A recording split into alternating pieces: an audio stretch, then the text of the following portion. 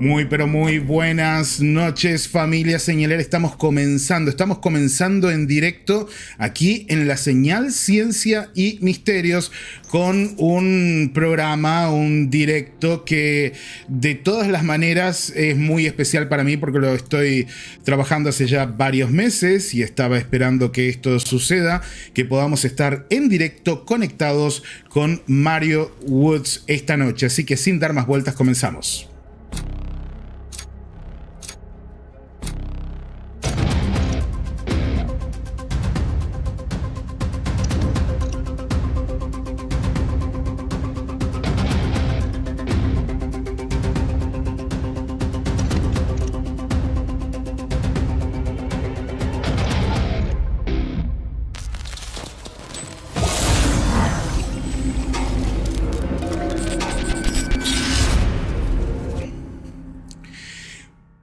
Otra vez muy buenas noches, familia señalera, bienvenidos a la señal Ciencia y Misterios. Estamos conectados en directo con alguien muy especial. Estaba esperando hace rato poder presentarlo. Su nombre es Mario Woods.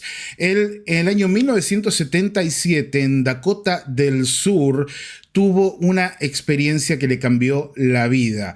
Él estaba dentro de una base de la Fuerza Aérea, él es sargento retirado de la Fuerza Aérea de los Estados Unidos, y dentro de esta base tuvo un encuentro junto con su compañero Michael Johnson. Tuvieron un encuentro con un objeto volador no identificado que él define del tamaño de un Walmart, de lo gigantesco que era.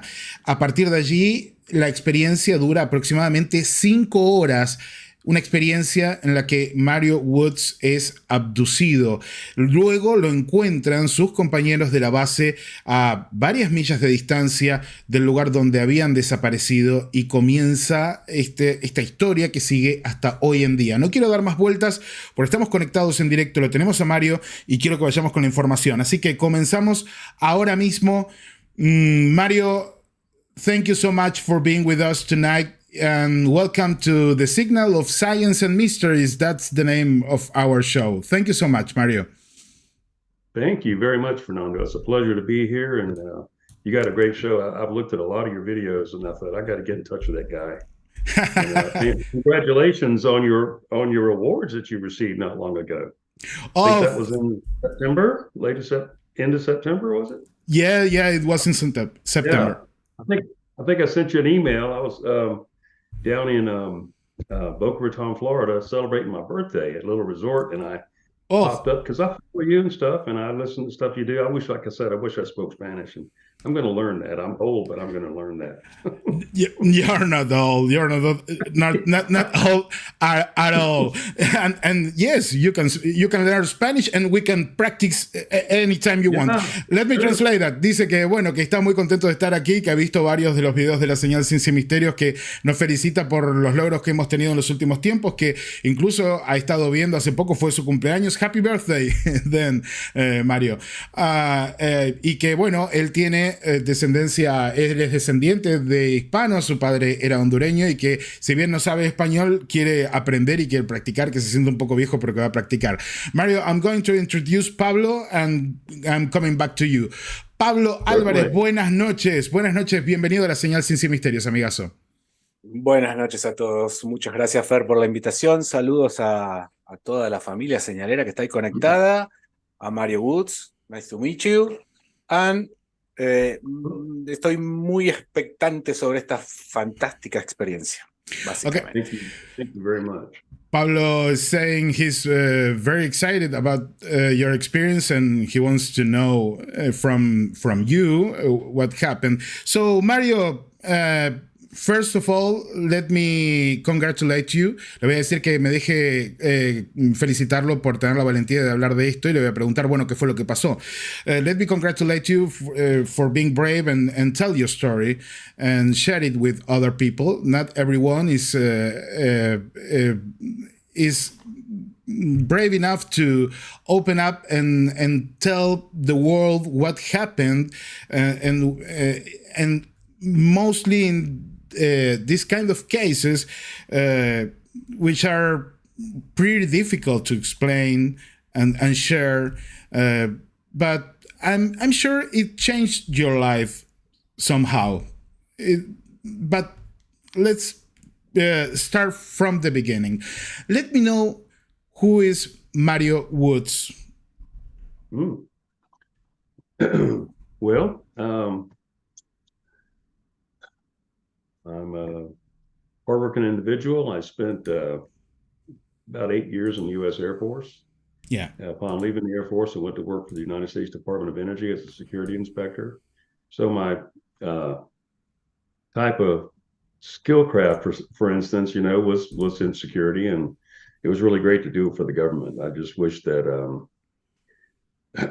sometimes they do what they say, and sometimes they don't do what they say, and that's what happened in my case. But it's always been a really good time, and I got to go to a lot of places within the Air Force, in security police, Osan Air Base, Korea, and a few other places, other states, other bases. Anyway, and then U.S. Department of Energy was very interesting with national laboratory type settings, and part of the Manhattan Project. Yeah. Okay. Q cleared.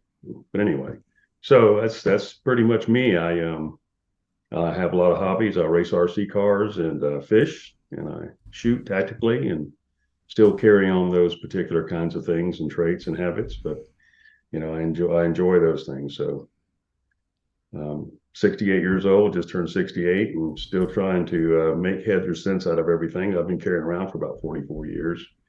And after a while, you just kind of live with it. But I think under the government guise, that when you work for the government, something like this happens, and you see the effects of what goes and transpires around you because of that, when knowledge of it is talked about, and how people really have to hold things, or have not be able to speak about things. Yeah. And just have to live with it. Okay. And that's what in this case. Let me translate it. Dice que, bueno, le pregunté quién es Mario Woods, y me dice, bueno, estuve 8 años trabajando en la Fuerza Aérea de los Estados Unidos, en el Departamento de Seguridad. Fueron unos años muy interesantes porque pude conocer junto con la Fuerza Aérea muchos lugares. Después de eso trabajé para el Departamento de Energía, más específicamente en el área de energía nuclear. Él estuvo dentro del área Q, que es un área fundamental de lo que fue el proyecto Manhattan. Tiene 68 años, sigue trabajando, y hace 44 años que está tratando de entender lo que le sucedió y darle un sentido. También me decía que se siente afortunado de poder comentar lo que le ha sucedido, porque hay otras personas que él sabe que no pueden compartir lo que les pasó y que no es su caso. Mario, le voy a decir que le voy a mostrar una fotografía y que quiero que me cuente qué fue lo que sucedió alrededor de esto. Mario, I'm going to show you a picture. You're already seen this picture. It is you? Yes. What are you doing here? We were at I was at a weapons storage area. That's 1979. And a weapons storage area at Osan Air Base, Korea, which was just off the main property or area of Osan Air Base. And we had like a 4-man response team out there. And we'd have to man it for 12 hours at a time. It was a pretty cool assignment because we could cook on the Undal stove and that kind of thing. And we did patrols in the internal area, which they were stacked munitions. None of them are armed, but they're just stacked munitions. But we had a problem there called Slicky Boys. Oh. These are South Koreans, and that's what their nicknames are. And they know who they are because they do this stuff professionally. But when you have a weapon storage area, it's got canvas in it, it's got brass in it, it's got every kind of thing known to modern man, that's stored out there. And it's like an open air warehouse, right?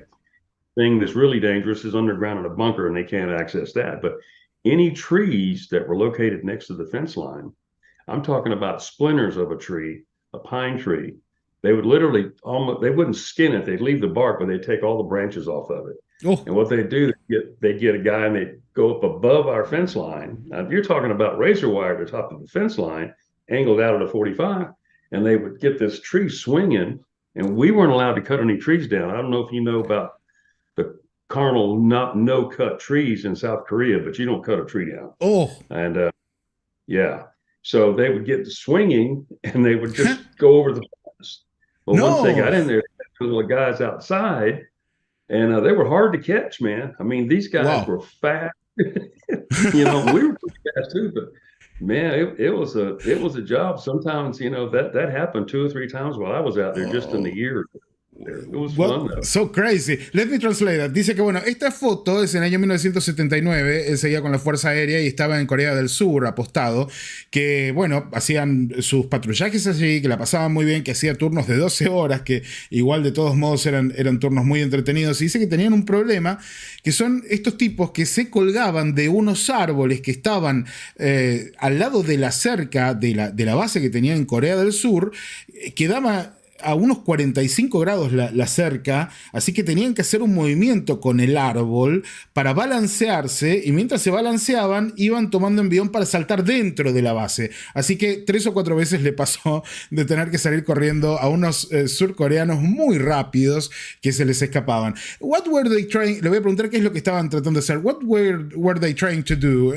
They were trying to steal something from the base? What? Yeah, from this storage area. Yeah. Canvas is highly valued there, or was then. It is not probably as much as it was, but anything. I mean, you just wouldn't believe what they deem as valuable. I mean, we threw D-cell alkaline batteries in the trash can. Well, they actually pay the American government to recover all of their trash on that air base and all the bases. So what they do with a D-cell alkaline battery is they found a way to recharge them, and they sell them to their own people, brand new again. Now, that's pretty smart. You know? Absolutely. For free, recondition it. How do you recondition an alkaline battery? I've got $200 LiPo batteries laying over here from RC cars. One battery. How do you go about recycling that? I have no idea. It's pretty smart, you know? Ok, let me translate it. Dice que, bueno, que le pregunté qué era lo que trataban de hacer los surcoreanos allí. Me dice que, bueno, que en realidad trataban de llevarse lo que pudieran. Recordemos que Corea del Sur en aquellos tiempos no era la potencia que es ahora, tecnológica y económica, así que trataban de llevarse lo que sea para tratar de venderlo afuera y hacerse unos pesos. Que bueno, que por ejemplo se robaban baterías que las tenían usadas y que ellos se las llevaban y las reciclaban para venderlas en el mercado negro, algo que le parece muy ingenioso. Mario, what can you tell me about your experience? Do you think it's a good moment to start with that? Oh, yeah. Ok, le pregunto qué puede decirnos respecto a su historia, si es un buen momento para comenzar con eso. The year is 1977, right? Sure. Yes, Okay. I'll paint all that for you. And just we're going to use, that's 1977, November of 1977. I've lost your picture. What? You there? Yes, I'm here. I am here. Don't worry, I'm going to fix that. I'm going to try to... I think you should be seeing me now. Let me see. All right. Can you see me here? No. No? Oh, I don't know what's going on. Maybe on your computer. What if maybe Zoom has minimized on the right of your screen, no. Right up? The right corner up of your screen, maybe Zoom is minimized there. Mario perdió la imagen de la comunicación, así que le estoy tratando de guiar para ver si lo encuentro de vuelta. No se preocupen, familia señalera, ya vamos a empezar ahora con la experiencia. Are you seeing the interface of Zoom? I'm at Zoom, but I have no picture or anything. That's what I'm looking for here. Oh, and wondering. Weird.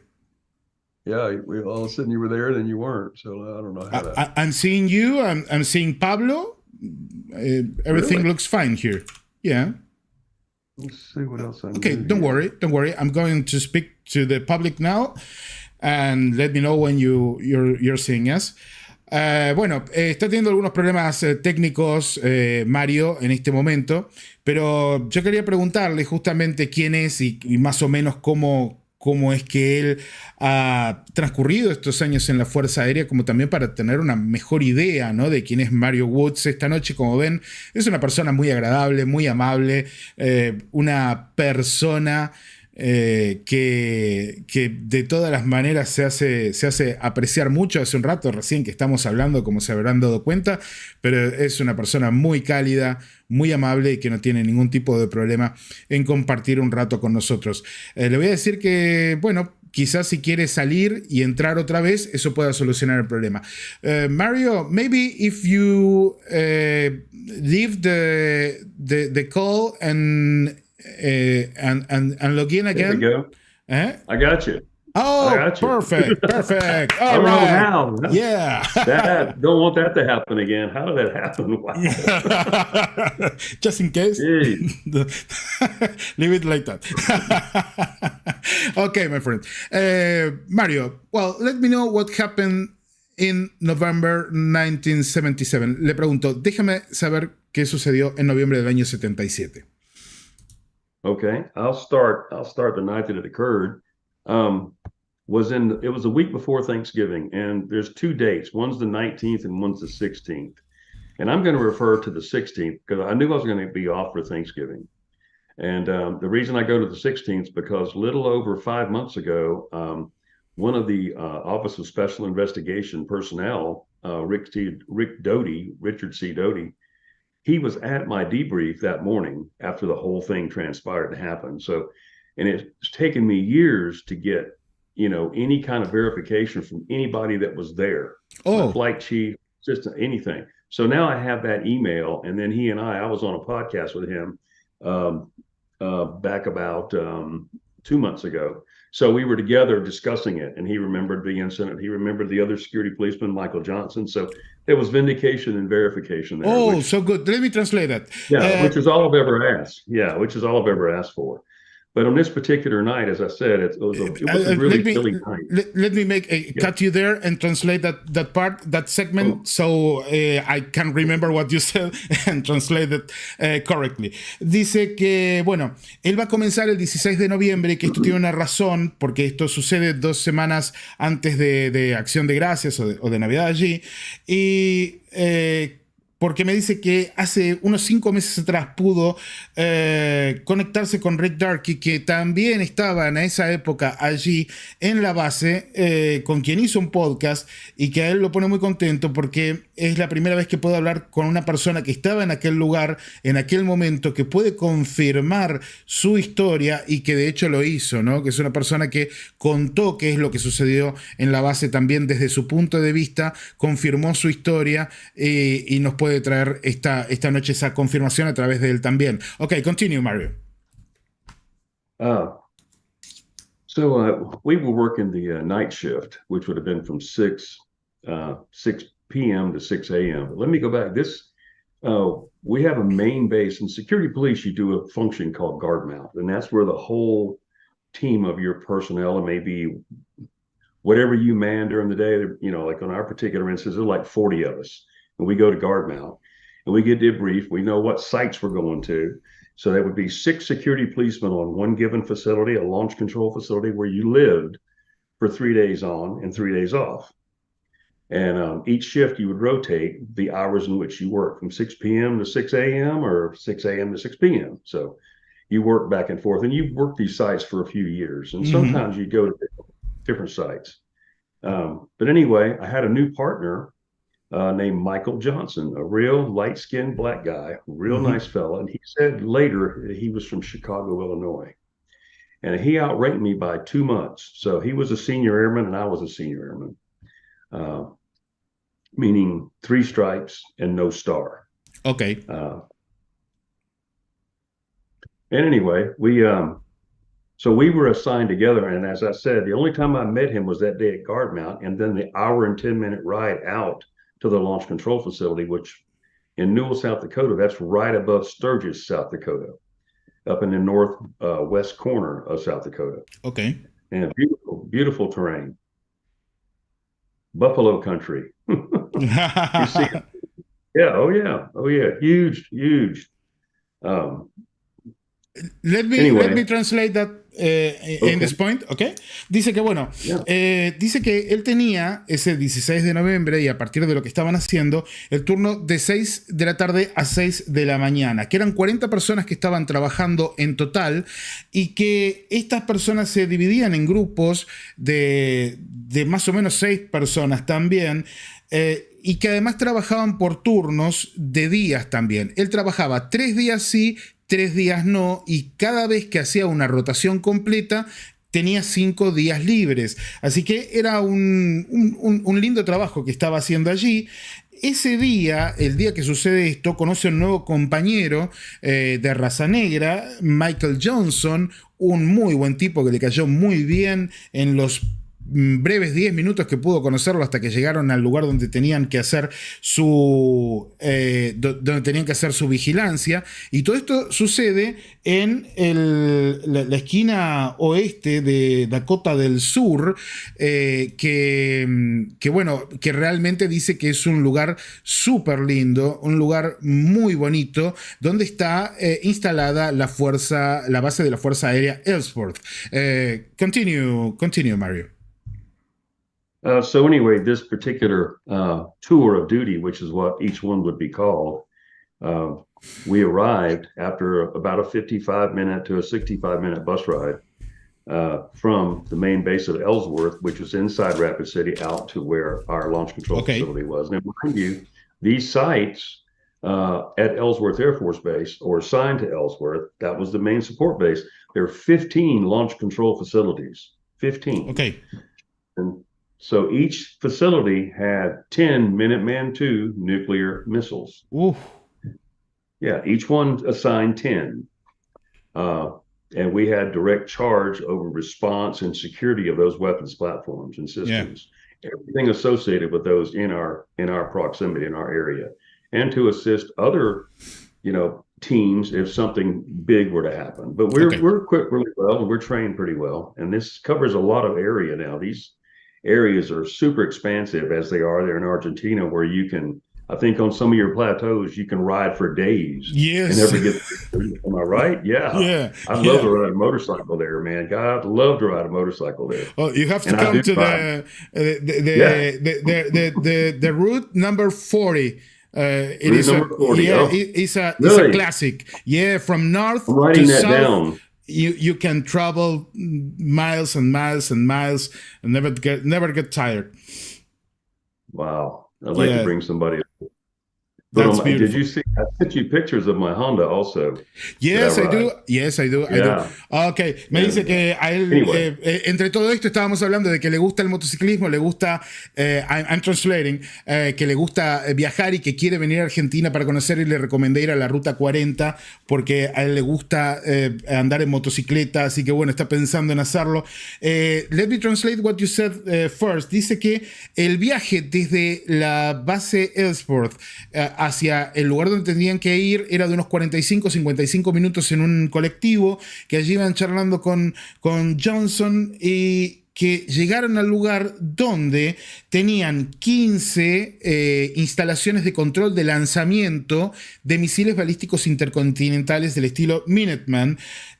Cada una de estas bases de control de lanzamiento tenía a su cargo 10 misiles balísticos intercontinentales con carga nuclear. O sea, estaba rodeado de armas nucleares.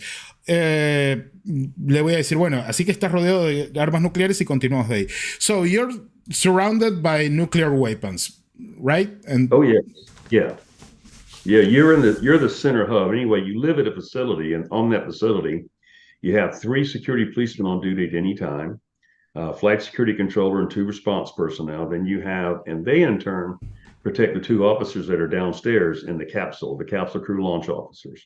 And 2 of them on duty, and 2 are on bed rest, as 3 of us are on bed rest, while 3 are on duty. So it's always a rotation. It's a 7-24 rotation. And unless there's an emergency, then it's all hands on deck, of course, in response. Yeah. But we have a facility cook, we have a facility manager, and a site cook, 4 officers and 6 security policemen at each facility.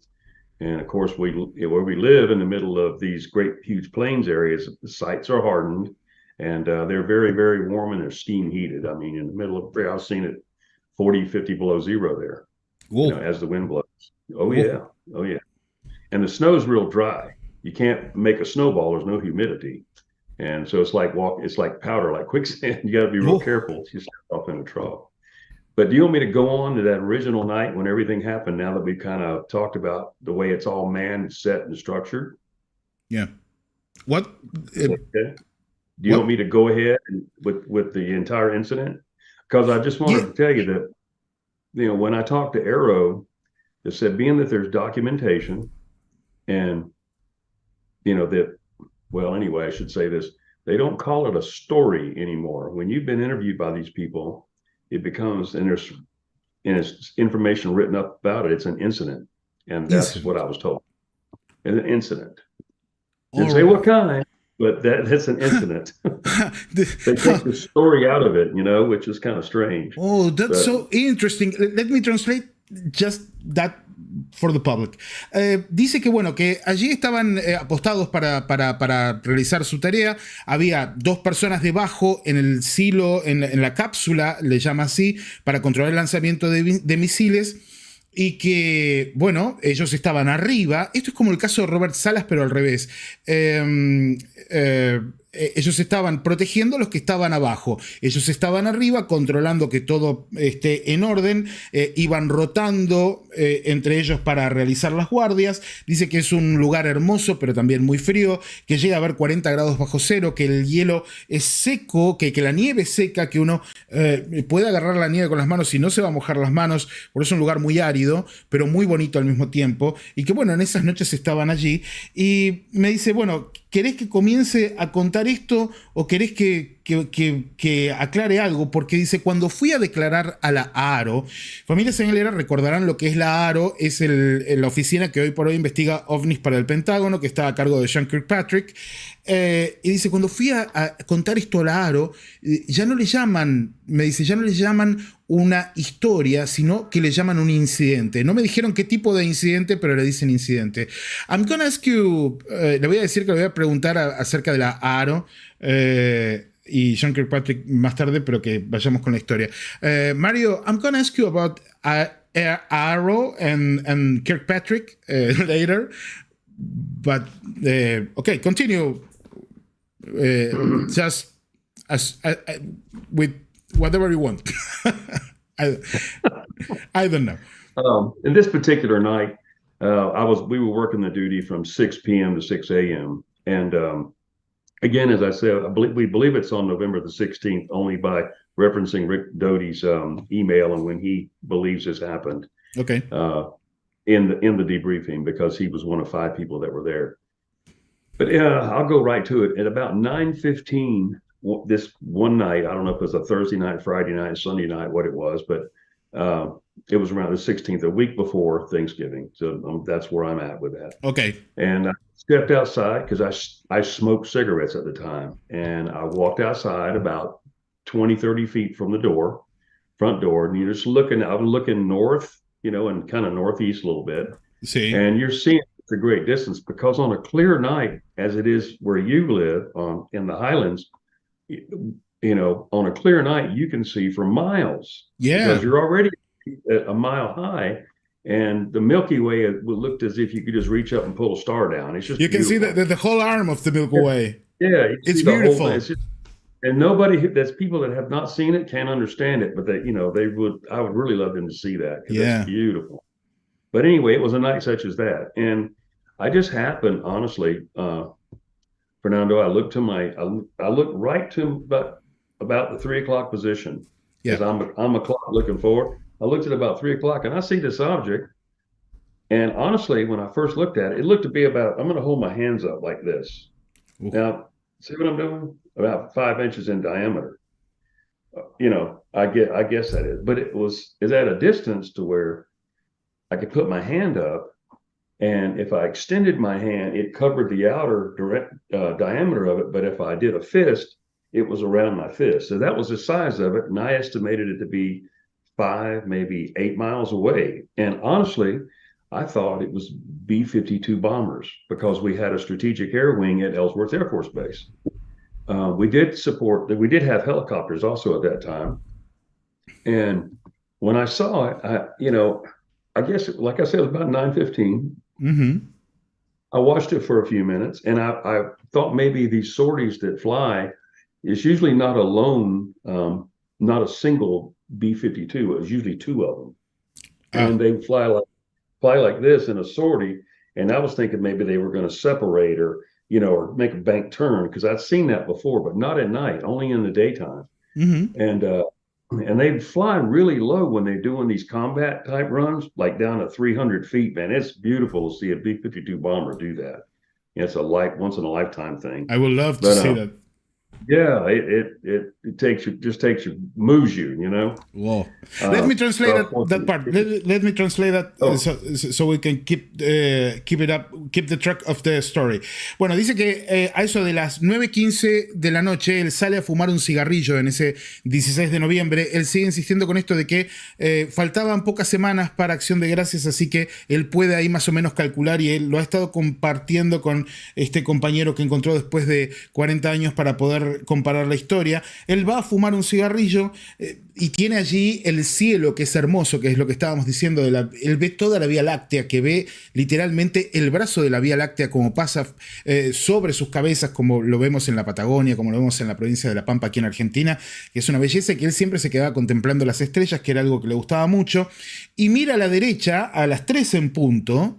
Y cuando ve a las 3 en punto lo que había allí, ve una luz, ve un objeto que él piensa que se trata de un bombardero B-52. Él ve una luz de este tamaño, como él estaba mostrando recién, y que a la distancia tendría, a unas 5 o 6 millas de distancia, el tamaño de su puño, porque apenas llegaba a taparla. Era una luz muy grande, hay que decir verdad.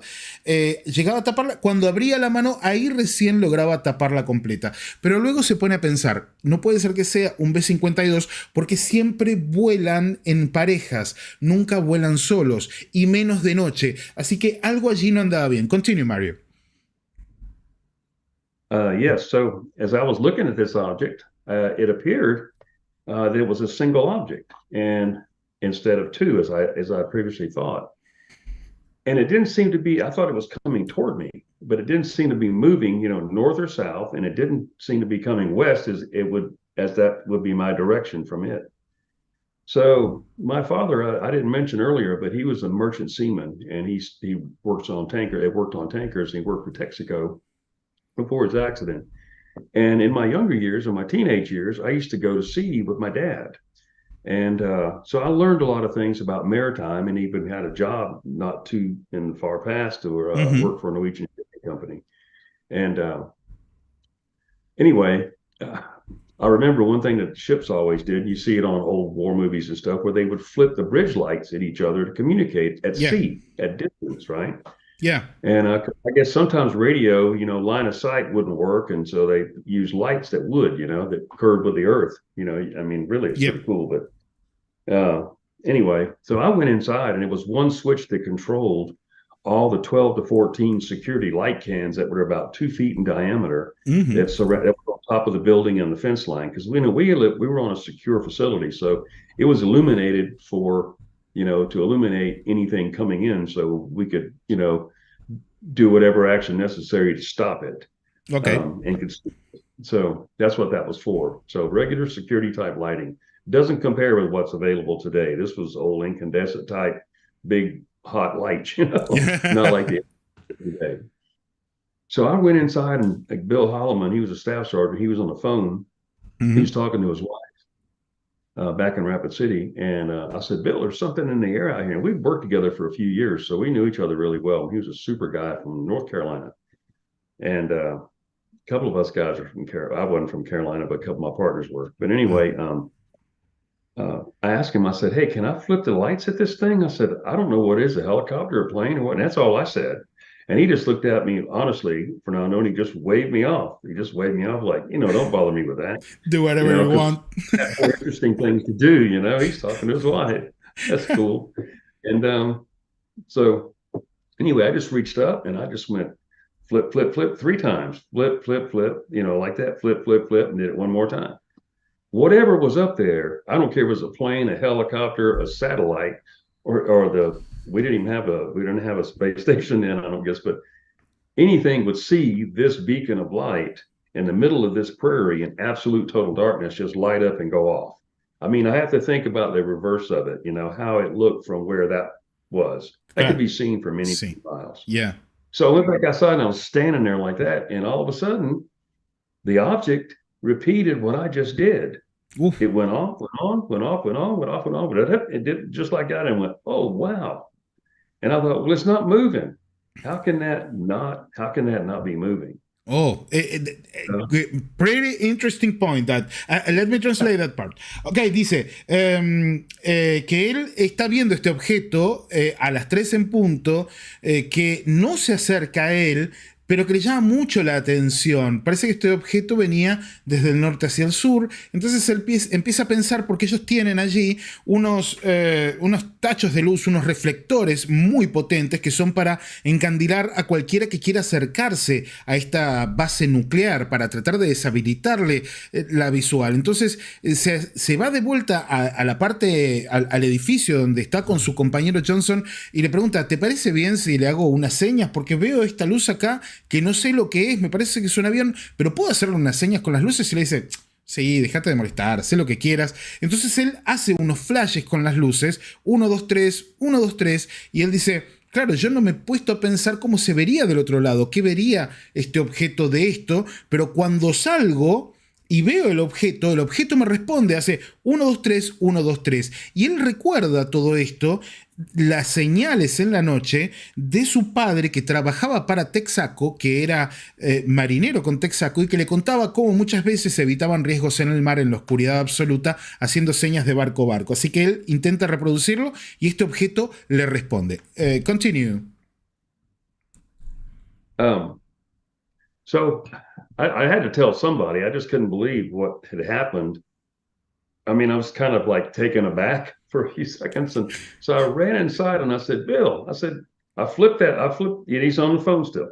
I said, I flipped the lights at that thing and it blinked back at me. Well, it didn't arouse him, but he goes, well, like, whatever. And I had people tell me things like that night, It just seemed to be out of the ordinary. So I went in the day room, which it was a TV and about 10 chairs set up in an L configuration.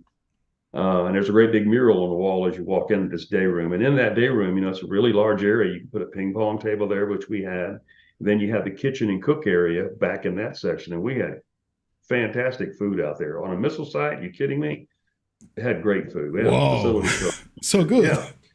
Yeah, and you had, nice bedroom, nice restrooms. Everything was really top notch. I'm just a young guy in the Air Force. I mean, yeah. Air Force is good. It really is good. So anyway, I said, Michael, we didn't know each other. We just met that day at Guard Mountain, driving out there, and I didn't even know where he was from yet until we later talked about that. But I said, hey man, step out here. I said, really quick, there's an object out here, and there's a light in the sky, is what I said. And I want you to see it and give me your opinion on it. And he was just sitting there watching TV, and he really didn't say anything. He had that kind of attitude in a way. I don't want to paint a bad attitude on him, but he wasn't an energetic kind of person. You could tell him something and he'd, just jump up and come with me. He didn't do that. So anyway, I went back outside and had gone back out there, and it was still there, which I was surprised. I was going, wow, I felt that excitement. And then he came out and I said, man, check this out. So he came out and I showed it to him, and it's still basically in the same place. So I said, hold on. So I ran back in and I told Bill Holman, I said, I'm going to flip it, lights at it again. He's on the phone. All this has happened in like what I described, 2.5 minutes. So it's just that fast, Okay. And you go from inside a steam heated place to outside in the ice cold. But maybe that's not good for the throat. And no, it's not. But you're young and super shape. It don't bother you a bit. So anyway, I got out there. I went and flipped the lights at it again.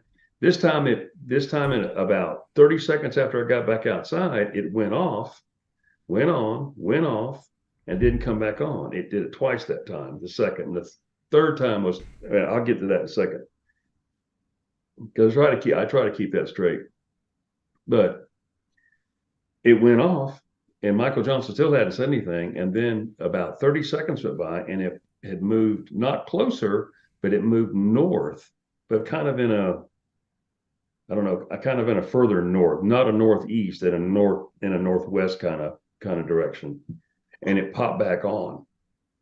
And I said, man, what do you think it is? I said, I don't hear anything. You know, is it a B? It can't be a B-52. We'd be hearing those engines, you know, things got 8 engines on it, you know, and it's certainly not helicopters. And still the distance had not closed. It just changed the angle where it was. And I no sooner thought that than all of a sudden it just went off. And, you know, so this was maybe, this whole thing happened at 9:15. By 9:25 or 23, it was over. You know, okay, it was done. So I didn't think no more about it. And I asked him, I said, what do you think? He said, man, whatever, who knows what that was? You know, I don't know. It was comments and meteors out there and all that kind of stuff. But so anyway, I went back in shaking my head, and I just thought it was so strange, you know, that it responded to my light switches. You know, who knew that would take place? And you know, it's pretty cool when a pilot flies overhead and you give him, you know, signals like this if you're on the ground. And they wave their wings at you. I've seen that. So, you know, so I know what that feeling's like, but or helicopters for that matter. But anyway, so I went back in and didn't think no more about it. And the night just progressed. I think I picked up a book and started reading a book or watching some TV. And back then the TVs went off at midnight. There's only 3 networks in 1977. And they all went off at midnight, and you got that signal that will pop up with that high-pitched tone. I don't know. I'm sure you know about it. Yeah. And with all the colors and the beep. Yeah. You were lucky. Absolutely. If you had color, right? Yeah, you were lucky. Absolutely. Let me translate that because we're about to start with the second part of the experience, right? Yep. Ok, let me translate it. Dice que bueno, estuvo allí, habíamos dicho que estaban viendo esto, que respondió a las luces este objeto que él había hecho. Entonces él le dice a su compañero Michael Johnson, que estaba sentado mirando televisión, le dice, Michael, allí hay algo que me acaba de responder las luces, no sé qué es lo que es. Le dice a Bill, a su otro compañero que estaba allí al teléfono, que le dice, bueno, sí, seguí, esa es la tuya, no le daba ni 5 de bolilla. Entonces él sale otra vez, hace unas señas, sale otra vez y ahí sí se le une Michael, y en ese momento ven que el objeto se enciende, se apaga, se enciende, se apaga y se queda apagado. Cuando se queda apagado, se mueve hacia el noroeste, por lo visto, ellos interpretan que se mueve una buena cantidad de distancia y se enciende otra vez. Y ahí es cuando Michael le dice, ¿qué es esto? ¿Qué es esto? Porque además no hay sonido. Un B-52 tiene una buena cantidad de motores, no escuchan los motores del B-52, no escuchan motores de un helicóptero, o sea que no lo pueden relacionar con nada de lo que conocen y se quedan totalmente perplejos. Esto de pronto se va, desaparece y él todavía, sin entender qué había sucedido, Mario dice, vuelvo a la parte interior de este refugio donde estaban y allí me apresto a buscar un libro para pasar la noche porque a las 12 de la noche se terminaba la transmisión de las 3 cadenas que había en el año 77 en la zona y ponían esta pantalla de colores o en blanco y negro con el pitido de fondo y bueno, uno tenía que prepararse para pasar la noche leyendo un libro. Así que se pone a pensar en qué libro iba a agarrar esa noche y en ese punto estamos. Continue, Mario. So I was sitting in the day room, not thinking too much about it. You know, we're fully prepared. You know, we have a vehicle an F-154 pickup truck, and it had bubbles on the top, weapons racks in it. That's our standard security police vehicle. It's just 2-wheel drive. And anyway, so that's plugged in outside because you have to keep the radiator warm. So that's and a transmission because of the temperatures are such a drop. We have a spare vehicle. It's in a garage, but this is an instant response vehicle. Mm-hmm. So it's nothing fancy. It's just dolled up a little bit for security police work. Now they are. We have the armored personnel carriers out there now, which are a lot different and made by Cadillac gauge. But anyway, I guess it was right around 12 o'clock and not much had gone on. And maybe it was 12:15. I heard an alarm go off in the flight security controller's office where Bill Holloman was located. and it's one of those must answer phones that has a buzzer to it. It goes, Yeah. you know, that kind of. You could hear that, but it's really loud. Everybody knows it. So he picks it up immediately, and you know, the officers down below, the launch control officers, are giving instruction as to, you know, why they're calling. Sometimes it's just simply, hey, we need some water down here, or, you know, send us some, we got a problem, or send send the facility manager down, we got a problem or some kind. Nothing big. But I heard Bill Holloman repeat SIT 4 November 5. And not to go into it, but that's a two-pronged alarm that's pretty serious. Oh. Excuse me, there are more serious alarms, but that's pretty serious. So, you know, upon receiving that alarm, then, you know, you get a security briefing by the capsule crew themselves, and our weapons are issued to us, our code tables, all of our stuff is all ready to go. So we're going to load up in the vehicle after we get all this information, or just, you know, our code tables and that kind of thing, and proceed to November 5. And usually in that time, you give a 5-minute security check because of this level, or SIT 4. Yes. While you're out. It was only like, you know, 15 minutes to the facility. It was the closest facility to us, which I find that as well. So after everything was said and done, and we walked out of the building, entered our vehicles, you know, we're in full winter regalia per se, bunny boots, flat pants, big parka, everything, you know, gloves, you know, they were more or less like they were mittens. The pilot it was really cold on that night. Oh yeah, it was between 9 and 13. There had already been a snow, and it's just this November, but sometimes they get, you know, in 77 they got a few blizzards that were, you know, out of nowhere. And when these blizzards blow, you know, at 80 miles an hour, you wouldn't believe it. I mean, it's white. Yeah. Yeah, man. Turn your vehicle around on the interstate, you know, just like nothing. Terrible. But anyway, so we, you know, started our response and got in our vehicles, departed the site, and you know, these are all dirt roads that are in this part of South Dakota, the majority of them. I mean, there's a few highways, don't get me wrong, but you can travel from one end of South Dakota to the other end, east to west, I think pretty much on a dirt road the whole way. Or you know, very little concrete. I love it. That's just a beautiful state. Yeah, just like on my state, which is called La Pampa, here in the center of Argentina. I've heard of it. Yeah, here we have a lot of cows and so much green and plains, and you can drive the whole state, on the dirt. Absolutely. Oh, that's beautiful. And that's beautiful. Well, if I come down there, if I come down there, you're going to have to show me a good time, man. We'll absolutely. Really you have a friend here. Just asking. Awesome. Yeah, absolutely. Let me translate what you said to the public. Ok, bueno, yo les cuento qué nos estuvo contando hasta ahora. ¿Qué es lo que sucede? Y este es el punto importante en esta historia, familia señalera. Quiero que sepan comprender que estamos con una transmisión en la que estamos traduciendo en directo, por eso por ahí tarda un poco, así que tengan paciencia, porque lo bueno que tiene Mario es que nos da muchos detalles. Lo mismo también para vos, Pablo. Tengamos paciencia. Él nos está contando que a eso de las 12:15 de la noche sucede algo que no estaba en los planes de nadie. Reciben una llamada que por lo general podía llegar a ser una llamada de pedido de traernos agua, nos quedamos sin alimento, necesitamos un calefactor que se nos rompió. Reciben otra llamada de una instalación que se llama Noviembre 5.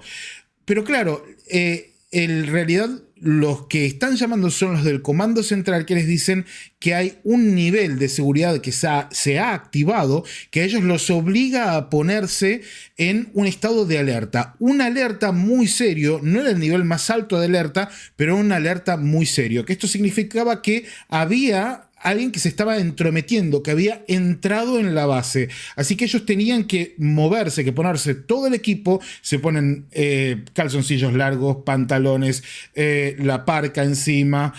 ¿Por qué? Porque hay entre 9 y 15 grados bajo cero en medio de la noche, los guantes, y se meten en el camión, un camión gasolero, muy rústico, pero especial para esos contextos, sobre todo con ese frío y con esas temperaturas, para ir hasta esta base, que era la base Noviembre 5, que era la que más cerca estaba de la base de ellos. Una base también con 10 misiles. Hasta ahí estamos. Reciben esta alerta luego de haber visto esta luz en el cielo, ¿no? Ellos no relacionan una cosa con la otra, pero sí van con Michael Johnson hasta esta base. Ok, continue, Mario. Well, I just wanted to say we went straight out the Launch Control Facility Road and into the left, again on clay roads, up to the next intersection, took a left. And this is important because it was 4.3 miles. And I know because I've measured everything out there intently, 4.3 miles from that left up to the highway. But as the plane's elevation changed, we went kind of like the road goes down to in a trough. Yes. And then it comes up toward the highway. The roadbed's built higher. Mm-hmm. And it's substantial because you can see it as you're approaching it. And I'm in the passenger seat, and I look to my right at about the 4 o'clock position, and it's important. And I see this glow on the ground way far off in the distance, but it's like an orange white with some red hues glow, just pulsating up like this, just pulsating. And I mean, you know, it's 12:30, 12:45. It's not outward, it's pulsating upward, like it's sitting on flat ground, but it's pulsating upward.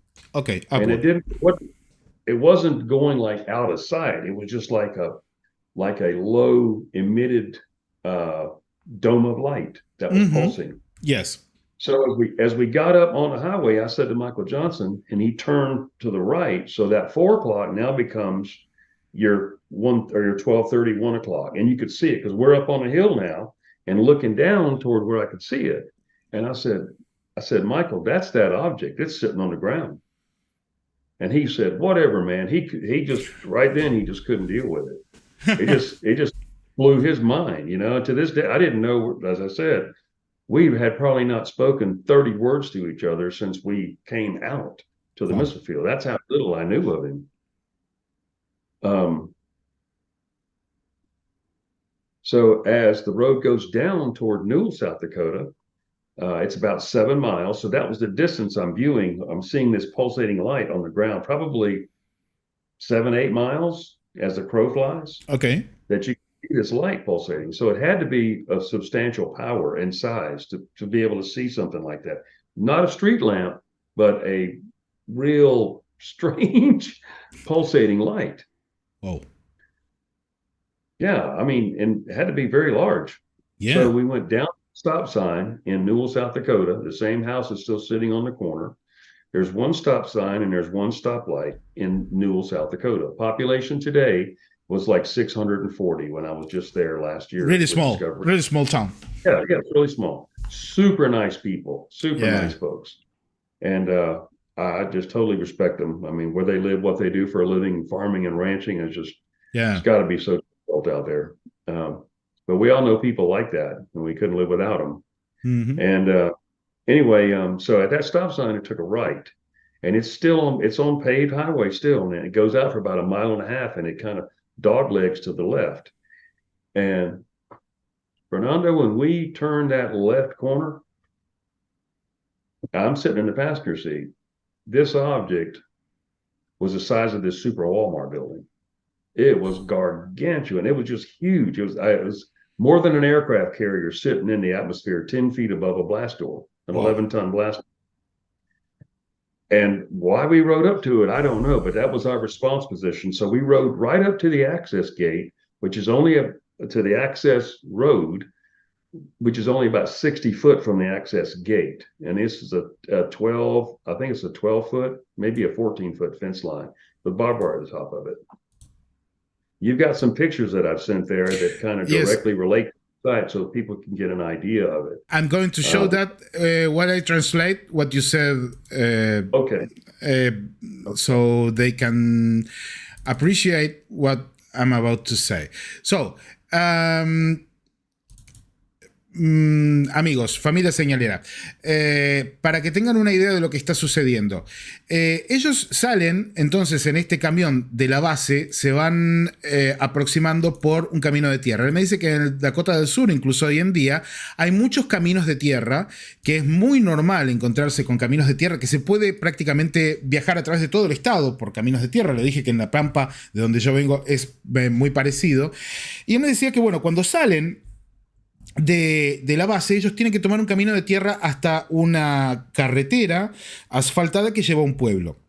Que ellos van por este camino de tierra y llegando, cuando empieza a hacer ese bajo que hay antes de las rutas, porque las rutas están en elevación, llegando a la ruta, él mira a la derecha porque ve algo y allí ve una luz en el campo que iluminaba un poco hacia abajo y que pulsaba hacia arriba. Él veía esta luz que hacía como un pulso hacia arriba. La ve a una distancia. Él llega a la conclusión de que estaba no muy cerca, no muy lejos, pero que aquel aparato era grande. Y se suben a la ruta. Cuando se suben a la ruta, como están en elevación y además tienen que pasar por una pequeña colina, ellos van viendo las planicies alrededor, ellos van viendo la llanura alrededor y ven este aparato que está a unas 6-7 millas aproximadamente de distancia del camión y que se ve realmente grande. Y le dice a Johnson, ¿estás viendo esto? Fíjate, esto debe ser el objeto que veíamos en el cielo. Y Johnson no les dice prácticamente nada. Hay que recordar que ellos recién se conocían y que habían compartido como mucho 30 palabras desde el momento en que se habían conocido esa misma noche. Entonces él se queda viendo esto, llegan al pueblo por el que tienen que pasar para ir a la base, justamente que está en dirección de donde está esta luz, donde están lanzando la alarma, la alerta por la que ellos tienen que ir, por la que los han solicitado. Llegan a este pueblo que tiene un solo semáforo, que hoy por hoy dice que tiene 600 habitantes. Llegan a ese semáforo, paran, siguen y hay una curva. Y esa curva, cuando doblan a la derecha, se encuentran con algo que tiene el tamaño de un objeto gigantesco. Es prácticamente, por lo que él nos estaba diciendo, esto tiene prácticamente el tamaño de un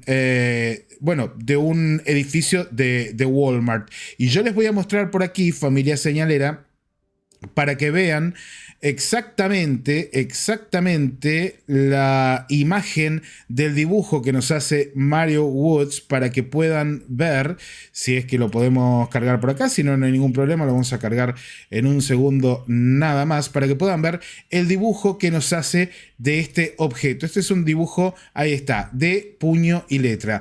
Mario, it is your drawing, right? That is correct. That is November 5. Yeah. And you'll look and see those three strange looking little devices that I've drawn in the middle of that site. Those are the antenna that forms the outer zone alarm system. Ooh. And as you can see where the object is sitting, it penetrated just that area. But then there's an additional vaulted door right below that, on top of beside the blast door, where the rocket's actually located, down in the ground 60 feet. Yeah. And the alarm inside that vaulted door went off also. That's what made it the second part, or the SIT-4, that we were responding to. And you can see on the lower part of the picture where our vehicle was located. Yeah. The other part right in front of that, right on the very beginning of the road, that's a cattle crossing. And the ranchers that own the property where these sites sit, they each have one of those to keep their cattle in. I'm sure they do there in Argentina also, off the main highway stuff. So as you can see, we pulled our vehicle up at a 45-degree angle. I'm not an artist. I just drew that long ago, and I just have transported over all these years.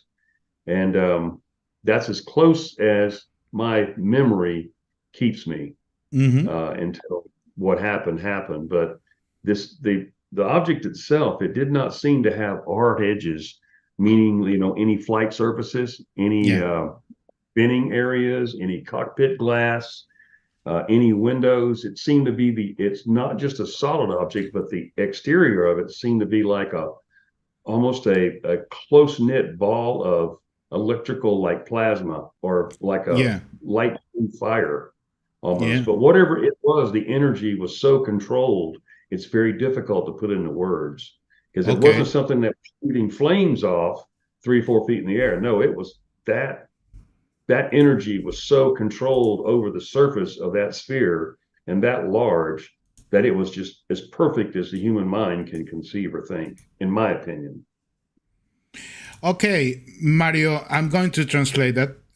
Dice que, bueno, lo que estamos viendo allí es exactamente la imagen que él tenía desde el camión que ellos estaban manejando, que lo ven chiquito allí debajo. Dice, yo no soy un artista, esto es exactamente lo que yo recuerdo, lo dibujé como pude. Gracias, la verdad, por haber dibujado esto. Y que este objeto redondo es lo que están viendo, que es lo que él dice que tiene el tamaño de un edificio, de un supermercado Walmart, ¿sí? Es gigantesco, está allí.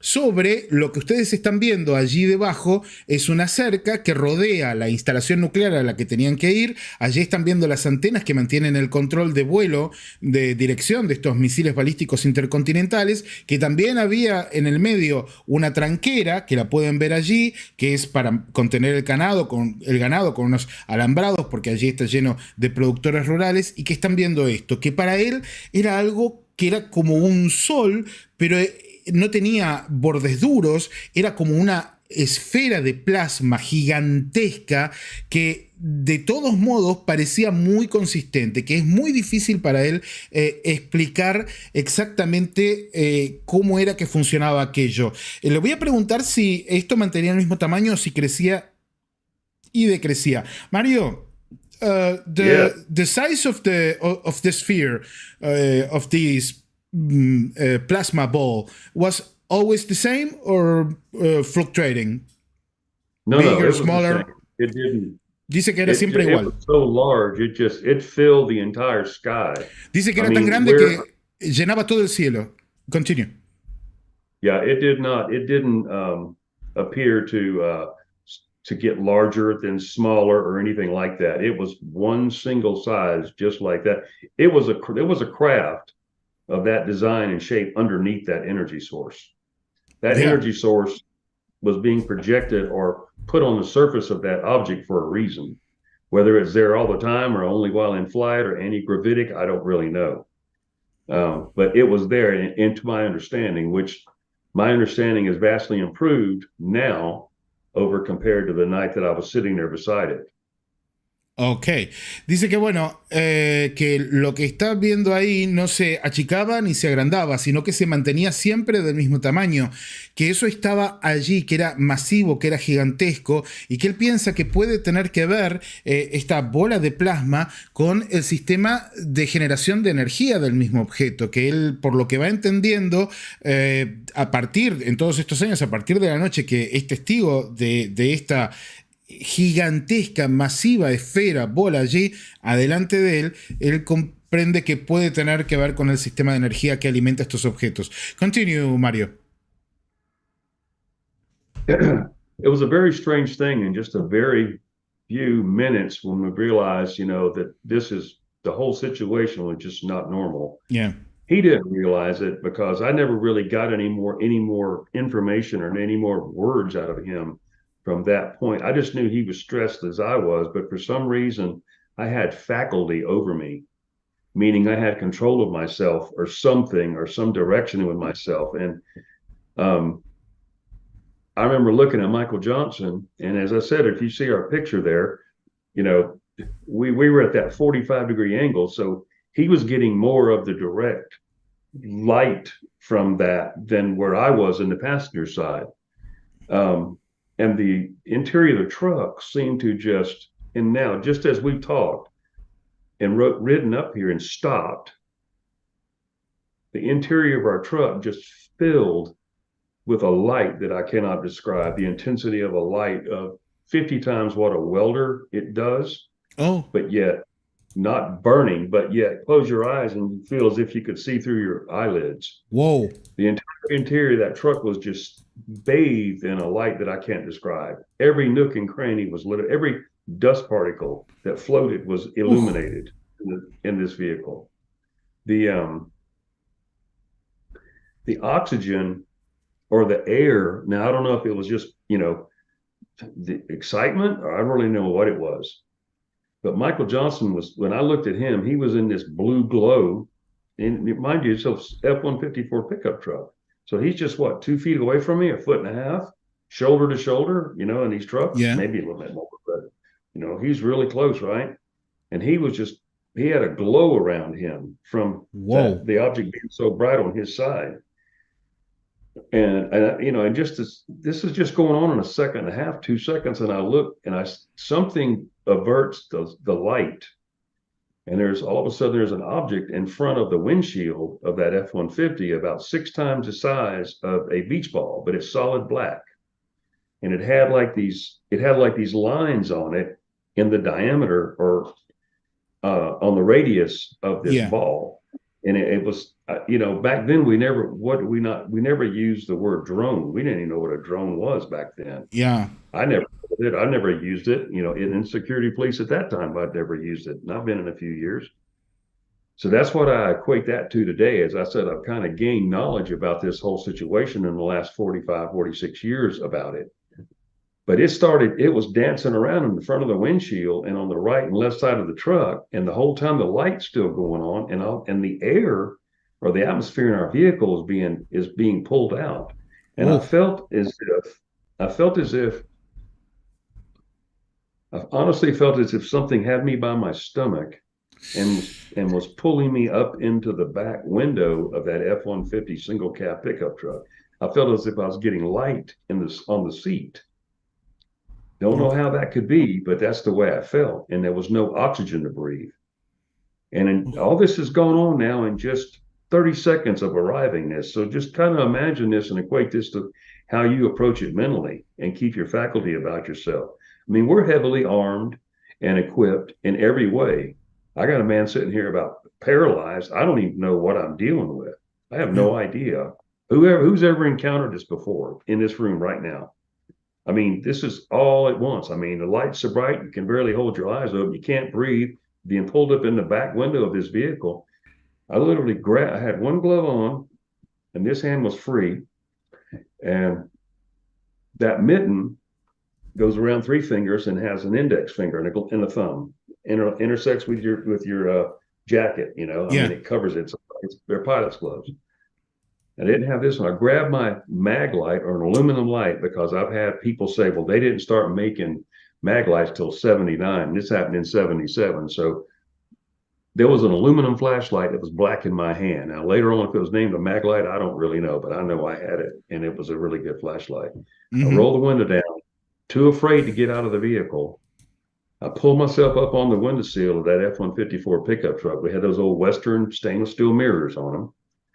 And I sat on the windowsill. I reached up, grabbed the blue bubble on top of the cab, and I took that flashlight just like I'm doing it right now. And I flashed my flashlight at this object. Now, how stupid was that? But I felt as if something heard me. And I felt it inside me. Nobody said anything. Nobody did anything. I just felt it like I got through. I slid back down in that seat, Fernando, and I rolled the window up. And there I just proceeded to kind of start to tunnel out. Let me translate that because we're getting to a very important point in the story. Okay, dice que no se dan realmente cuenta de lo que está pasando. Es tan abrumador lo que están viendo cuando están viendo esta imagen, cuando están viendo lo que veíamos recién, ¿sí? Lo que veíamos recién aquí en directo en la señal Ciencia y Misterios, en este dibujo que es tan importante y tan choqueante. Están viendo esto, familia señalera, y no terminan de entender lo que está sucediendo. Esto ha quedado por la posición a 45 grados del camión, más del lado de Johnson, de su compañero. Su compañero está allí tratando de entender qué está sucediendo. Él lo ve que está prácticamente paralizado. Los dos están técnicamente en shock y claro, los invade en ese momento una luz que no pueden explicar. La luz era tan, pero tan brillante que si cerraba los ojos, él podía ver las venas de sus párpados por la luz que tenían enfrente. Con los ojos abiertos, veían prácticamente todas las partículas de polvo que estaban dando vueltas en el cockpit, en esa cabina de la camioneta.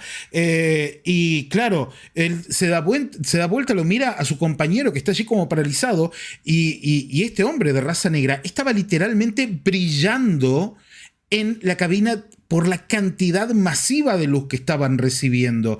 Era algo terrible, era algo perturbador. Y de pronto, cuando están viendo esto, algo físico pasa delante de este camión de esta camioneta que están utilizando para llegar hasta la base misilística. Él dice que en aquella época no tenían drones, que no hablaban de drones, no tenían ni idea de lo que era un dron, y que de pronto esto comienza a moverse, que hoy sí lo puede identificar con algo que podría ser hoy por hoy un dron, pero algo que tenía unas líneas muy claras, algo físico que genera una sombra en el medio y que comienza a revolotear alrededor de la camioneta. En ese momento, cuando está sucediendo esto, él siente que algo literalmente lo agarra del estómago.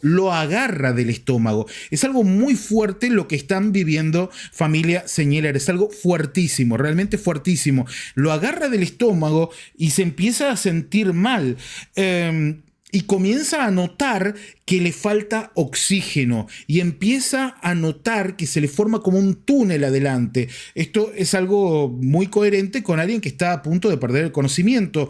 Están en una situación extrema, una situación límite. Él lleva consigo una linterna muy potente que le habían dado en la Fuerza Aérea, un tipo de linterna tremendamente potente que se conoce comercialmente 2 años después, en el 79, y se le ocurre, dice, qué estúpida mi idea, se le ocurre bajar la ventanilla, mostrar la linterna y hacerle luces al objeto para ver si sucedía algo. Y aquí es cuando continúa la historia y le voy a preguntar qué es lo que sucede a continuación. Continue, Mario.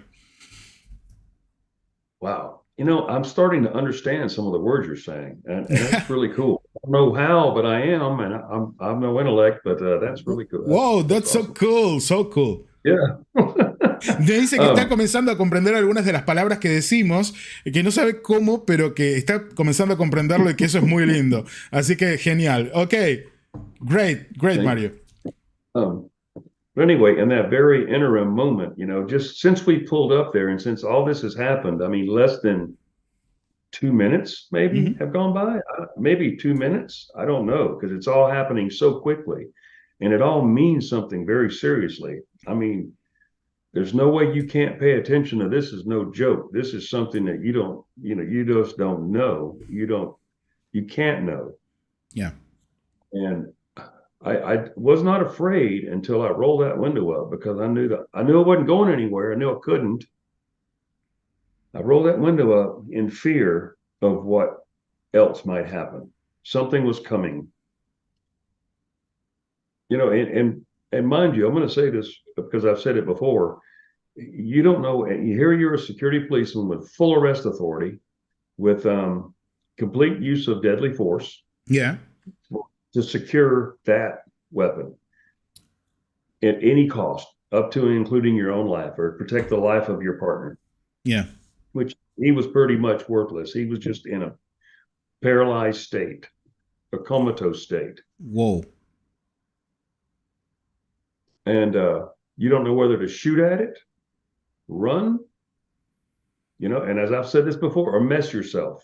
It's either the fight or flight, and that's a human nature thing that every person, male or female, will go through when their lives are questioned on the line. Yeah. And none of it seemed to be the proper answer. Everything nothing was the right answer.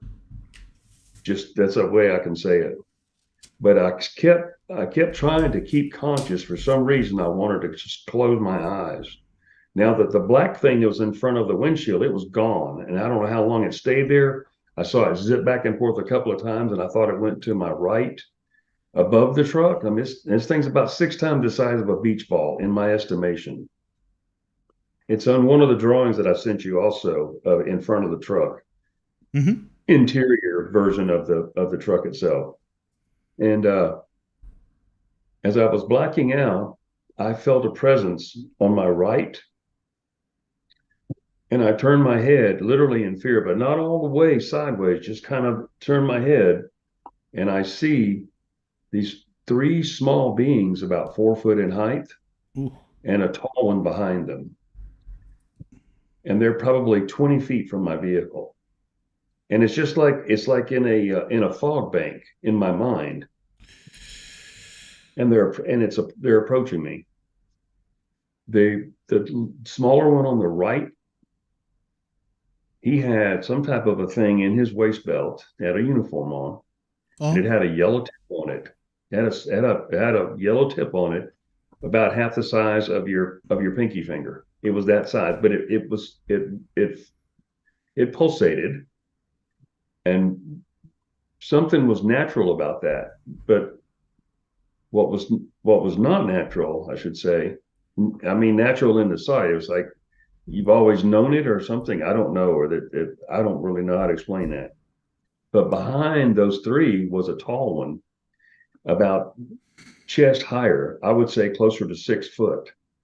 And that one's face was different and longer. And I don't know, some say possible insectoid. I don't really know. Honestly, I don't know.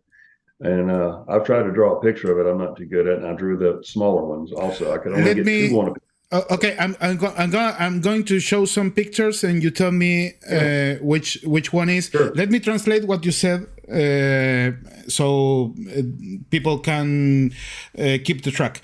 Okay, dice que ellos están viendo esto, él siente que se desmaya, están con el dron que está dando vueltas, pero en cierto momento el dron se va.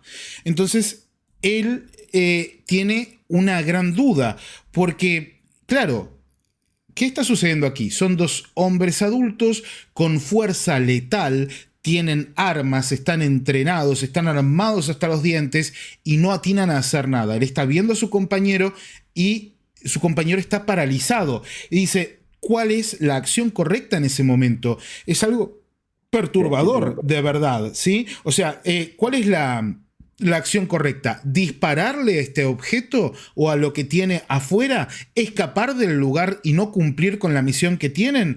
¿Qué es lo que tiene que hacer? Oh, your dog. This is Daisy May. She always has to make Daisy May. Oh. Daisy May. Hi, Daisy May. Hi, Daisy May. Fernando, see you, Fernando. Wave hi, Daisy May. How are you? Okay. Bueno, y él dice que están allí en esta situación, que no saben qué hacer. Él no sabe qué hacer. ¿Cuál es la situación? Él está en el asiento del acompañante, ni siquiera puede poner primera y arrancar con el camión. Así que están atrapados en el lugar. Se está sintiendo cada vez peor. Siente que se está desvaneciendo. Tiene mucho miedo en ese momento. Levanta la ventanilla como puede, porque siente que algo está sucediendo, que algo se acerca. Y en ese momento mira a su derecha y allí los ve. Hay 3 seres pequeños, acompañados de otro ser más alto, que estos seres pequeños le llegaban al pecho, ¿sí? Era mucho más alto y hasta era diferente, tenía un aspecto quizás insectoide. Estaban allí a unos pocos pies del vehículo, apenas a un par de metros, y se movían hacia la ventanilla de Mario. Mario en este momento los ve, dice que uno de los pequeños, el que estaba a la derecha, tenía un cinturón con un uniforme y un pequeño, como si fuera un pequeño LED aquí, que parpadeaba en color amarillo. Es algo que le llama mucho la atención. Eso él lo siente hasta casi natural o amigable, pero lo que realmente le provoca cierto miedo es este otro ser más alto que está por detrás. Este es un momento clave en toda la historia y voy a mostrar aquí, familia señalera, los dibujos que nos ha enviado Mario para que podamos... aquí tenemos un dibujo del interior de la camioneta en este momento. Este es el interior de la camioneta. Pueden ver que a la derecha está la ventanilla. Este es el interior visto desde arriba. A la izquierda está Johnson frente al volante. A la derecha está Mario en el asiento del acompañante. Delante tienen esta esfera y a la derecha, lo están viendo por la ventana, se acercan estos seres. Mario, this is a drawing of the moment the beings appear on your right, right? To the best of my ability, yes. And it also depicts the object in front of the windshield. Yeah. Of course, the object is a lot larger than that. And it didn't get extremely close, but it was big enough to where I could see its size. Mm-hmm. And I don't know what it was doing, but yes, and you see that's the approach that they did on the right side. So really, the taller one had to be a tall gray because the facial features, even though they're different, it's like as a young one then to an adult or something. I don't know, or maybe one that's in charge. I don't know. They're very hard to explain something that you've seen that's otherworldly. Yeah. Craft is hard enough, but to see actual beings is another thing. Absolutely. Let me show another picture here. These are the small ones, right? That's correct. Yes. And there were here we four, see the yellow tip. Total. They were 4 in total and 3 small. Yeah, three small and 1 tall. And 1 tall. Ok, dice que estos son el dibujo de los pequeños, ¿sí? Eran 3 pequeños y 1 grande, y aquí está viendo esta luz que tenía como en una varita agarrada del cinturón, uno de estos pequeños. Y creo que por aquí tenemos el dibujo del más grande. And this one is the taller? That's the taller one, yes.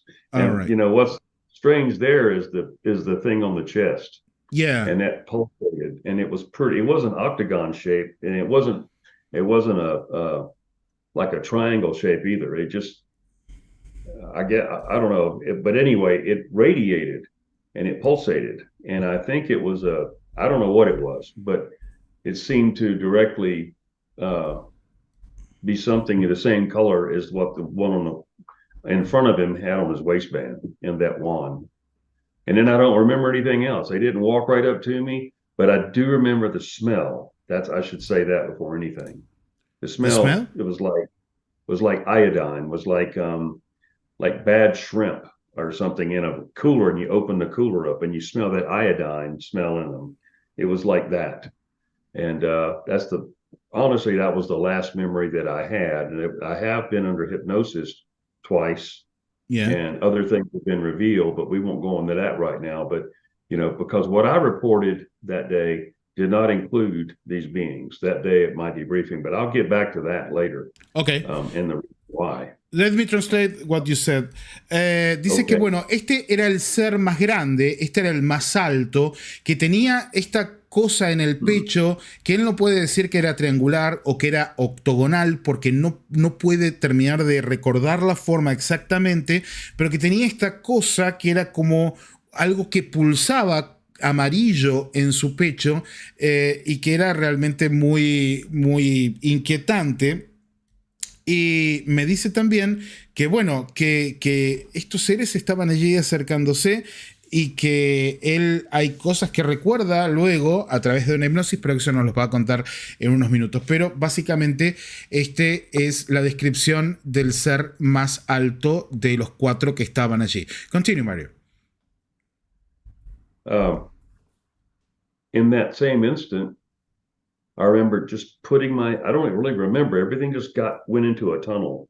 Mm-hmm. And I realized it was to my right, and I went back forward like it was okay. I just acknowledged it. I just knew it was there. There was nothing I could do. There was nothing that I could do physically or mentally from that point. And I just closed my eyes. And I don't know how long I was out. I don't know the status of Michael Johnson next to me. The next realization I had is I'm still sitting in the seat, and I raised my head up, and we were in total darkness. And the first thing out of my mouth was, I said, where in the hell are we? Yeah. I said, where's November 5? I got no answer whatsoever from Michael Johnson. He was locked onto that steering wheel looking forward. Mm. And I've never encountered another human being like this since. I poked him in the arm. I pushed him as hard as I could. I mean, I pushed him. Yeah. I poked him in the face. Yo. With my, I don't know how to explain that. I did that for a couple of minutes. I couldn't get anything out of him. It was as if he was switched off. He was like catatonic. He was not there. He was, and his hands were literally white knuckled hanging on this blue plastic steering wheel that an F-154 had at that time. Mm-hmm. You know, black rubber interior. You have blue seats, blue interior, dashboard, you know, black floorboards. But anyway, I popped the door open, and I have on bunny boots now. And bunny boots are worn like on aircraft carriers and in very, very cold areas of the world, Antarctica and like that. And they have a Schrader valve on the side of them, and you open that valve up and you blow your breath into them, and it inflates these bladders. You close it, and that warmth, that 98.6 degree warmth, keeps your feet warm, and it lasts a long time. And you can replenish that as you get cold. Whoa. So I stepped 1 foot out on the snow, and there was immediately to my right, 4 or 5 feet away, there was a slanted wall that went up as far as I could see, which was, where did the hell that come from? I'm on a missile site, and all of a sudden I'm looking at a white wall. Yeah, you were in the middle of a field. Well, I had no idea where we were compared to where we had been. Yeah. I see. And I'm still trying to talk to Michael Johnson, think that he's going to snap out of it at any time. And no. I just couldn't believe it. And so I stepped out, but I stepped in mud. The ground had been melted. And it'd been frozen. Everywhere else is frozen. Put it that way. And all of a sudden where we were, the whole area was melted down, and it was almost muddy kind of feeling. So crazy. It shouldn't have been. Oh, let me translate that, because that's so crazy. Dice que bueno, ¿qué pasa? Cuando ven a estos seres, familia señalera, esto se pone cada vez mejor. Cuando ven a estos seres, ellos, claro, él no sabe qué pasa con Johnson, que sigue totalmente congelado. Él lo único que sabe es que se siente cada vez más decaído, se da cuenta que se va a desmayar, ve como un túnel otra vez adelante de él y entiende que lo único que puede hacer es cerrar los ojos y que sea lo que sea. Cierra los ojos y de pronto los abre. Es como si para él hubiese pasado un segundo. Y cuando los abre, se da cuenta de que están en completa oscuridad. Y lo primero que se pregunta es, ¿dónde demonios estamos? ¿Dónde estamos? Entonces, se da vuelta hacia Johnson. Johnson no reacciona. Lo toca en la cara. Le pega en la cara. Lo mueve. Y me dice, y lo muevo de verdad. Digamos, Mario es un tipo grande, fornido. Lo mueve de verdad. Y Johnson no reacciona. Entonces, él no sabe qué hacer y dice, bueno, me bajo de la camioneta. Antes de esto, infla sus botas de conejito, que así le llaman, que son unas botas que se utilizan en la Fuerza Aérea para los lugares muy fríos, que tienen la posibilidad de que vos soples en un compartimento para darle aire caliente a la bota y que te mantenga los pies calientes durante un buen rato, unos 30, 40 minutos. Es un sistema que es muy interesante. Él, sopla estas botas porque afuera estaba todo congelado y sucede lo más loco de todo, que es que cuando él baja, primero que nada ve una pared blanca altísima que no entiende de dónde salió, porque ellos estaban en campo abierto frente a la base Noviembre 5, frente a November 5. Y November 5 ya no estaba, Noviembre 5 ya no estaba allí. ¿Dónde estaba Noviembre 5? Y cuando él pisa el suelo, que ve esta pared, pasa lo más loco de todo, que es que mete los pies en el barro. Mete los pies en el barro. ¿Qué había sucedido? Algo había derretido la nieve y el hielo en un área circular alrededor de la camioneta y él tenía los pies en ese momento en el barro cuando tenía que estar todo congelado. Muy, muy impresionante. Continue, Mario. Yeah, as I said, the ground was just completely melted around the entire vehicle. And I don't know what the circumference of that was, but it was just, as far as I would walk, I mean, it was muddy and it shouldn't have been. Everything was white cast snow. I guess snow was probably a foot and a half at the time in other areas. Yeah. And like, these blizzards, when they blow, they'll just coat the whole ground because they blow sideways. It's pretty unique, but I was just in amazement what this white wall was. And it was as far in either direction that I looked behind me or in front of me, it ran on. I mean, it was really, really large and I didn't know where I was. And maybe 30, 40 seconds passed, and all of a sudden the radio, our Motorola radio in our vehicle came to life, and it said, WSC November 1, do you copy? Yeah. And immediately, the team leader is supposed to answer the radio or whoever can, but he, I said, Michael, you going to get that? I just kept thinking that at any moment, Fernando, he was going to snap out of it. He was going to come back because I was yelling at him and talking to him and anything else that I could do. I think I even shined my light at him one time or shine it in his eyes or something. Yes. No avail. But I just wish so bad that we could find him today because I've just used every media outlet to try and find him. And every podcast or every network I've been on, I've always said his name, and tried to get him to talk to me, I just hope that he's okay. I hope he's alive. And but I don't know that. But evidently, we'll talk about that a little bit later. But anyway, so he didn't answer the radio. So I picked it up and I said, Senior Airman Woods at WSC, this is November 1. He goes, what's your status? Where's your location? And I said, sir, I don't know. I don't know where I am. Don't know where we are. He goes, well, are you hurt? And I said, I'm not. But I said, but my partner is, I don't know how to explain it, but he won't answer me. He's just sitting in a seat locked onto the steering wheel. And that's exactly what I said to Wing Security Control. Now, mind you, everybody's listening to this in the missile field because I had no idea that, we had been missing. For all I know was we were at November 5 missile site.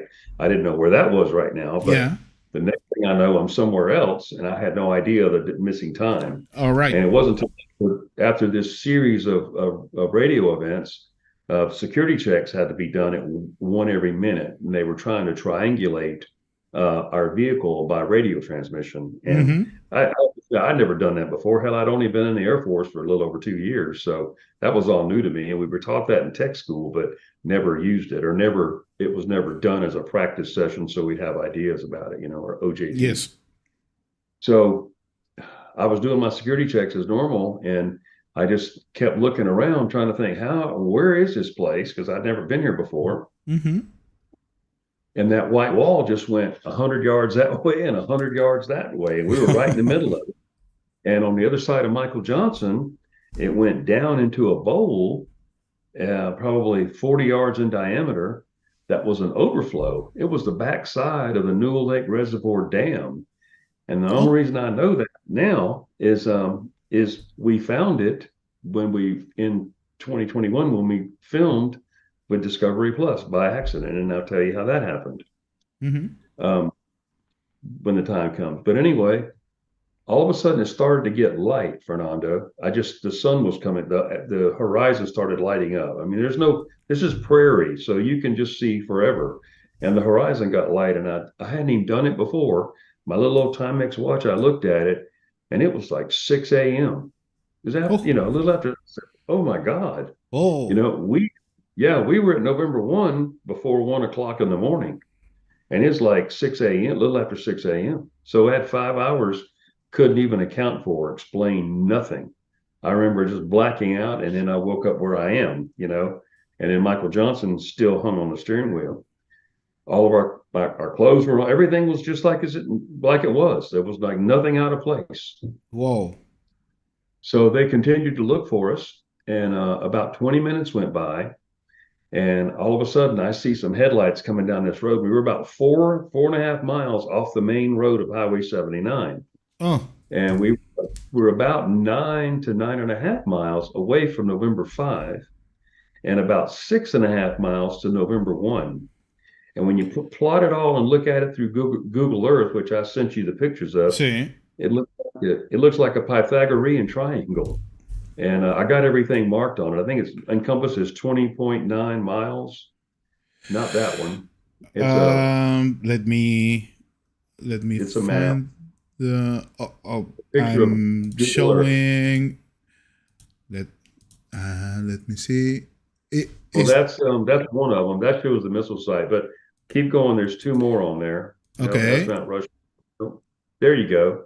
Okay. That right there. You can see the bottom mark is Newell. That's where and the missile site is right there at November 5, in a little 5 there. Then up to the top is the dam, the Newell Lake Reservoir Dam, and then back to the mid left. That's November 1 Launch Control Facility where we lived. So that encompasses, on the next picture, I think it was 20.9 miles that we counted off on it, that you can see. I think that's what it was. No, there's another one.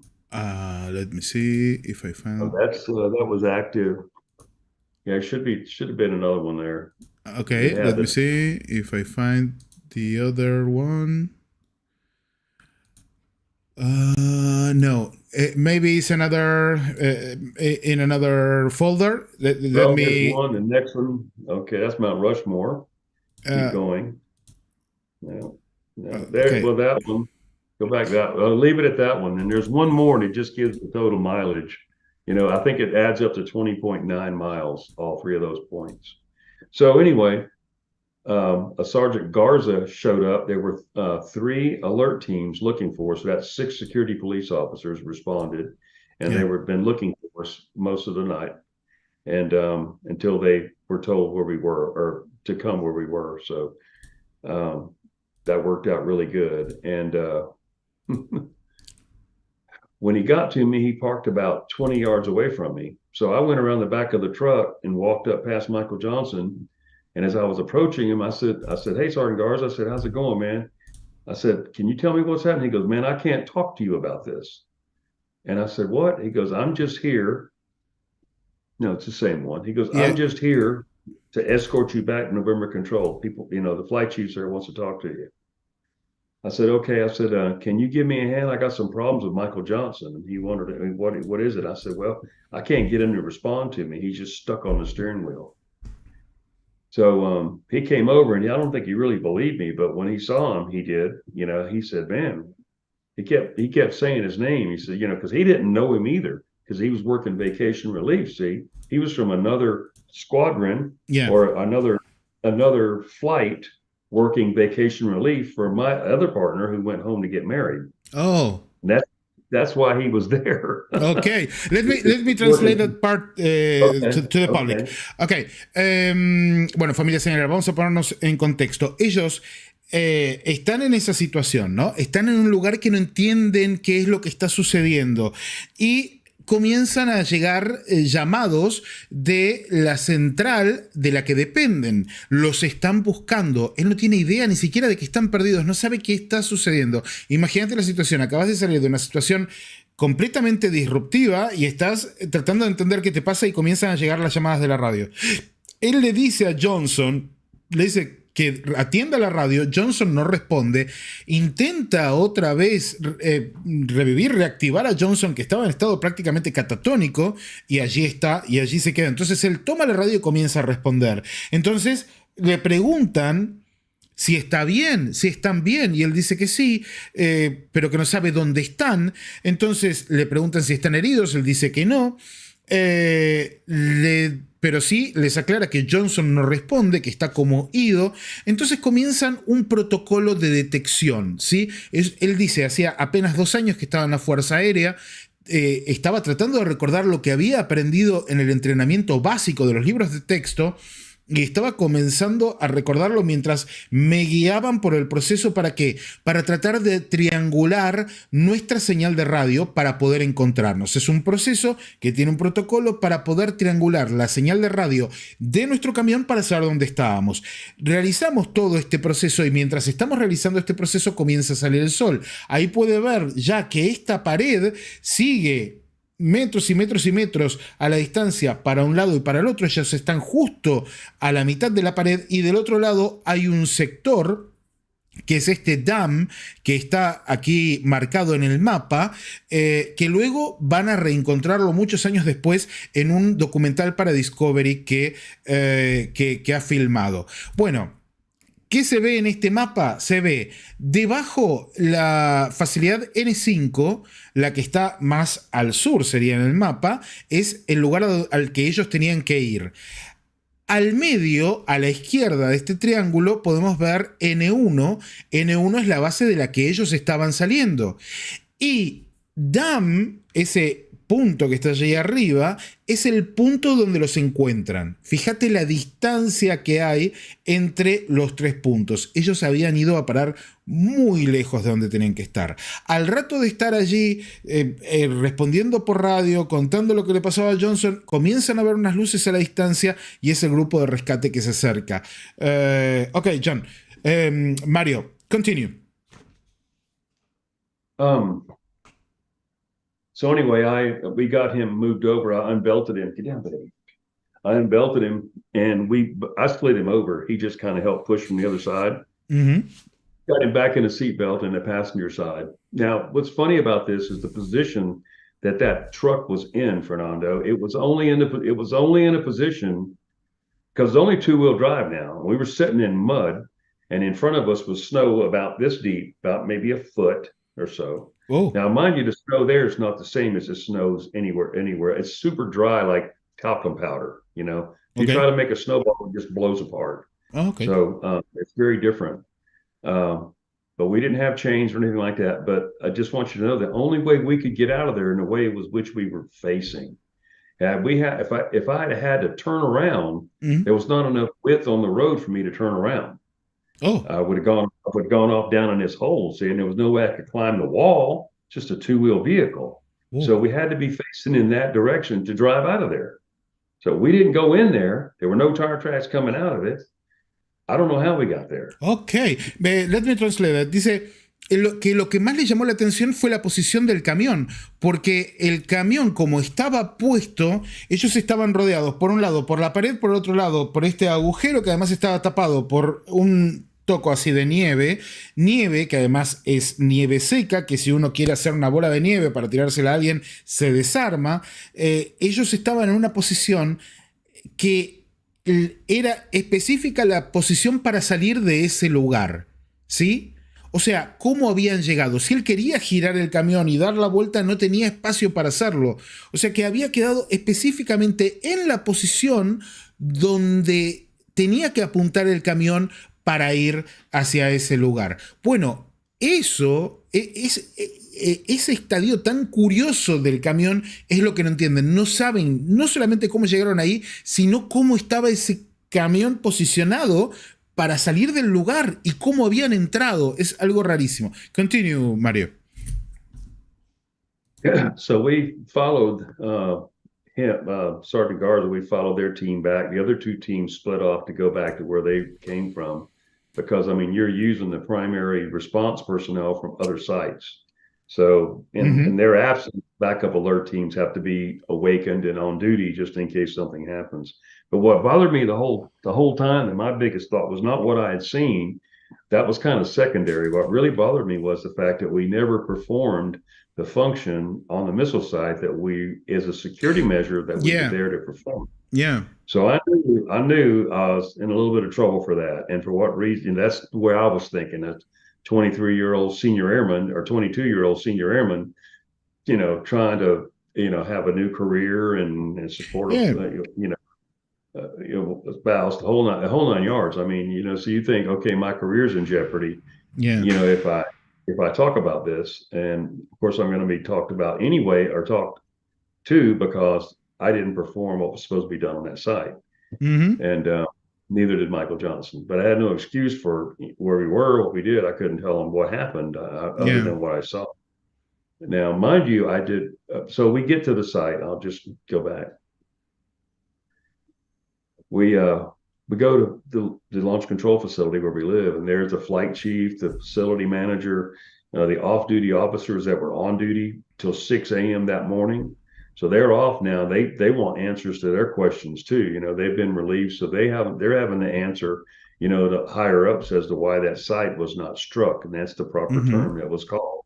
It was like, you know, going to an alarm. It was called a strike, and that was not performed. So I guess somebody, the backup alert team, somebody had to do that function, which I later found out. Yeah. Or I surmised. Nobody really told me, so I never got in trouble for that, but I thought I was in trouble anyway. So we go inside, sitting at the day room. Well, they immediately approached the vehicle, and I said, Michael Johnson's not himself. I can't explain it. There he is. And they unbelted him and tried to talk to him and did some of the same things. Now, mind you, it's the sun's up now. You know, it's 7:15, 7:30 in the morning, you know, 7:45 maybe, I don't know. And so it's really perplexing to see this man, you know, eyes fully open and breathing, but yet not able to communicate with his eyes or speak or do anything for himself. Yeah, he was like he was switched off.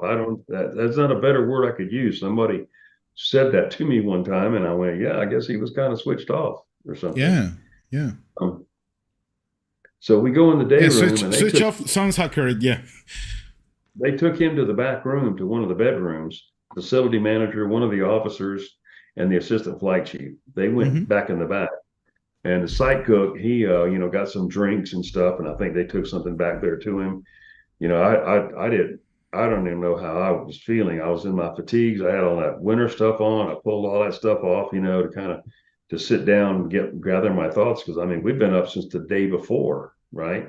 Yeah. And whatever happened. I don't know. But I sat down and just started getting hit with questions. I sat at a table. We had, you know, our dining tables were in there too. And you had front seats up in the front, and dining tables, and there's a ping pong table. And the flight chief, I just sat at one of the tables and just kind of held my head in my hand. And, you know, he started asking me questions. He was writing stuff down. And, you know, how did you do this? What time did you do this? What time did you do that? Just every single part of this whole incident, you know. And I was just relaying everything that I possibly could. And after about an hour of answering those questions, I said, Master Sergeant Gray, I said, you mind if I go to the restroom? I just need to freshen up and use the restroom and stuff, you know? And he said, yeah, that's okay. That's all right. So I just got up, and I think I was drinking some water, and I went to the restroom, and we had these really nice restrooms, and they had double stalls in there and urinals. I mean, they were really well appointed. And I went in, I went into a stall just for privacy. And I just sat down. I just sat down on the toilet, and I was just with my head in my hands, thinking, just what the hell has happened? You know, what absolutely. Here? And it's a blue stall, you know, blue doors, and I was sitting there, and all of a sudden I started feeling a feeling of like everything got really light around me, like with a yellow hue. I thought maybe I was going to pass out. So I tried to go, you know, anytime you start to pass out, you can strain yourself really hard, and you'll push blood back into your brain, and you won't pass out. You better be getting to the ground when you're doing that, because you're probably going to pass out anyway. But anyway, that's what I felt like I was doing. I was passing out.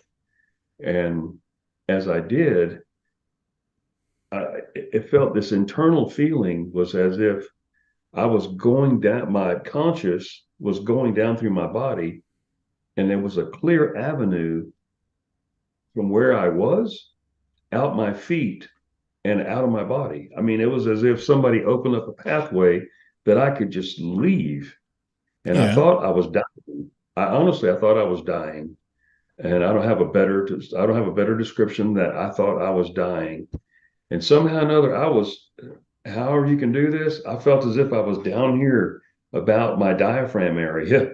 Really felt that way. And I opened my eyes, or whatever I saw with, and I see 4 fuzzy feet at the bottom of that stall door, because the stall doors were up off the ground about, 2 feet. Yeah. The stall doors, like in these stalls they don't go all the way to the ground. Yeah, absolutely.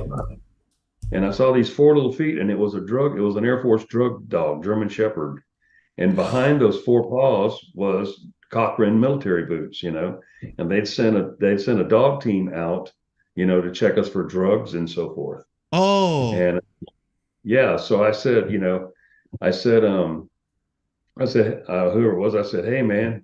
He goes, no, he goes, you okay in there, Mario? I said, yeah, I'm fine. He knew my name. I didn't know who he was. I'm sure he was told my name out there. And I said, yeah, I'm all right, man. I just had to come in here and sit down for a minute and gather my thoughts. He said, yeah, I know what you mean. And I told him, I said, my war bag or my ditty bag is out there in the day room. He goes, well, I already searched it. It's good. You're all good, man. So it came out. Of course, you can't pet their dogs, you know, unless they tell you. And he didn't tell me. So I didn't try to pet it.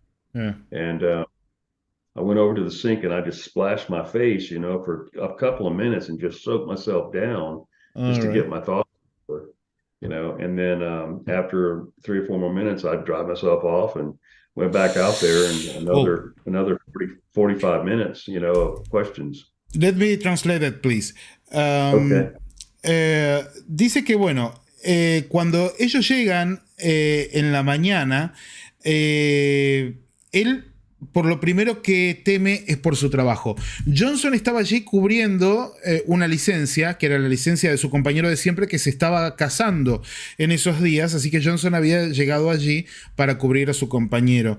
Pero él temía por su trabajo. Hacía 2 años que estaba en la Fuerza Aérea, no quería tener problemas, no quería contar algo tan extraño como lo que les había pasado, que le podía afectar a su carrera. Estaba pensando en su carrera en la Fuerza Aérea, así que no sabía prácticamente qué decir. Mientras iban de regreso a las facilidades de estas bases misilísticas, él pensaba en qué era lo que iba a decir respecto a lo que había sucedido, porque no quería meterse en problemas. Al mismo tiempo, lo veía Johnson, que no respondía, estaba en un estado catatónico, que estaba como apagado, que la palabra correcta, que alguna vez alguien se lo dijo, era como que de pronto lo habían apagado a Johnson. Johnson estaba allí con los ojos abiertos, respirando, pero no comunicaba absolutamente nada ni con su cuerpo ni con sus ojos. Era como si no estuviera allí, era como si lo hubieran apagado.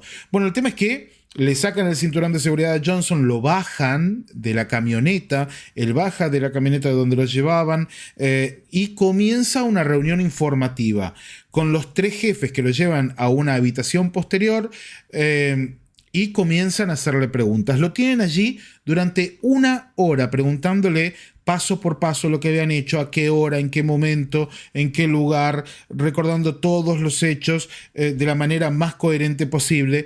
Y es en ese momento que él siente la necesidad, 1 hora más tarde, ya pasado mucho las 8 menos cuarto de la mañana, probablemente a las 9 menos cuarto de la mañana, él dice, tengo que ir al baño.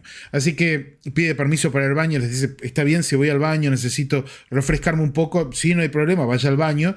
Entonces él va al baño y quiere un poco de privacidad, así que en vez de quedarse en la parte de los lavatorios, se va a uno de estos cubículos donde están los inodoros y se encierra allí, y allí se sienta tratando de pensar en lo que había sucedido y cómo iba a encarar esta situación.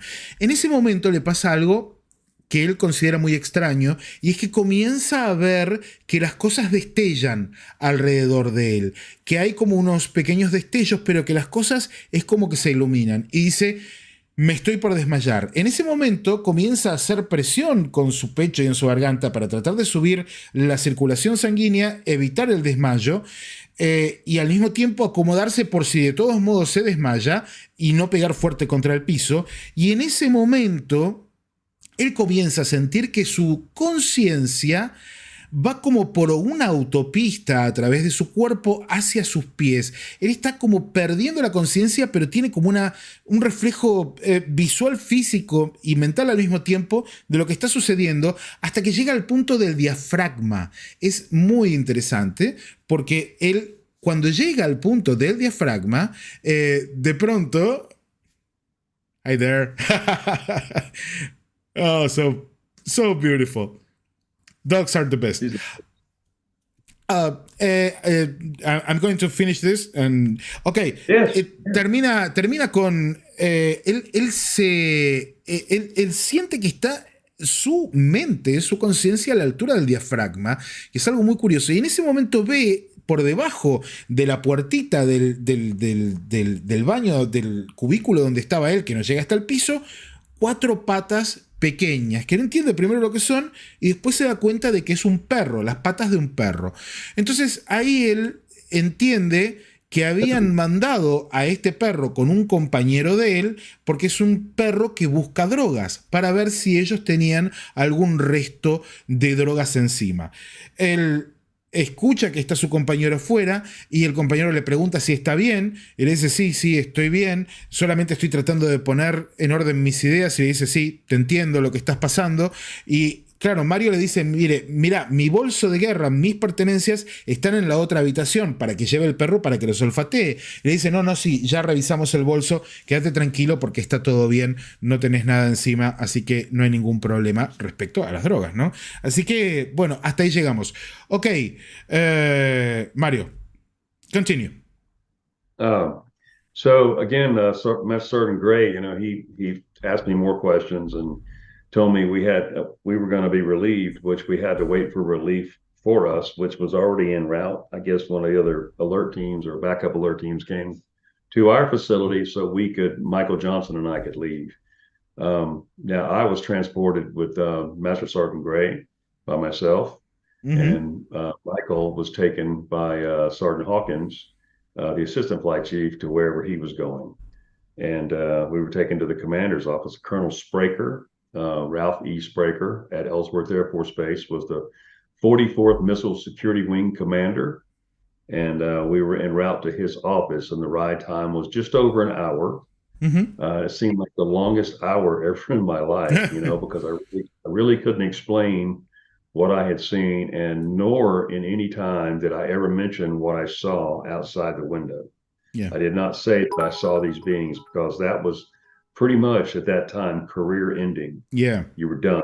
You said something like that, you're a nutcase and you're out. You're out, And, absolutely. I didn't go in there to go out like that. I mean, it wasn't not within my control to stop what happened. And so I just had to live with it. But so we arrived at Ellsworth Air Force Base through the back gate in Box Elder and taken directly to the commander's office, which is it's called a SATAF building, strategic aircraft or air wing, I don't know, whatever. But as I approached his door, of course, Sergeant Gray stepped in before I did, and he told me to wait here. So I had to do the whole formal entry procedure, knock on the door after everybody was set in the room and in the commander's office. And it was about as intimidating as it could possibly be. Believe to a young senior airman. It was just about as bad as you think it could possibly be that you were about to discuss something that you had no idea of or could understand. Terrible. Anyway, yeah. So terrible situation. I directly stood in front of the commander. After I knocked on the door, he said, "Enter," and went in and stood directly a couple of feet in front of his desk. Heels together and saluted and the whole 9 yards, and reported to him. And he had me stand there, and he allowed me to sit down. And within that room, there were 5 people total. It was him, the assistant base commander, who I can't recall names at this time. There was this guy that I got the email from, Rick C. Doty, and he had a captain named, I think it was Jack. Let's see, what's his last name? Jack Reed. I'm sorry. Jack I got Reed.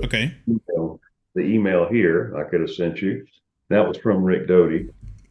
And anyway, he remembered the entire interrogation per se, which is what it was.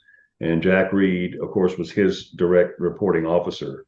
So this guy, Rick Doty, had little to say because I think I outranked him. That's how I knew he was in the Air Force at the time.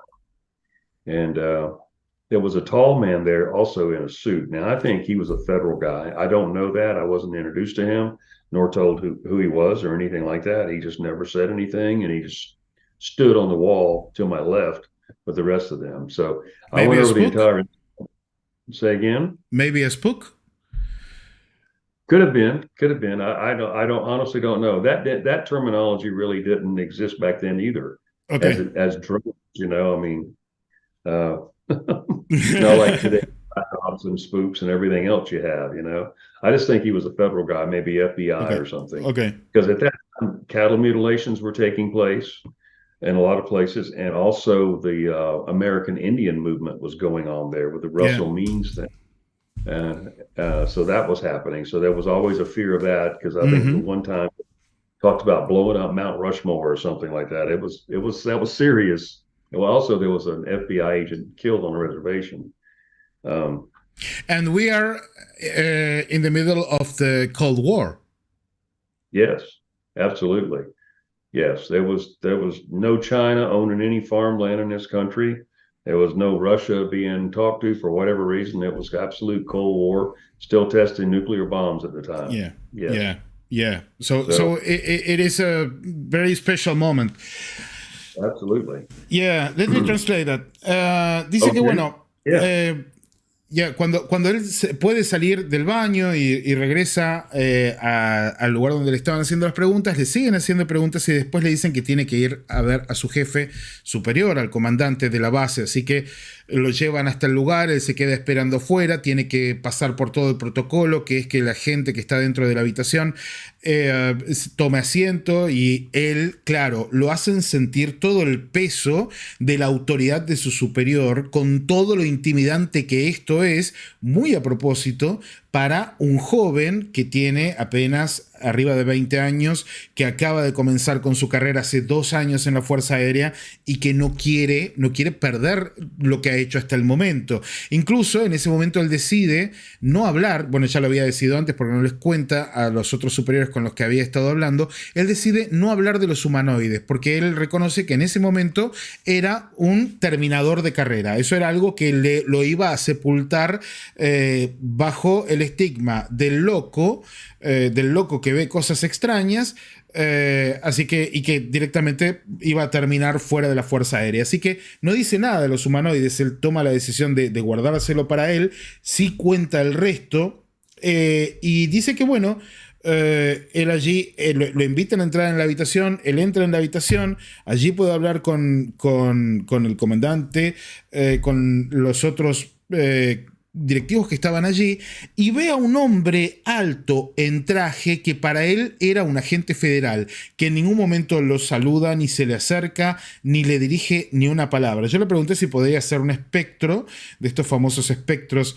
de las agencias de inteligencia que siempre han estado alrededor de estos casos, y me dice que podría ser, pero que en aquella época no había terminología por el estilo respecto a estos tipos, así que no sabe, que él piensa que era un federal.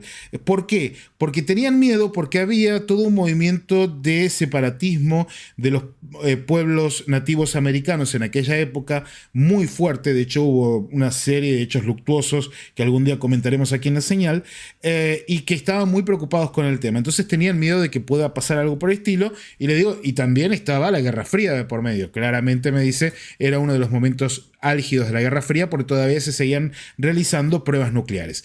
Ok, continuamos. Continue, Mario. I went over the entire incident with Colonel Spraker. Nobody asked any questions during that period of time. Everything that I talked about, to Master Sergeant Gray, every detail, but I did not relay concerning what I saw out that window. I did not talk about any beings. I told everything else, but I did not say nothing that. About the humanoids. No, I would not even. And of course, that was burned into my memory as well as anything else was. And that smell just seemed to not go away for a long period of time. It was like it just filled my nostrils or something. Yeah, the smell was like inside your nose. Yeah, it was as if, I don't know, it was like you stuck my head in a cooler full of bad shrimp, something like that. Or like a rotten egg. Really, smell like just iodine, just smell like iodine was in me or something, So we talked for about an hour. I went over everything, and he made a joke of something about, something. At one point he laughed at me. I don't know if he was making fun of me. I really don't know, but he seemed to crack a few things that kind of brought a smile to his face. They could try to make himself feel better. There was nothing funny about any of it to me. It was serious as hell to me. And I didn't appreciate that. And I really don't know how to take it. but I couldn't do nothing about it. I mean, this is a full bird colonel, and I'm just a senior airman. You know, he's probably been in, what, 25 years? I've been in 2 years at that particular point. So you certainly don't talk back to your commanding officer. And I wasn't about to. As I said, I was still kind of frightened of the fact that I did not do the job function that I was supposed to do on the missile site, but that really wasn't brought up or used against me in the way in which I made. So maybe that I imagined some of that, but it was mentioned, so it wasn't forgotten about. So from that point, after about an hour there, he said, the flight surgeon, we're going to send you over to the flight surgeon's office. We want to have him take a look at you. And I kept asking about Michael Johnson. And he told me again, you know, don't worry about Michael Johnson. He'll be fine. He didn't say he was fine. He said he'll be fine. And I probably asked him that 2 or 3 times. 2 or 3 times. Let me translate that and I'm gonna ask you something. Sure. Dice que bueno, él cuando está hablando con este coronel Sprinkle, que es un coronel de alas completas, que quiere decir que tiene el más alto rango, él siempre tiene en mente de que está hablando con una persona que probablemente tenga 25 años de carrera en la Fuerza Aérea y que él hace 2 años que está allí, que es un sargento que recién comienza. Entonces, él insiste con esto, no va a decir nada de los humanoides porque esto terminaría con su carrera, pero él todo el tiempo tenía en su nariz el olor que siente cuando ve a los humanoides. Este olor tan característico a azufre, a huevo podrido, este olor penetrante que se queda pegado en la nariz de tantos testigos alrededor del planeta, familia señalera. Él siente este olor, lo tiene todo el tiempo presente mientras está hablando con estas personas. Pero a él lo que le preocupaba era que le pregunten por qué no había hecho su trabajo, por qué no había llegado a la base noviembre 5 para cumplir con el trabajo de proteger la base cuando había habido una intrusión. Claro, esto es lo que le estaba preocupando, pero curiosamente no le preguntan mucho por el tema, prácticamente no le preguntan. Hay incluso alguna broma que sale por allí como para tratar de distender la situación, pero estaba todo el contexto muy serio. Y es cuando él pregunta por Johnson. Él pregunta por Johnson y cómo está Johnson, y le dicen no que está bien, sino le dicen que va a estar bien. Él pregunta 3 veces por Johnson y las 3 veces le dicen que no se preocupe, que va a estar bien. Continue, Mario. Yeah, so they transported me in the commander's staff car. A driver took me over to flight surgeon's office, which is probably just 5 minutes away.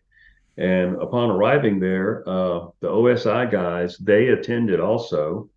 And back then they had like these gray walls that went up about 5 feet. And then on top of that, it had like smoked glass, which separated areas of inspection off, you know, like they weren't rooms.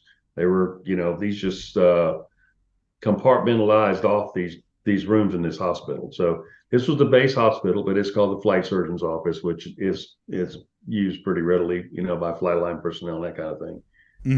So I go in and there's 2 doctors and there's a nurse. The OSI guys, they were outside of that room, sitting out there, and that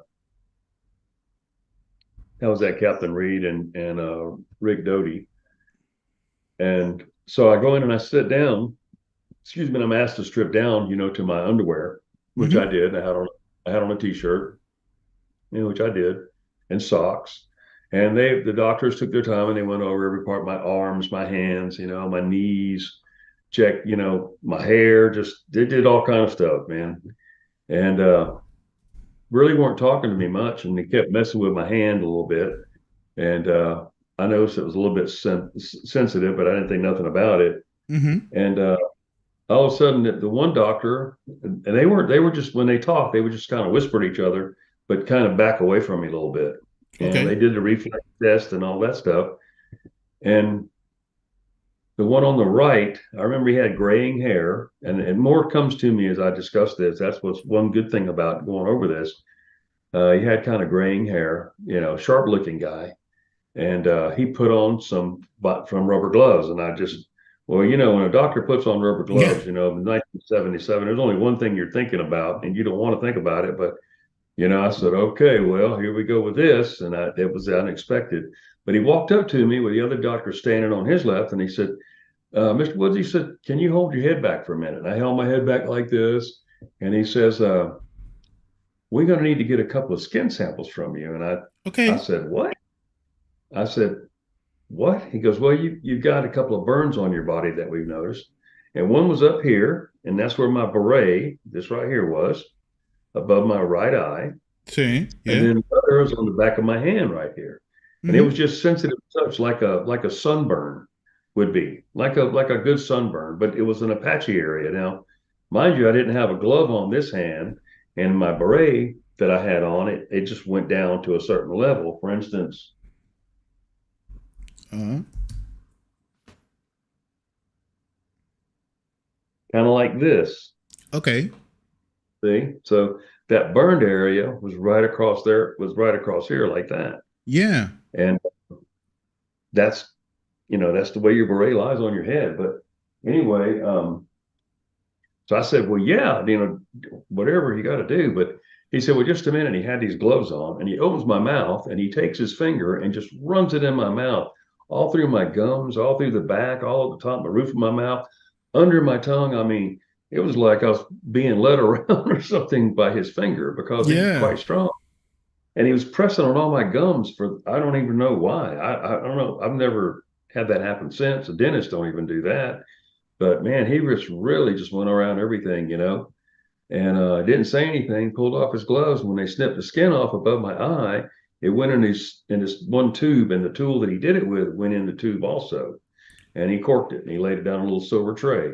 And then the two on my hands, I don't understand how he did 2 clips with one tool. I really don't know how he did that, but that's what he did. It was just like little pinches. And then that tool had both of those samples on it, went into the same kind of vial, and he corked it, and they laid it on that tray beside him. And they talked for just a second, and then they said, well, you can get dressed, you're done, which I felt kind of strange. They put Band-Aids on me.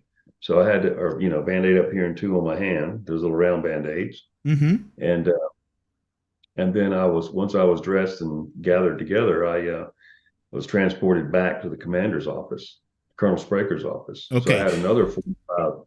Go ahead. Ok, el tema es que cuando termina de hablar con el coronel, lo llevan hacia la oficina del sargento de vuelo. Y en la oficina del sargento de vuelo, que es un lugar que está rodeado por todos como unos boxes también, pero con vidrios ahumados, donde más o menos entra mucha luz y se puede más o menos distinguir movimiento, lo llevan a uno de estos cuartos en particular, donde lo esperan 2 médicos y una enfermera. Allí, bueno, le empiezan a hacer algunas preguntas, pero no le hablan demasiado, le piden que se desnude, él se queda en ropa interior y las medias puestas, y comienzan a revisarlo, ¿sí? Lo revisan por aquí, por allá, revisan su mano, se quedan mirando la mano, y claro, se alejan de él, murmuran unas cosas entre ellos en voz baja, y uno de los médicos, el canoso, había uno canoso, se pone unos guantes de látex, ¿sí? Cuando se pone estos guantes, él dice, en cualquier lugar, cuando un médico se pone los guantes, es porque te va a hacer una de estas revisaciones que no son muy amables, que digamos. Así que ya estaba preocupado por eso. Pero para su sorpresa, cuando se acerca, le dicen, si no le molesta, vamos a tomarle unas muestras de piel. Así que él dice que lo que le dicen es que tiene como una quemadura de sol, aquí en esta parte de la frente, también en la mano, que quieren tomar muestras de esto. Entonces lo pinchan con un, que dicen, no sabe cómo lo hizo, pero lo pinchan con un aparatito del que le van a tomar las muestras de piel de la mano, y también le ponen un sticker acá para tomar células de la frente.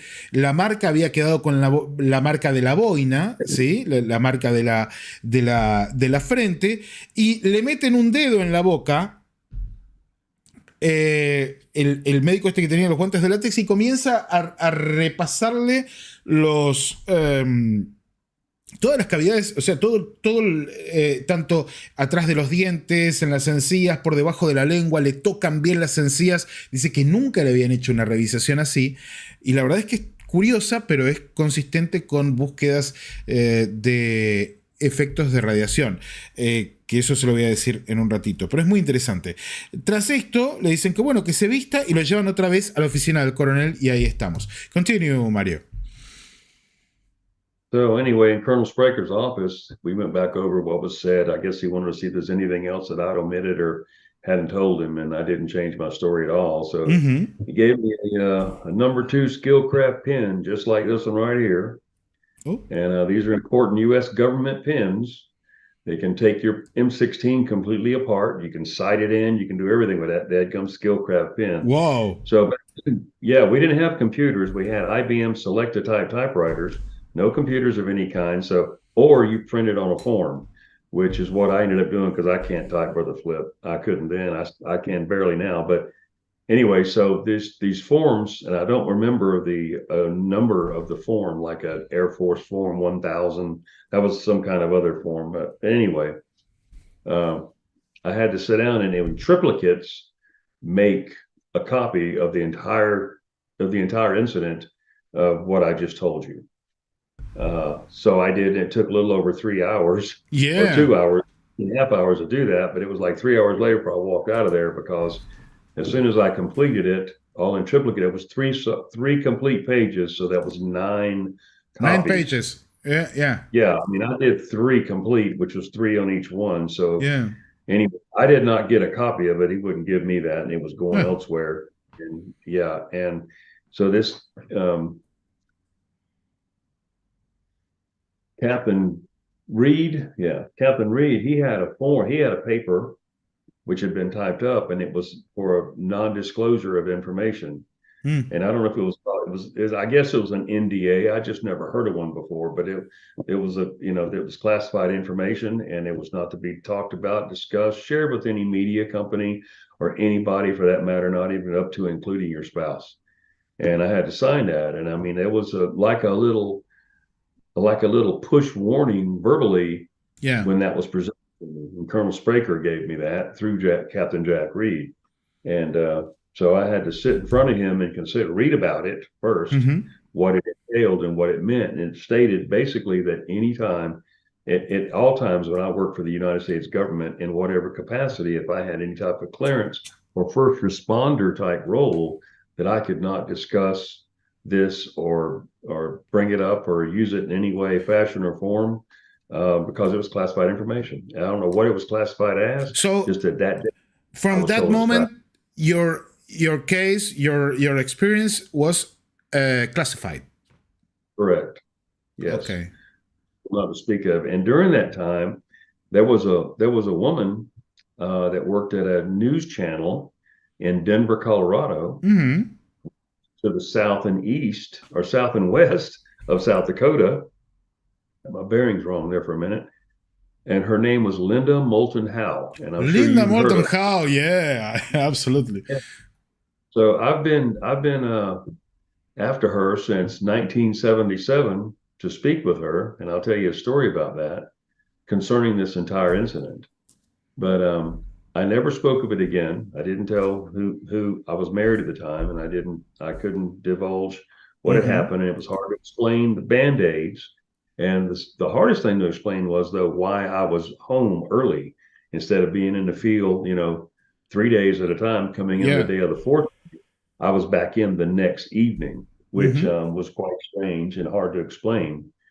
And I couldn't. I just said some things happened out there, and I've been given the rest of the week off. Nothing's wrong, everything's okay. And that's how I kind of approached it.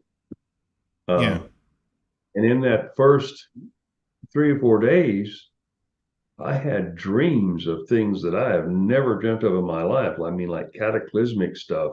Whoa. Such as, atomic bombs going off and tidal waves and the land sinking and all kinds of, really weird stuff. And then I had another incident where I felt as if I was leaving my body in my sleep. Oh, and, let me translate.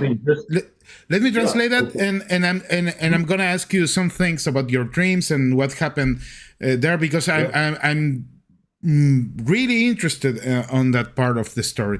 Bueno, lo que me dice Mario acá es que después de esa revisación médica y de la cavidad bucal y todo, lo llevan de vuelta a la oficina del coronel, y allí en la oficina del coronel le hacen repetir la historia para ver si no había cambiado nada, si no se había arrepentido de nada de lo que había contado, si contaba la misma historia.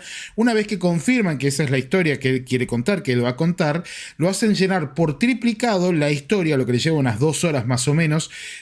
Cada vez que escribía la historia eran 3 páginas, así que son 9 páginas en total. Él no se queda con ninguna copia, pero después de esto le hacen firmar lo que conocemos vulgarmente como un contrato de confidencialidad, en realidad un papel donde le dicen que él de ninguna manera puede compartir lo que ha sucedido, sus experiencias fuera de la Fuerza Aérea, ni hablar con nadie, tampoco dentro del gobierno de esto, porque a partir de ese momento es clasificado, es información clasificada. Así que olvídense, no puede hablar de este tema a partir de ese momento. Él obviamente lo firma porque quiere mantener su carrera, no quiere que lo despidan, no quiere que tener consecuencias por esto. Firma este papel y lo mandan a la casa.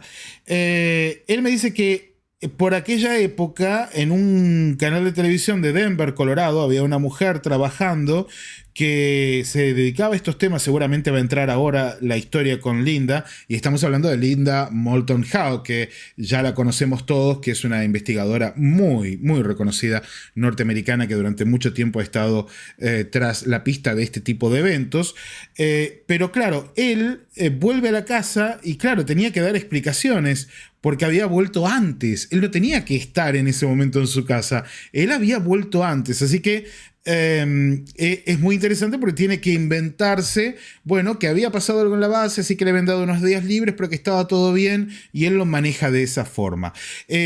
Hasta aquí está la primera parte de la historia. Como ven, esto da para largo. Yo sé que acá Pablo está teniendo una paciencia tremenda también, pero ya que llegamos al primer corte de la historia, Pablo, me gustaría, si querés, preguntarle algo a Mario, porque sé que es tarde y por ahí te tenés que ir en algún momento.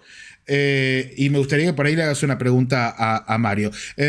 Mario, Pablo is going to ask you something, I don't know what, about what you told us until this point. So let me see what Pablo has to ask you. Ok. No hay ningún problema en seguir esperando porque está fascinante la historia. Tremendo, tremendo. Particularmente, antes que nada, le creo toda la historia. El problema de lo que no le creo es la edad. 68 años, no puede tener 68 years old. No way. No way. He's telling us he believes your story from start to end, but he can't believe you're 68 years old. Come on. He said, you look too young. That's true. Yeah. Absolutely. Thank you.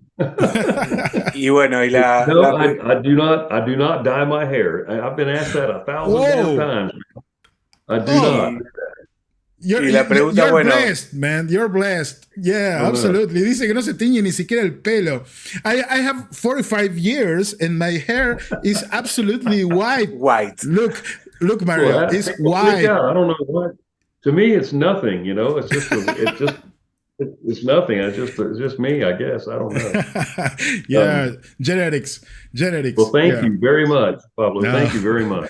Okay. Y bueno, la pregunta viene un poco por ese lado, dividida en dos, si se quiere. Una es, que si de alguna manera se siente incómodo en responderla, que no la responda. Si ha tenido algún evento traumático entre los 0 y los 12, 13 años, esa es una. Okay. Y la segunda es si ha notado algún tipo de facultad adquirida, efecto colateral después del evento, más allá de las quemaduras en la piel, si ha tenido algún tipo de facultad psíquica, mental, algún cambio antes y después del evento, sobre todo a lo largo de los años, quizá. Okay, Pablo has 2 questions. The first one, you can answer the question or not. It depends on what you feel about what he's asking. But he's asking if you had any event me habías dicho, Pablo, algún any trauma, trágico, estresante, any tragic, doloroso. stressing, traumatic event on your life from 2 to 12 years old on your childhood. Have you had some event like that? Well, I mean, my mother and my sister's 2 years younger than I. We lived in Port Arthur, Texas. We always lived around port cities because my father was always, shipping in and out of these port cities was his main hub, wherever they assigned him to. So Port Arthur, Long Beach, California, Tampa, Florida, we lived in. And I think I was 6 years old. My sister was 4, and I was in either kindergarten or first grade at D. Queen Elementary in Port Arthur, Texas. We lived on Thomas Boulevard. And my mother was taking me, my sister, and a little boy to school, which was only probably down to the next corner around the block, to the right, maybe a mile and a quarter away. But we were too young to walk on our own, even though it was safe back then. So she put us in the car and she takes us up there. So I'm in the passenger seat. There was no law saying a 6-year-old couldn't ride in the front seat with or without a seat belt, and we didn't have lap belts, or we only had lap belts. And so we're sitting in line. Now, mind you, this school is one building is directly in front of us to the left, and there's a road that goes down in front of it, but it's blocked off, and directly in front of us is a playground, and that playground is still there. So everybody in that school in the morning times has a playground and activity area that, they could all meet in, and it was just a really cool thing. And I went back, and after all these years, I got to go back there in 2008 and spend time there working for the shipping company out of Norway. But anyway, 6 years old, my sister's 4. She's sitting behind my mother in the car. We're like a big like Impala station wagon, Chevrolet. And all of a sudden my mother she goes, "Look, Anthony," my middle name. She goes, "Look at those flying saucers." Oh, just quote unquote.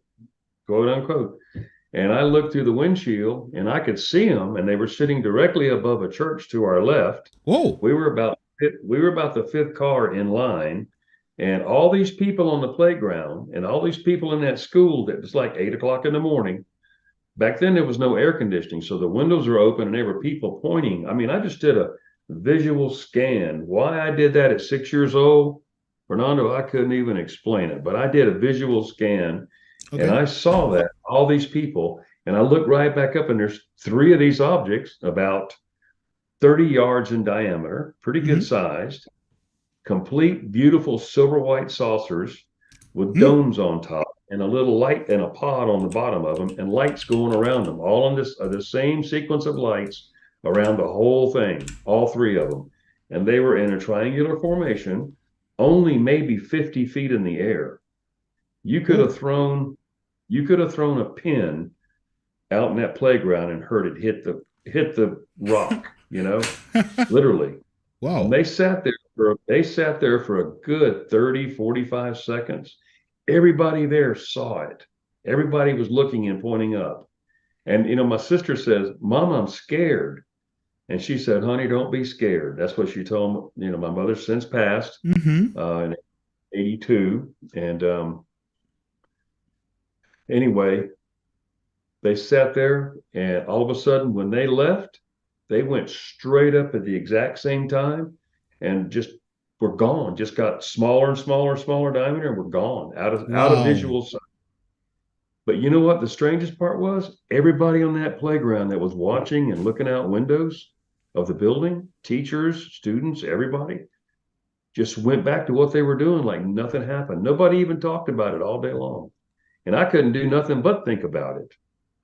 And I said it to my mama. I said, "Mama," "it's as if it never happened." I said, "Nobody talked about it at school. All these people saw it. Hundreds of people saw it. That's weird. Yeah, and it was just like, we're talking, you and I see something, it goes away, we go back to what we were doing like nothing happened. Oh. Not even, yeah.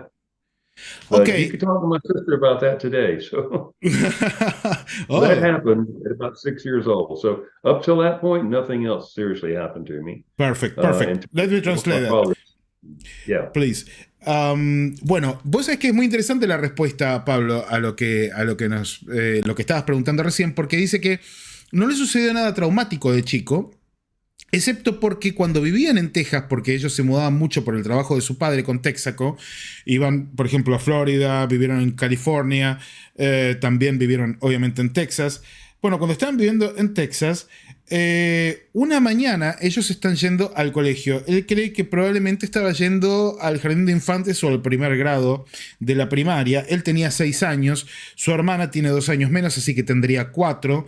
Están yendo, él va en el asiento del acompañante, es la mañana, van en un gran Chevrolet Impala, un Chevy Impala, que los hemos tenido también aquí, y la hermana va sentadita atrás, y de pronto cuando paran en una esquina, ahí muy cerca de la escuela, donde hay un patio de juegos muy grande, donde los chicos de la escuela van y juegan y hay gente que se reúne ahí también. Un lugar muy lindo que dice que él volvió en el año 2007 para pasar un rato ahí porque realmente le trae muy buenos recuerdos. Bueno, la chica, la hermana, la nenita de 4 años dice, mira, un ovni en el cielo, un plato volador. Y cuando él dice que no entiende por qué, pero hizo primero un paneo visual, ¿sí? Hizo un paneo visual de toda la situación y él ve que, claro, no había aire acondicionado en esa época, así que estaban todas las ventanas abiertas. Estaba la gente en el patio de juegos, estaba la gente de la iglesia, estaba la gente que caminaba por la calle, todos estaban mirando hacia arriba, desde las ventanas, señalando, enloquecidos con lo que estaban viendo. Cuando él logra ver qué eran 3 hermosos discos plateados que tendrían unos 30 metros, de diámetro, estaban apenas a unos 15 pies del suelo, sin hacer ruido. Allí, como con una cúpula transparente, eran 3 platillos voladores perfectos, preciosos, y todo el mundo estaba viéndolos. Estaban sobre la iglesia. Algo muy, muy, muy interesante, pero muy lindo por lo que veo al mismo tiempo la experiencia, aunque le quedó totalmente grabada. Dice que de pronto estos 3 platillos voladores, de los clásicos, hicieron ¡wup! Se fueron hacia arriba y se perdieron rápidamente hasta que desaparecieron en el cielo en un movimiento vertical. Dice que lo más curioso de todo es que esa gente que estaba allí alrededor, todos mirándolo, automáticamente volvieron a lo que estaban haciendo, regresaron a su tarea cotidiana. El carpintero con su madera, el cura con su iglesia, los chicos del patio de juegos a jugar. Era como si nada hubiese sucedido. Es como si de pronto, ok, se desconectaron de eso, lo olvidaron. De hecho, lo habló con su mamá, que falleció en el 82. Lo habló varias veces. Y él, cuando vuelve de la escuela, incluso le dice, nadie en el colegio hablaba de esto. No entiendo por qué nadie en el colegio hablaba de esto. Es algo muy extraño que le quedó totalmente grabado, Pablo. La segunda pregunta, Pablo, ¿cuál era? Era el antes y el después en cuanto a cuestiones, facultades Oh. mentales, psíquicas, etcétera. Facultades. The second question Pablo has for you is about something we often see on experiencers, which is the appearance of faculties. Some say paranormal, I think, is related to maybe a view of a remote view, yeah, for example, a view of a more complete perception of reality, and it is often related to precognition, remote viewing, precognition through dreams, for example. Has any of these faculties has presented on you, appeared on you after your encounter with these things, your experience? Well, I'm going to answer that in a kind of strange way, but yeah, I have had instances, and of walking into a room with fluorescent lights and the lights come on. I've had that happen a couple of times, and I couldn't explain why. No, not even my room, just another room, and it wasn't anything actuated. It wasn't any auto sensor. Yeah. You know, it's like an old fashioned push button fluorescent lamp that's on a tabletop that you'd have to go up and push the button. I've had it come on a couple of times. And that I don't know how to explain that, but that happened. That happened right after the experience, or through the years? Through the years. You know, what happened immediately from the experience, if I may, you know, once I completed, I'll just go back to that. Once everything was completed that day and I was allowed to go home, you know, things did start to change for me as far as thinking in ways. I became obsessed with pyramids, and, you know, Egyptian pyramids, or any of the pyramids in South America and Central America, you know, which was, you know, my father's heritage too. You know, I mean, it all became so interesting to me. And why does a building dictate fire in the middle? What does all that mean? What is it? I never knew of the construction patterns. I never knew of the tightness of the stones. I never knew of the granite, the red granite, the stuff that was used, the true height, you know. And you know, I mean, there's so many mathematical equations pertaining to the distance of the sun by its height, circumference, the earth, its location. You know, the Great Pyramid of Giza, that whole plateau had to be built before those pyramids would be set on it. And that's you know, all the land masses on the planet come together. That's the center of the earth. Yeah. I mean, so they say. So people who study these things, that's what they've said. You know, there could be no other place that these pyramids could sit on this plateau without sinking. And that whole plateau was put together like a puzzle, you know, for that 13-acre Great Pyramid of Cheops to sit on. And then it was built with, you know, with the granite and everything that it has in it, you know. So there's something very strange that something was before than there is now. There's so much of our history that's absolute missing. I don't believe that, just me, I don't think the Egyptians built them. I think they uncovered it, and that's another story. Some people say at least Egyptian pyramids are far older than the pharaohs and the. It's like Teotihuacan in Mexico City. You know, I mean, that is much older than they claim that it is. And what causes something that of solid granite construction? I think that's part of what it's constructed out of. I may be incorrect, but andesite. How do you burn rock? How do you melt rock? Can you do it without a torch? I mean, and you're talking about how many years ago? I don't know. It's just some strange stuff. Yeah. But I had these dreams, you know, cataclysmic dreams of like nuclear weapons going off. What's going on with pyramids all of a sudden. And I'm a security policeman in the Air Force, so all these things were coming at me kind of strange as I'm trying to, you know, piece it together. Mm-hmm. Why do I dream I'm standing at a window and a nuclear explosion takes place and I'm watching this whole mushroom cloud? I've never seen a live nuclear blast ever. How would I dream about one? Then another time, and this has been multiple times it's happened, land sinking, and all of a sudden you're standing in water and you're in the middle of a prairie, you know, or tidal waves, you know, that are just miles high, just coming out of nowhere. You know, I mean, it's dreams. How do you dream stuff like that? Yeah, tsunami. You know? Terrible or tsunami. Dream of these craft and these beings in it. You know, I mean, something that if you've seen before. So I guess. you started to dream about the beings and the craft. Mm-hmm. Okay. Oh, yeah. Okay, let me translate that, and we're going to your dreams about the beings, the craft, and why you decide to make the regression. Okay. Bueno, en respuesta a lo que preguntabas, Pablo, que me pareció también muy interesante.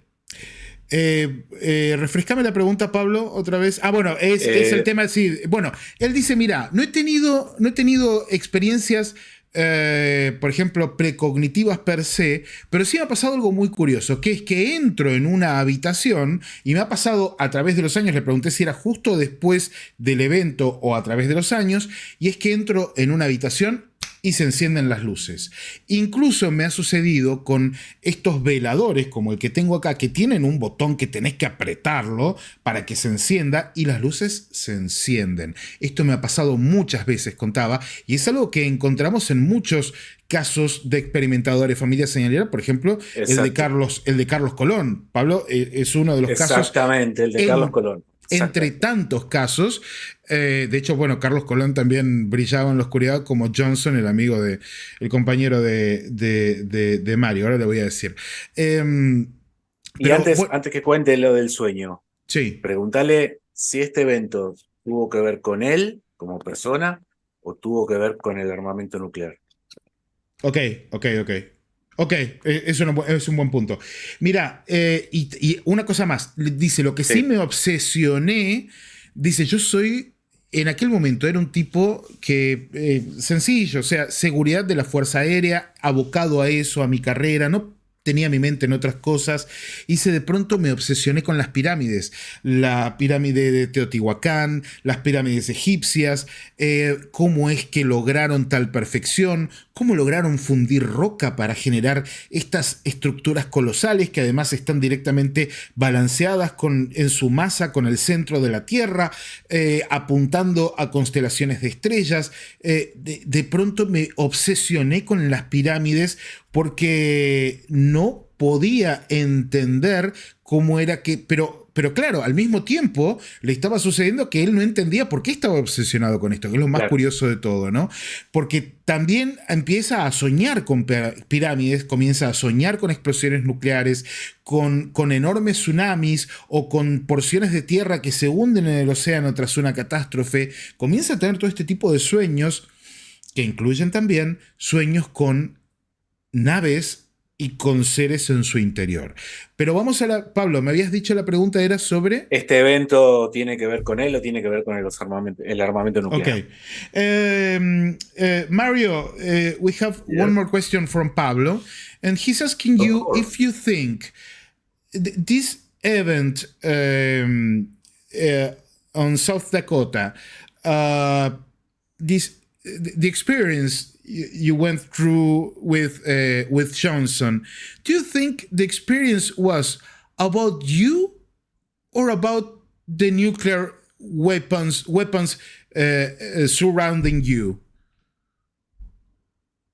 Well, there's really two ways, honestly, Pablo, Fernando, to look at that. Either I was in the wrong place at the right time, or the right place at the right time. I don't know. Okay. I don't know. I don't think it was anything to do with me. I just happened to be a participant that rode up on that missile site. I do believe, these beings are so intelligent.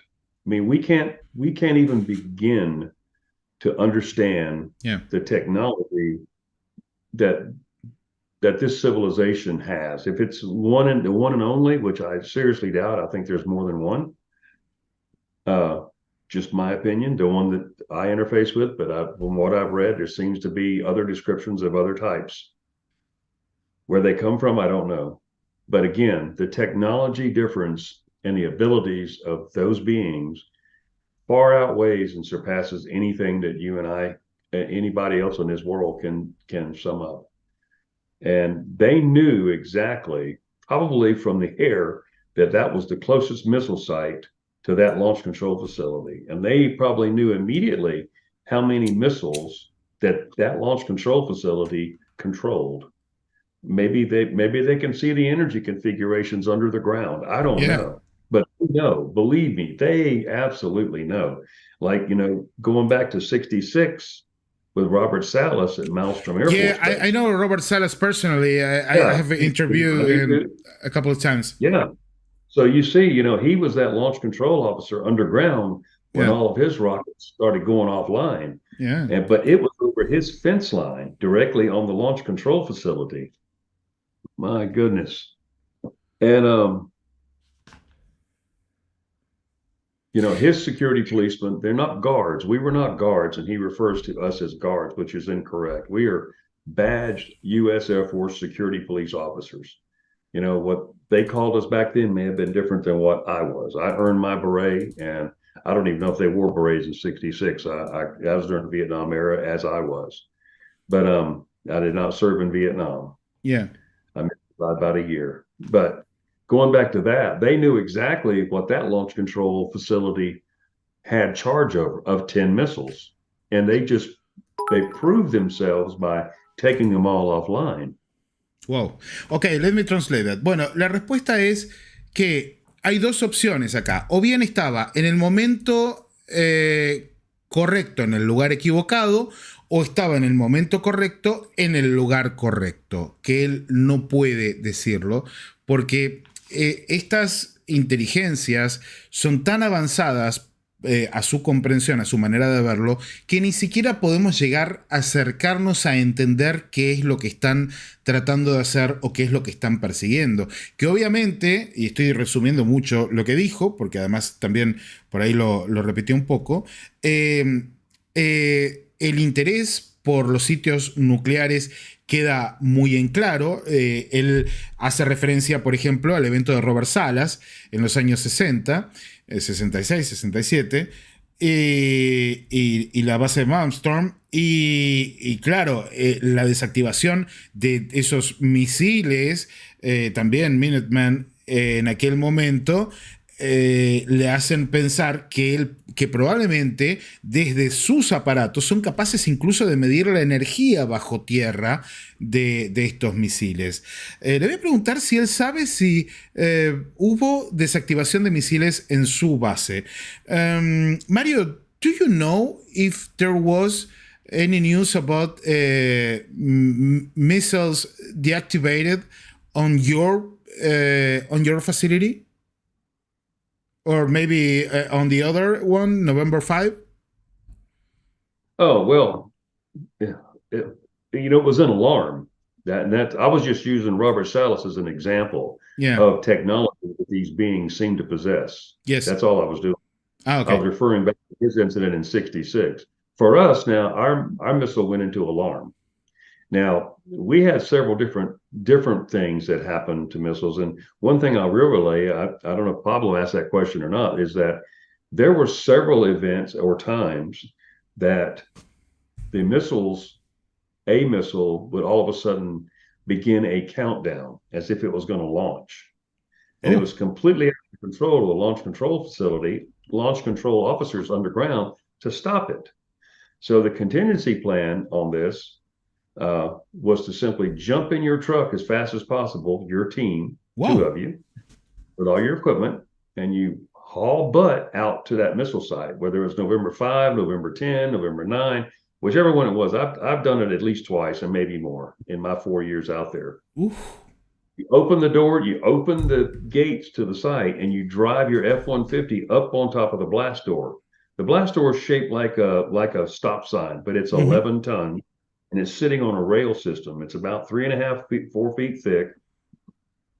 And it's designed, these are solid fuel rockets. So it's designed to where if it's launched immediately, a conventional explosion blows that whole door off. It hits a trip system it's on like a railroad track of about 10 feet, has a big steel plate at the back of it, and it trips that door to trip open like this. And it blows it out over the fence, hopefully, like a quarter mile. It's really something. And then that rocket is solid fuel, so it's gone like a bullet out of a gun. You know, liquid fuel rockets are different than these guys. So these are Minuteman II, 1.2 megaton bombs, nuclear weapons. Whoa. Yeah. So anyway, we were told to drive our vehicle on top of the blast door, put it in neutral so we could roll, grab our bags and get off the site by a mile and set up an entry control point, an ECP.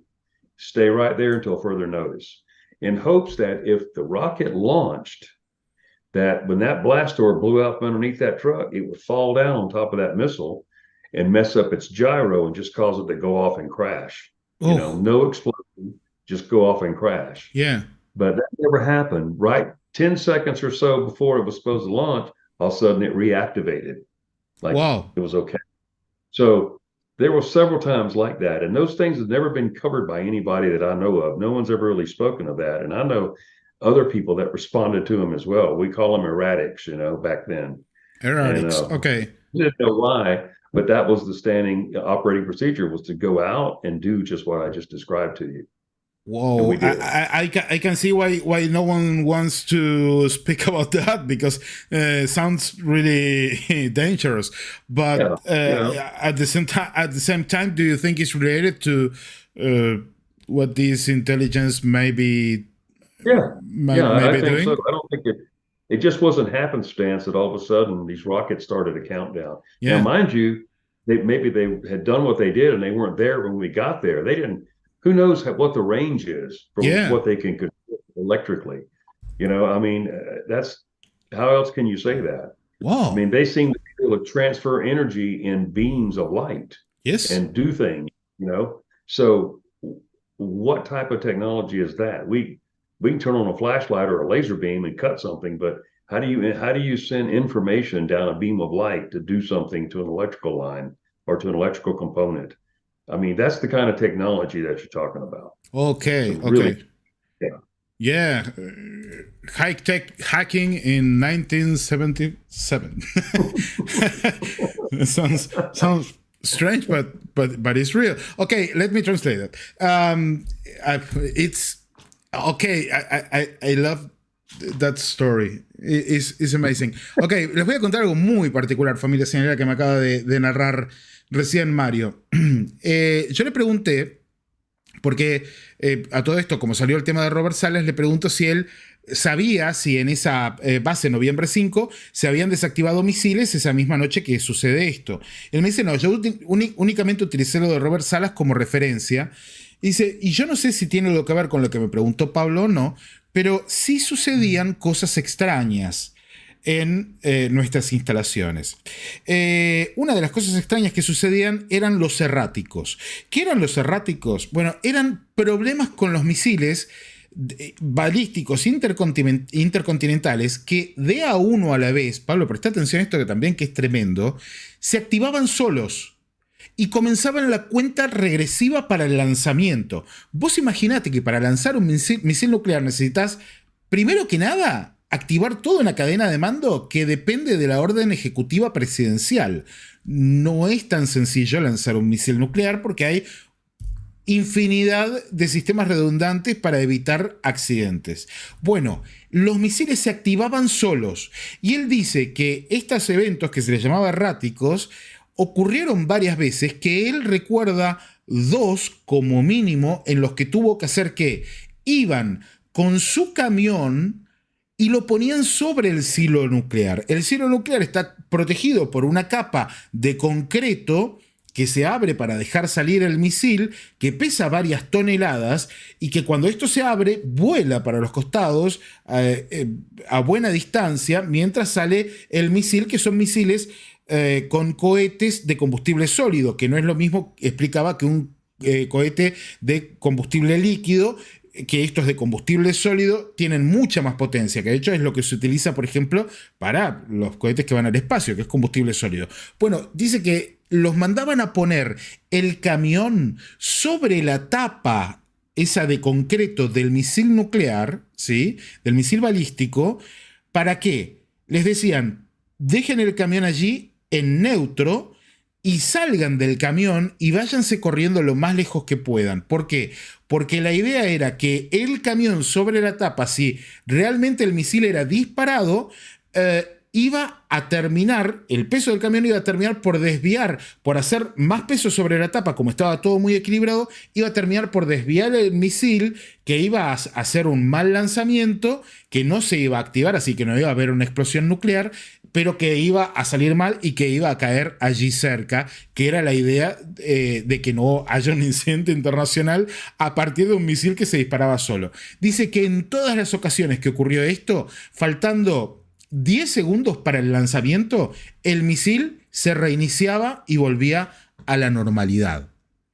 Atención con esto, se reiniciaba y volvía a la normalidad. Entonces le pregunto, ¿vos pensás que esto está relacionado con el evento que vos viviste? Y me dice, sí, definitivamente sí, porque uno no sabe a qué distancia pueden operar. Hemos visto que trabajan con rayos de luz que pueden activar y desactivar cosas. Hay coches que se quedan sin electricidad, casas que se quedan sin electricidad y luego vuelve cuando estos aparatos ya no están.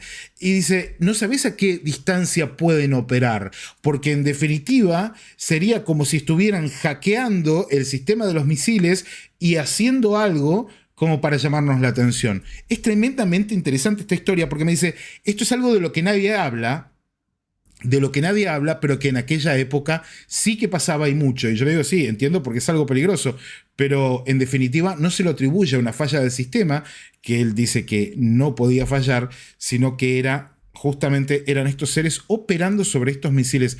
Esto es muy interesante, Pablo.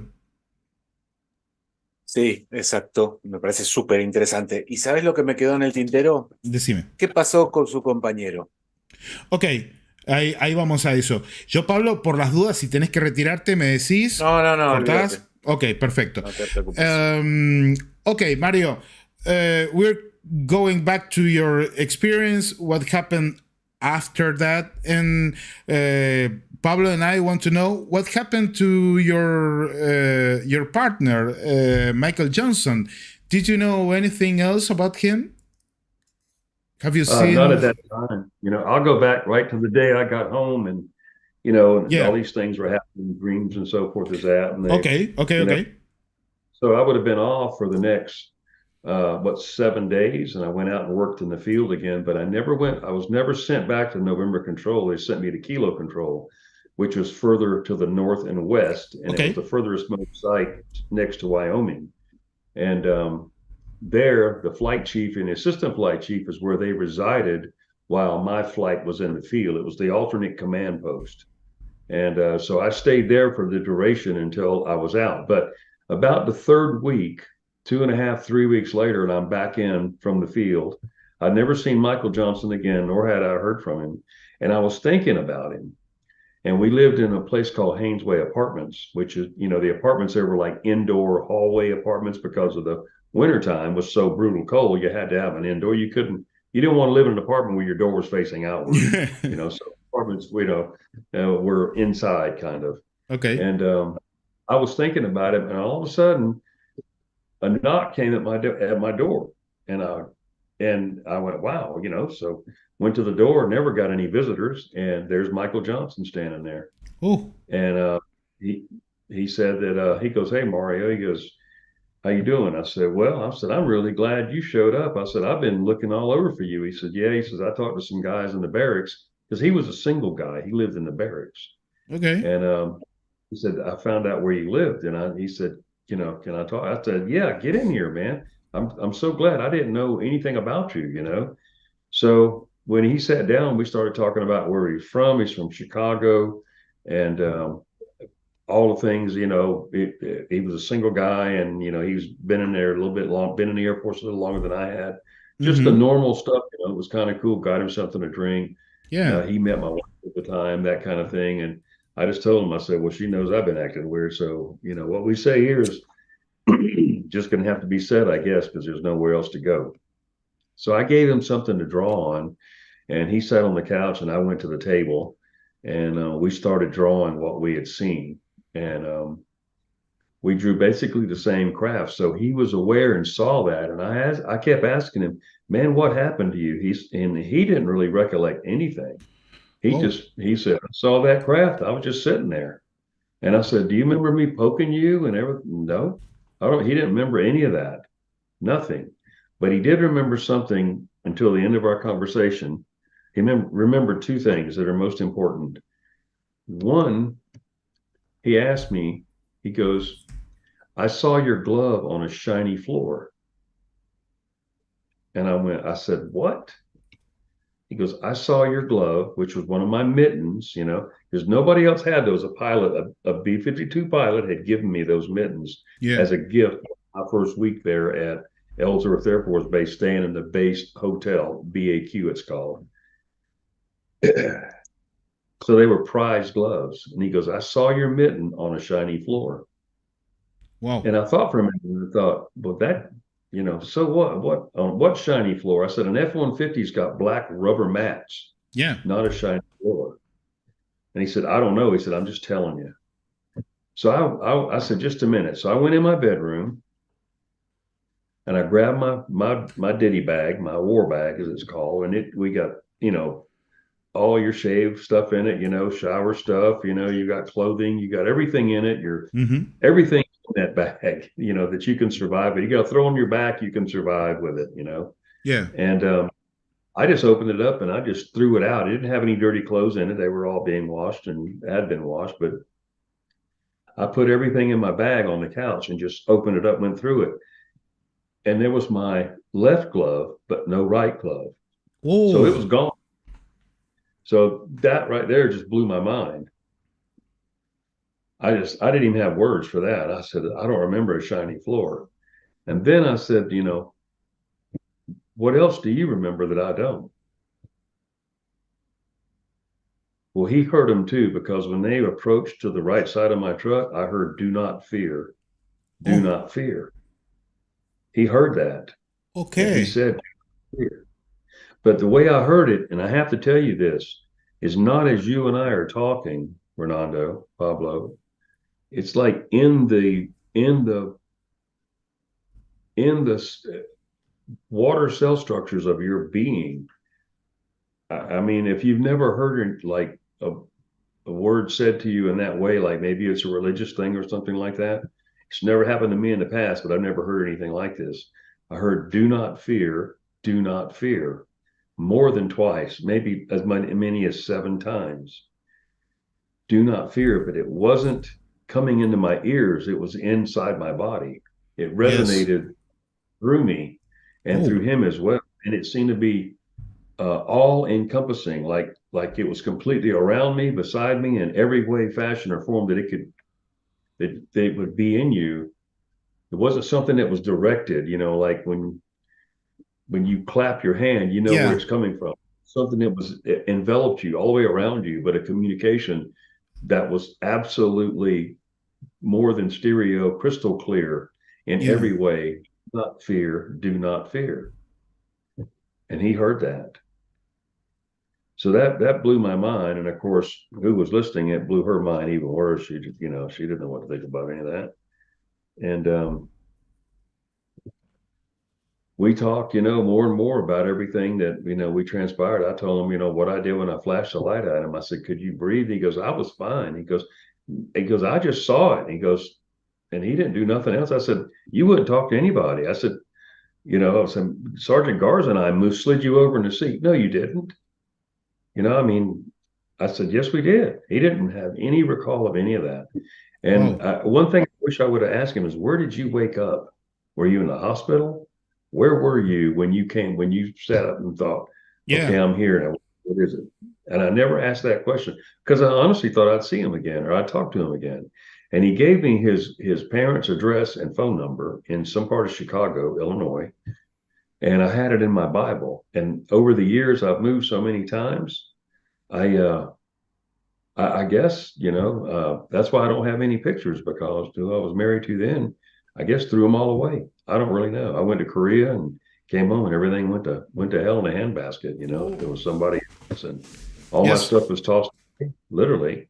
And I that was the end of that. So what I have is, frugal, but it means something to me, and I feel I've got the best parts, Yeah. left. But Yeah. it's kind of a shame because I had a lot of military pictures, basic training and all that kind of stuff, and that I don't have. I'm so But sorry about that. well, no, that's the human story, isn't it? Yeah. That's the It way it is goes. what it is.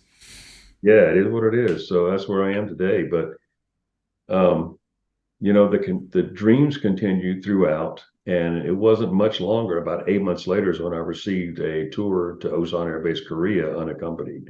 It was as if I never saw Michael Johnson again, and they Okay. evidently moved somewhere else.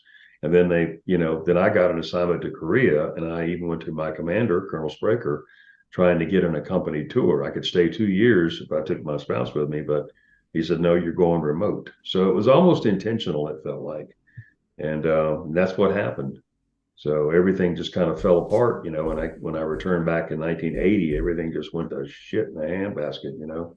Ujú. And my mother passed away not long after that, and everything else that happened. But anyway, it never left me, and I went to work for the United States Department of Energy in 1983, and as a security inspector, and worked with all of Will you please let me Yeah. translate what Sure. happened with Michael? Because people here is wanting to know everything about that. Ok, él lo que nos está contando aquí es que los sueños continuaron, lo mandaron, él volvió después de 7 días al trabajo, familia señalera, y tras estos 7 días de descanso, él, en vez de ir a las bases donde él estaba trabajando, lo mandan a Kilo Control, que era otro lugar que estaba más cerca de Wyoming, dentro del mismo complejo, pero más cerca de Wyoming. Él ya no vuelve a trabajar a November Control, va a Kilo Control. A partir de allí, pasan 3 semanas en que él se readapta al trabajo, sigue haciendo sus cosas, y estaba en su departamento y de pronto escucha que le golpean la puerta, y cuando abre la puerta es Michael Johnson. Michael Johnson dice que era un tipo soltero, así que vivía en las barracas, y él había estado preguntando por Johnson, y dice que bueno, que sí, en las barracas le dijeron que estaba preguntando por él, así que había decidido ir a verlo. Y claro, se ponen a hablar, ¿no? Se ponen a hablar, comienzan a tener realmente una primera charla de dos tipos que podrían tener en un bar. Bueno, ¿de dónde sos? Se le dice que es de Chicago, Illinois, que es de esa zona. Le empieza a contar que es soltero, que esto, que lo otro, que aquella, porque claro, recordemos que ellos se habían conocido esa misma noche y habían compartido muy poco, prácticamente nada. Dice que, bueno, Johnson era un tipo muy amable, muy simpático, que le cae bien, un tipo que parecía centrado. Entonces le pregunta, ¿qué recordás de esa noche? Entonces le dice que sí, que él recuerda haber visto ese objeto, recuerda haber visto esa esfera gigante. Entonces él le dice, bueno, pero yo te hablaba y no respondías. Y le dice, no, yo estaba viendo eso. De todos modos, no tiene mucho recuerdo de lo que sucedía. Pero sí hay dos cosas que recuerda Johnson que él no recuerda. Lo primero que le dice es, vi tu guante en un piso brillante, o vi tu guante sobre un piso brillante.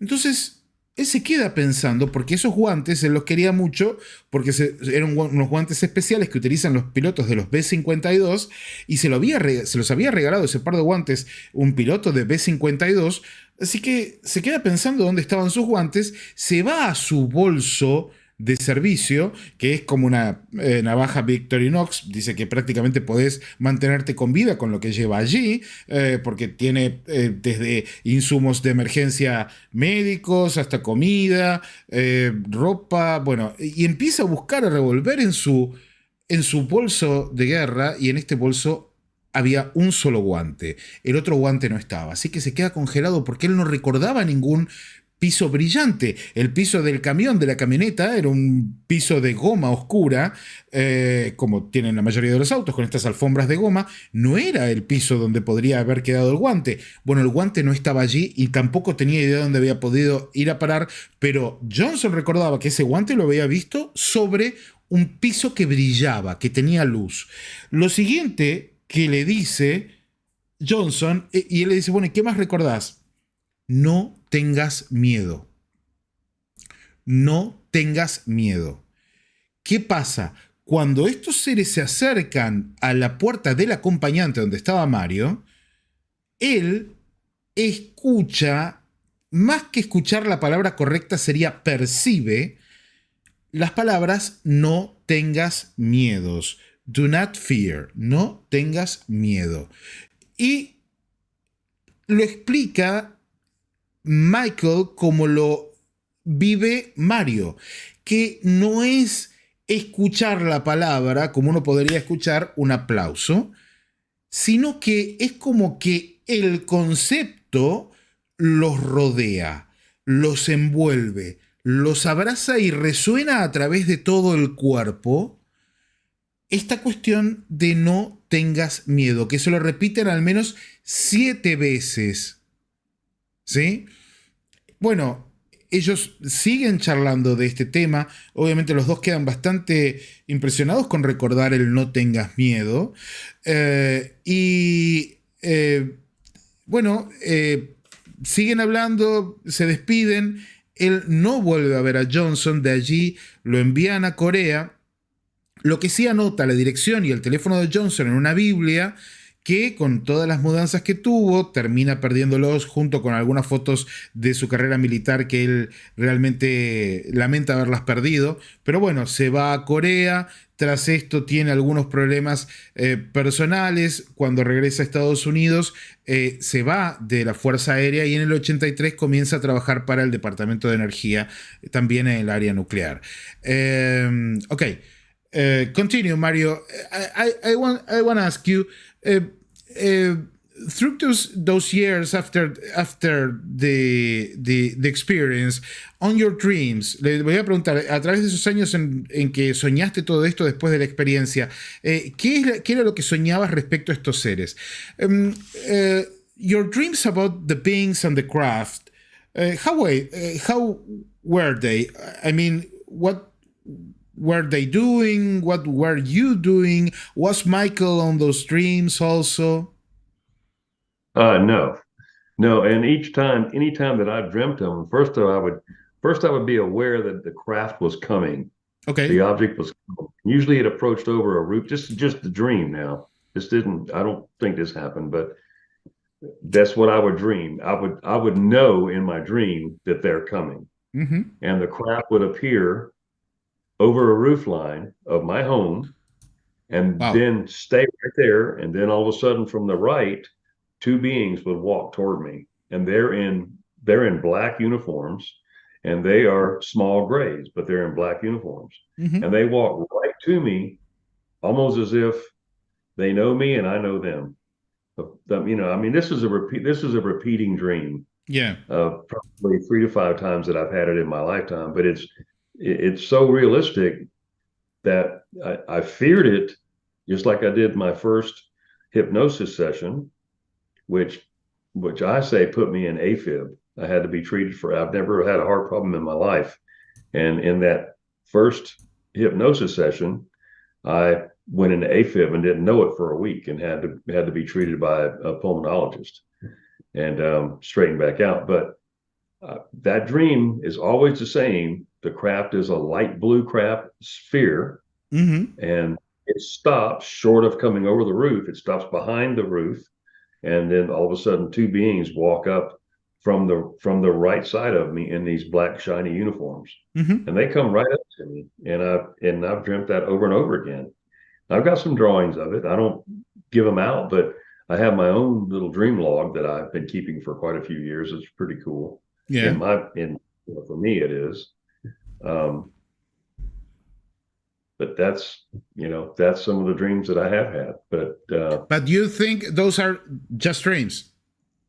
That's the way it relates to me. I believe. I believe that it's just dreams.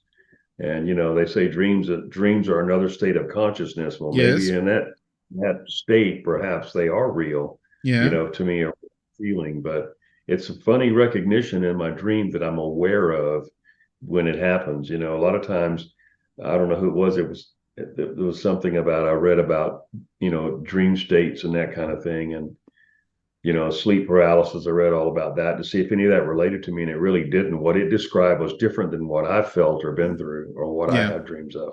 So it might be for someone else, but it's not for me. Okay. Yeah. Sleeping paralysis is completely different mm-hmm. game, absolutely. Let me translate that. Okay, le pregunté respecto a los sueños, le pregunto si esos sueños estaban relacionados con estos seres y si aparecía, por ejemplo, Johnson en estos sueños. Me dice que no aparecía. Para hacerlo corto, él lo que describe es que él veía como una esfera de un color celeste muy brillante, llegaba hasta su casa, él sabía que estaban llegando en ese sueño, se acomodaba justo allí sobre el techo de su casa y luego desde la derecha aparecían dos pequeños grises clásicos con un uniforme negro que se le acercaban. Y bueno, yo le pregunto si él piensa que esto son sueños o si era algo más. Y él dice que no, que para él son técnicamente sueños, que es probablemente él mismo tratando de darle sentido a lo que sucedió, pero que de todos modos él ha leído mucho sobre el tema de los sueños, que lleva un diario de sueños, que para él personalmente es algo muy lindo. De hecho es algo que recomiendo, es muy, muy saludable. Y dice que de todos modos, si estas inteligencias existen en otro estado de conciencia, de realidad, ¿quién dice que no puede hacer algún tipo de comunicación con estas conciencias o inteligencias a través del mundo de los sueños, del mundo onírico? Que es algo muy interesante también, que lo hemos hablado mucho aquí en el programa. Ok, Mario, I'm all ears. Tell me what's next. Yeah, I want to address Linda Moulton Howe real quick. Okay. While I'm thinking about it, to go back, during that period of time in the early 70s, she was researching cattle mutilations, and she's worked for this TV channel in Denver, Colorado, but it was always on the news. And she did a special back then that I watched because my partner and I, when we were at Kilo Control, we witnessed or saw 2 cattle that had been mutilated and on a rancher's farm in the corner of a corral area. And we didn't witness it happening, but we were coming by from a missile site at launch facility check one day, and saw these people gathered out there. And there was like a marshal and a state trooper, and there were local law enforcement people out there standing there looking at them. And so we got out, and and what we have here, and we walked up just like any other law enforcement officer would, and that's what was going on. I said, well, there's no blood, the eyes are gone, or this is gone. It's all cut around the mouth. I mean, really, it was some really strange stuff that I'd never seen before, and I'd only heard about them. But that was happening not only to cattle, but my veterinarian in Rapid City said buffalo and horses and other creatures also. I've seen ranch animals, that was happening too. So it wasn't just cows, but anyway, he said the strangest thing he'd ever seen, because he could never imitate or do or copy any of those types of incisions. And for what reason to remove those parts? And where is the blood? How do you handle a 1,500-pound better animal in a field with your hands? Yeah. And do what you do, and there's no blood, and there's no blood in the animal. How is that accomplished? Yes, there is no way. No one can drain so much blood and made it disappear. Yeah, I mean, and that was 2 animals that day. So it was really strange. It perplexed me. But the reason I brought her up is that in 2014 or 2015, I never could discuss what we're discussing right now until the time I left in 1996, the U.S. Department of Energy. And if you remember, computers were just coming out in the early 90s. Computers were just available. Yeah. I had a Pentium. I had a Gateway Pentium 66 megahertz computer. Yeah, so let's go back a little bit. I remember when Radio Shack sold a computer, it was $3,800, but there were no other. I mean, that's people were going in there and financing those things, for $6,000. These daggone things. But anyway, I bought mine from Gateway, and I paid like $3,000 for mine. Big old tall tower, I mean, you have to wind up the router, ding, ding, ding, ding, ding, when you go off. So immediately I started trying to find Linda Moulton Howe, because I wanted to tell her, my incident that I never could tell her before. And mind you, back then, not only was she in the missile field of all 5 bases looking for cattle mutilations, or anywhere they'd be reported, she'd go to and report on it. Oh, so she was looking for cattle mutilation around the bases, but she didn't know anything about the UFO and your experience. She did not know anything.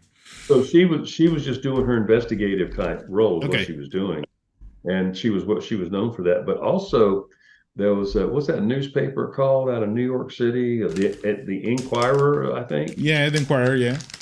Well, they had heard some of these things about UFOs, so they had people out in the missile fields trying to interview guys like me, or guys that had incidents or anywhere about it. So immediately we were told, that day, that could never be discussed or divulged in any way. And I was placed in the alternate command post, so I was kind of hushed down. I don't know what happened to Michael Johnson or where he went. Yeah. Long story to the end of that was the fact that I didn't make contact with her until after the United States Department of Energy. And during that time, with a Q clearance, you initially go through a Q clearance to be hired at one of these national laboratories. Like I was at Neutron Devices in Largo, Florida. Then I was at the Y12 plant in Oak Ridge, Tennessee. I've been to Oak Ridge National Laboratory, the K-25 facility, Los Alamos, Sandia National Labs. I've been to quite a few of them. There's 13 bomb building facilities in the country. And not all of them are active anymore, but that's how many there were. And so saw a lot of cool stuff. But so anyway, when I left there laid off in '96 and moved here, I immediately tried to get in touch with Linda Moulton House. She's really the only one I knew, in this type of field of UFOs and that kind of thing. Yeah. So it wasn't until 2014 that I sent her an email, and I'd seen her on Ancient Aliens or one of those during that time. And Lou Elizondo was just coming out in the next year or two, with what's going on at ATIP. And he's a friend. I know Lou really well. And there's some few others that are in there too. Terry Lovelace and Dr. Bob Jacobs, Robert Hastings. They're all really good friends of mine. Okay. And Jeff Goodrich. But anyway, I sent her an email, and she had somebody working for her, which was really strange, at her home in New Mexico, in Albuquerque. And she had a family issue, and she went to New York City to visit her daughter, she told me. So it was one day in like 2016, 2017, I think. And all of a sudden I get this phone call from this lady, and immediately I knew it was her on the phone. Because my number's listed. I don't, my email and my number, I don't care. I put them out there. She called me and she goes, "Is Mario Woods?" And I said, "Yes, ma'am, it is." I said, "Hey, Linda, how are you doing?" Said, "I've been trying to find you for a long time." So she told me the story of this guy that worked for her. She had to go to New York. I sent the email. I'd gone through, who was the guy? Richard Dolan. He gave me Richard Dolan. Yeah. Yeah, he gave me your information. And I guess her or him, and then Nick Pope or something looked at my incident or something like that. Anyway, she ended up with it, but this guy had printed it off, put it in a file cabinet, and then he left her employment sometime just shortly after. Well, she didn't even touch that file cabinet, and he never told her. So for years, my whole incident, typed up, sent by email, was sitting in her cabinet drawer, and then this one day discovers it and calls me, and freaked her out, because we did a 2-part series podcast with her, a year and a half ago or something like that. And she was it was just so funny talking to her, because she's got some wild experiences, places that she's been with Ancient Aliens and stuff. I'd love to do some of their stuff with them. But anyway, we discussed that. I just thought that was kind of cool that, 2014 she gets it, in 2018, 2019 she calls me out of the blue, and she had just discovered the file cabinet. Didn't even know she had it. So wow. Incident and what we couldn't talk about, and back then, I knew that she was out there in '77. It was really funny. But okay, let me translate that. Here people is asking me to translate. Ok, familia señalera, les traduzco esto. Bueno, después cuando él comienza a trabajar para el Departamento de Energía, él logra tener una autorización del tipo Q que le permite acceder a lugares muy interesantes, unos 13 lugares donde se trabajaba con energía nuclear en los Estados Unidos en aquellos tiempos. Y bueno, conoce muchos lugares interesantes, pero siempre se había quedado con la idea de contactar a Linda Moulton Howe, que él la conocía por que ella estaba cerca de toda esta zona, por ejemplo, de la Kilo Base y de las bases November, investigando mutilaciones de ganado. Por aquella época ella investigaba mutilaciones de ganado. Y él aclara que, bueno, no eran únicamente mutilaciones de ganado, que le han hablado veterinarios, que le han hablado de mutilaciones de caballos, de búfalos, algo que yo, por ejemplo, no sabía. Y que bueno, que es muy interesante. Él incluso dice que en su trabajo en la base Kilo, que es donde él ya termina su carrera con la Fuerza Aérea, encontraron una vez 2 vacas mutiladas, que él no entiende cómo alguien puede drenar toda la sangre de un animal tan grande, con tanta sangre, obviamente, y hacerla desaparecer en el medio del campo, además de las incisiones, los cortes tan extraños, la falta de cortes de órganos específicos, ya saben, ¿no? Con estos cortes tan pulcros, tan definidos. Y él sabía que Linda Moulton Howe estaba investigando esto y estaba en la zona alrededor de las bases misilísticas investigando mutilaciones de ganado y no sabía de las experiencias de la gente que trabajaba ahí adentro.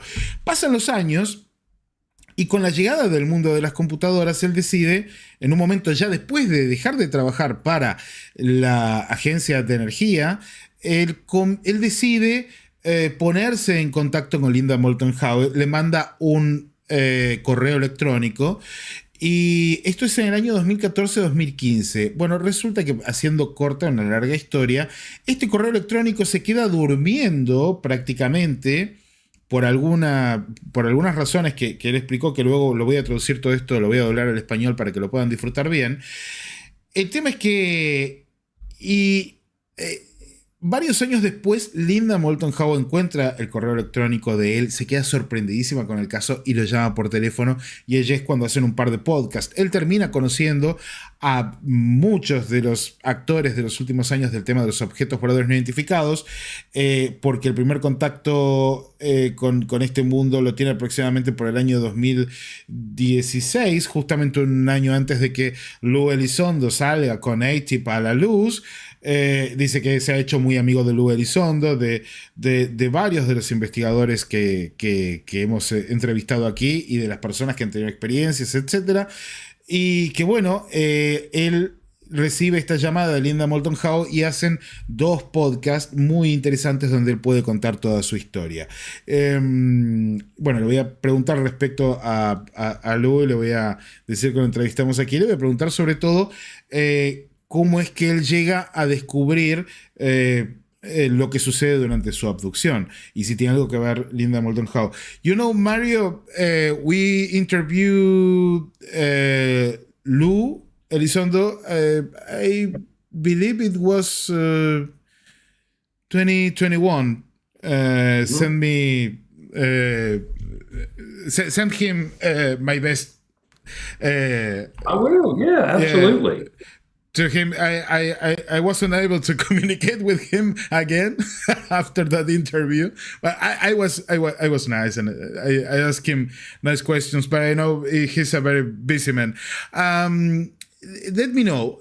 So you met Linda Moulton Howe. Is that the beginning of the process of recovering your memories about what happened in 1977? Not really. She was like the 3rd or 4th person. Now, I had, as soon as I obtained my computer and I no longer had a Q clearance by the United States government, then I was free to talk about this. Of course, you signed a paper to not disclose what happened there. Le digo, él firmó un papel para no hablar de este tema. Yeah. Only while being employed by the U.S. government. Oh, okay. And working in a first responder type role. So you were now able to speak about it. So when I left the U.S. Department of Energy in 1996 to move to Southeast Georgia from Tennessee, I had no other binder talking about it. But sometimes just speaking about something like that out of the blue, causes problems. So yes, the way I approached that is I typed off and I sent letters to MUFON, and I told MUFON investigators what I had experienced in triplicates. Okay. I just send it. I had it saved, and I just send it wherever I could send it. And they acknowledged that they received my report, and no investigator ever spoke with me or anything like that. So I really didn't feel its importance at the time, but I knew there was something more than others had spoken about, and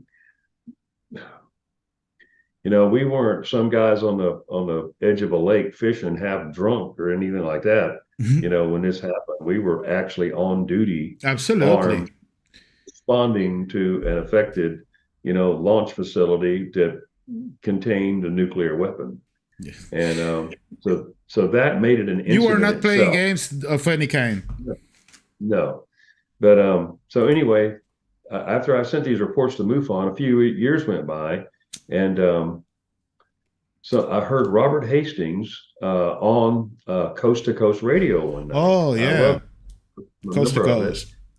And I read something about him real quick. Like, you know, as frugal as the internet was at the time, I pulled up some stuff, and he'd had a book and he had a movie out, you know, and just some really good stuff. And he's a real solid individual, just super detail oriented, you know. Mm-hmm. I don't do anything in this area of UFO reporting, or wherever if I go to a network or I go on anything like that, usually even podcasts, I usually ask him, you know, what do you think about this person? Because his opinion matters to me.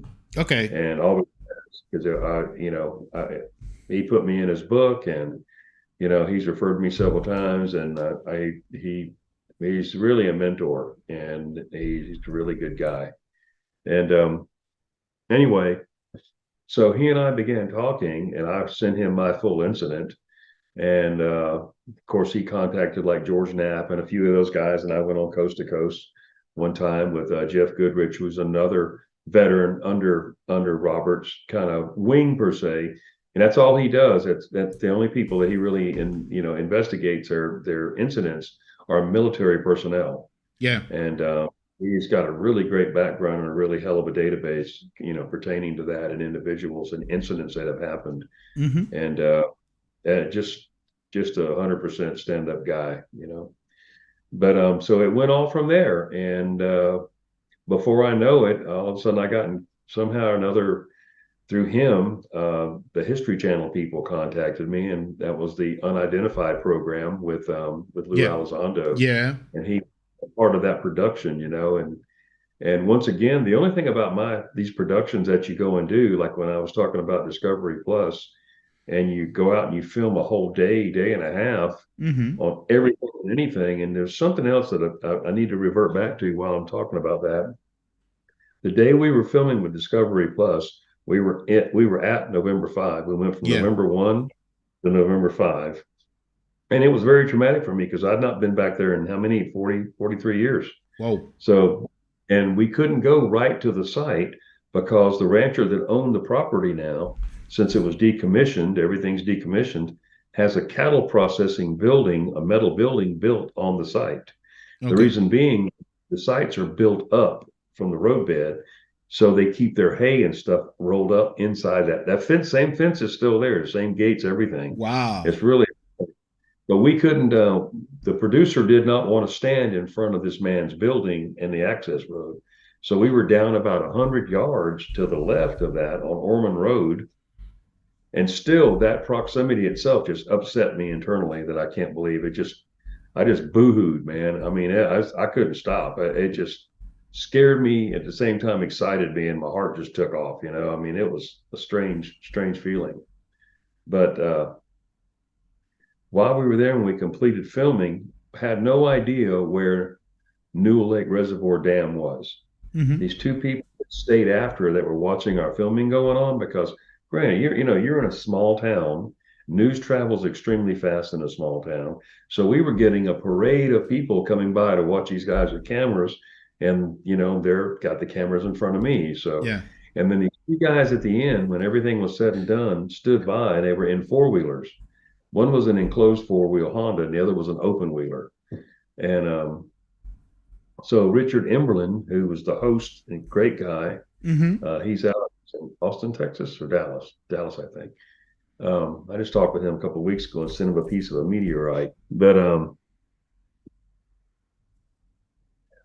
these two fellows that stayed behind, one of them identified himself, and he just literally came up to us on his four-wheeler, and he goes, "Hey, did this happen to you out here on this site?" And I said, "Yes, sir, it did." He said, "Well," he said, "I was a police officer in Sturgis, South Dakota, which is 29 miles south down Highway 79 and on the interstate." he said, and we got called to come look for you guys. And I was standing there. I was like in disbelief. Whoa. I said, what? Yeah. He goes, yeah, we sent 2 patrols came up Highway 79 to this site looking for you guys, and y'all were nowhere to be found. And I thought, well, you know, we had 3 security alert teams looking for us. Now we've got 2 state guys, police officers that were dispatched by Wing Security Control. They contacted the local law enforcement to come look for us. I never knew that. I was never told that. I had no idea. The other guy in the other enclosed Honda, and when he came up and introduced himself, his father was a state trooper in that region, in that area. And it was 2 o'clock in the morning when his dad received a phone call in the house in South Dakota on a prairie. Oof. The phone rang throughout the house. Now, this guy's bedroom was right off the backside of the kitchen in his home, he said. So he hears dad come in the kitchen, pick the phone up at 2 o'clock in the morning. It was on the wall. And he starts having this conversation with whoever's on the other end. He says, he goes, well, if I got to go look, he said, they're better equipped than I am, meaning we were better weaponized than he was. Why do you want me to go look for him? Okay. Yeah. Yeah. He left the house a little after 2 that morning looking for us. And he said that later on, his dad came back and said he saw something in the atmosphere. He don't know what it was, but he never did find us. So that was, you know, 2 state boys and a state trooper, you know. That was, you know, another 5 people looking for us besides the 6 that found me. So that was 11 people. We were never told that. And further, that's when I said, well, I don't know where the dam was or what the wall was that was behind me. He says, that's Newell Lake Reservoir. He said, it's that way about 9 miles. He said, go down this road and take a left back on Highway 79 and go straight up about 7.5, 8 miles, and it'll be off the road about 3 or 4 miles on your right. Well, the production manager, he had let the camera guys go home. And Rich Emberlin kind of stood fast and said, hey, we're going to take him there. Yeah. Because the production, he had something going on. He wanted just to go back to Rapid City, 55 miles out, gone. And Richard said, no, we're going to go to Newell Lake Reservoir Dam. And that's where we went. And all he had was an iPhone 12 at the time. And that's what he filmed me by. But I went right back to the same place that we were found that day. And I've got a granite rock that I picked up that I brought home with me. An igneous rock, you know, I mean, that's what's there, you know. I better not move it, it'll throw all my books down. But yeah, it was quite an experience. Yes. And after that filming, what I'm trying to get to, after all that filming, they showed 8 minutes of me standing on the side of a road crying. And I thought, well, what a waste of time that was. Although I got to see everything and it really helped me out a great deal, they always seem to go back to the launch control officers, because directly after my interview I introduced Dave Shinley, who was another launch control officer, and he was underground at Minot Air Force Base in North Dakota. And the same thing that happened to Robert Salas pretty much happened to him.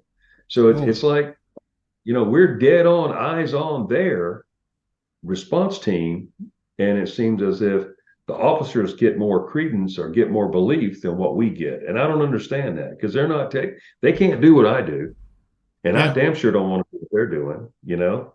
And that just always has bothered me. Why is that? So pilots get more because they have so many more sensors, you know. I understand that, you know, but this direct contact, pretty much sitting there staring at it with no other where to go at 1,500 miles an hour, you're at zero on the ground looking directly at this thing, feeling its effects, feeling what you're not breathing or you are breathing or sucking air out of something, I don't know. And then to have what walked up on the east side of that, or of the outside of my vehicle, it was just overwhelming.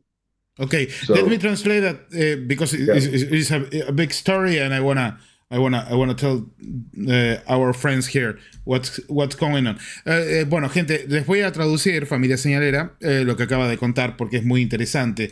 Bueno, nos tenemos que mover a la pregunta que le he hecho respecto a cómo es que llega a la regresión para recordar lo que sucedió esa noche.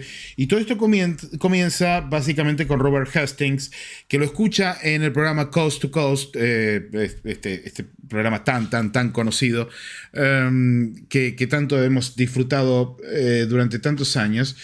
Y bueno, él comienza a enviar correos también a MUFON contando lo que le ha sucedido, comienza a hablar con Robert Hastings, de hecho establece una relación de mentor con Hastings. Hastings es un investigador ufológico muy interesante que quiero invitar hace rato a la señal, porque él hace todo un trabajo sobre la relación de los objetos voladores no identificados con las armas nucleares.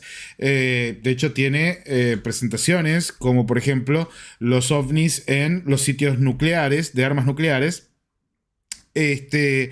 y tiene todo un trabajo, todo un background muy importante de contactos con militares que han dado sus declaraciones para sus libros respecto a estos temas. Así que dice que es prácticamente un mentor y que no va a ninguna producción y no va a ningún programa ni ningún podcast sin que antes Hastings le diga si estas personas con las que va a hablar son serias o no. Así que supongo que hemos pasado por ese filtro y lo superamos por suerte.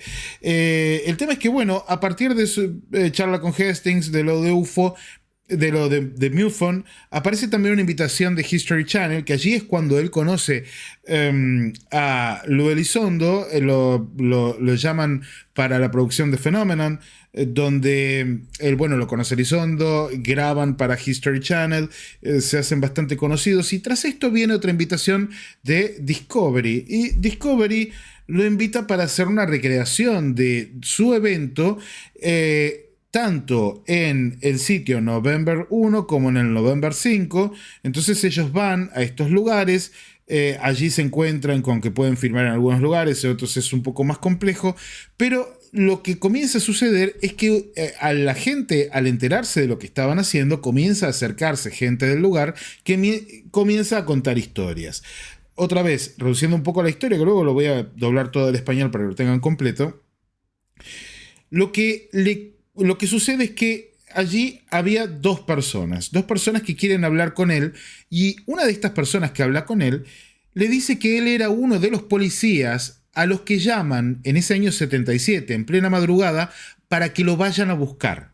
O sea, no solamente estaban los 3 equipos de la Fuerza Aérea buscándolos a Mario y a Michael Johnson, sino que también había 2 patrullas estatales buscándolos porque estaban perdidos. A ellos les dan la voz de alarma, y este policía lo que dice: yo salí a buscarte esa madrugada y no te pude encontrar. El otro hombre era un poco más joven, era el hijo de un trooper, que son diferentes tipos de policías, de un trooper también del estado de Dakota del Sur, que le dice: yo lo escuché a mi papá, que se levantó en plena madrugada, que fue hasta el teléfono y que respondió y que les decía a su interlocutor que sí, que él podía llegar a salir a buscarlos a ellos por Mario y por Michael, pero que estaba mucho menos equipado que cualquiera de ellos. Claro, ellos tenían equipo militar, estaban en un camión militar los desaparecidos. Y dice que, bueno, que igual, un poco a regañadientes, eso de las 2:10, 2:30 de la mañana, se pone su uniforme y sale a buscarlos en plena madrugada, y tampoco los puede encontrar. Lo que sí dice este hombre, este trooper, es que ve en la atmósfera algo que no puede explicar, pero que no tiene más detalles. Entre todo esto, toda esta charla donde él comienza a tener más confirmaciones de terceros de lo que había sucedido esa noche y de cómo se habían dado los acontecimientos, le dicen estos 2 hombres que por qué no va al lugar donde los encontraron. Y él dice que no recordaba el lugar, porque no entendía dónde estaba cuando lo encontraron, cuando él apareció otra vez. Y le dicen: mira, es por acá, tenés que ir, es aproximadamente tantas millas, tenés que ir para acá, después doblás, vas para allá y encuentran el lugar. Dice que llegan con Richard Delling al lugar, donde estas patrullas que habían tomado la autopista 79 para buscarlos, dicen que luego fueron encontrados, y dice que él vio la grabación en bruto del documental y que hay un video de 8 minutos en los que él está llorando ahí al lado de ese lugar porque fue muy fuerte para él encontrar el lugar donde todo esto había sucedido después de tantos años, revivirlo. Qué bueno que a partir de eso él ya empieza a tener un panorama más completo de lo que había sucedido esa noche. Insisto, no solamente la Fuerza Aérea, sino que también el trooper estatal, los policías estatales, todos salen a buscarlos, no los pueden encontrar y ellos aparecen mágicamente en un lugar por el que habían pasado. Entonces él se pregunta también algo sobre el final de toda esta historia, que ahora les estoy contando, que es ¿por qué a personas como él no se les da tanta credibilidad? Que él puede entender que a pilotos de la Fuerza Aérea o de la Marina se les pueda dar un poco más de credibilidad porque tienen muchos sensores a disposición para comprobar lo que vieron o lo que experimentaron, pero que él no entiende por qué no se les da mucha credibilidad, y esto creo que tiene que ver con la ARO, a las personas como él, que estando en servicio, que no estaban jugando, que no estaban con un grupo de amigos pescando borrachos, sino que estaban en servicio, que estaban allí en su trabajo, cuidando silos nucleares con una responsabilidad terrible. ¿Por qué no se les da la credibilidad que tienen que tener cuando tuvieron los efectos físicos, cuando ellos vivieron este ahogo, se desmayaron, tuvieron estos seres al lado de la camioneta, que es muy pero muy fuerte? Entonces mi pregunta que va a venir a continuación es si esta falta de credibilidad tiene que ver con su relación y con lo que pasó con la ARO de Kirkpatrick. Mario, when you speak about the lack of credibility on witnesses like you yourself, you speak about what happened with ARO and Kirkpatrick or something else. What happened with ARO? You went there and you speak with them. What did they tell you? Did they took your experience seriously? What do you think about that? Well, of course, prior to them communicating with me, they already had a written summary of my incident and whatever other reports that they gathered. I mean, they're an investigative arm also. So if they're talking to you, they already know what transpired and what's going on with you. So I'm sure they would be privy to be able to pull those records. I'm sure they would also be able to find Michael Johnson, which I invited them to do, and challenge that, the officer in which I spoke to. And I can't give out his name, but I can tell you that everything that we've discussed here tonight so far was discussed with him in chronological order. You know, the time that it happened, the times of the incident itself, from start to finish. So whatever he's reading from, whatever kind of report, whether it be that one that I wrote in 77 or not, including with the skin samples and everything else that I did, they already know that. So I guess they're just looking for confirmation from each individual, you know, how much of this do you still remember? Because I kind of felt once I did it, and I've got the letter right here. I took the bottom of it off. I needed it, but this is the letter that I received from ARO.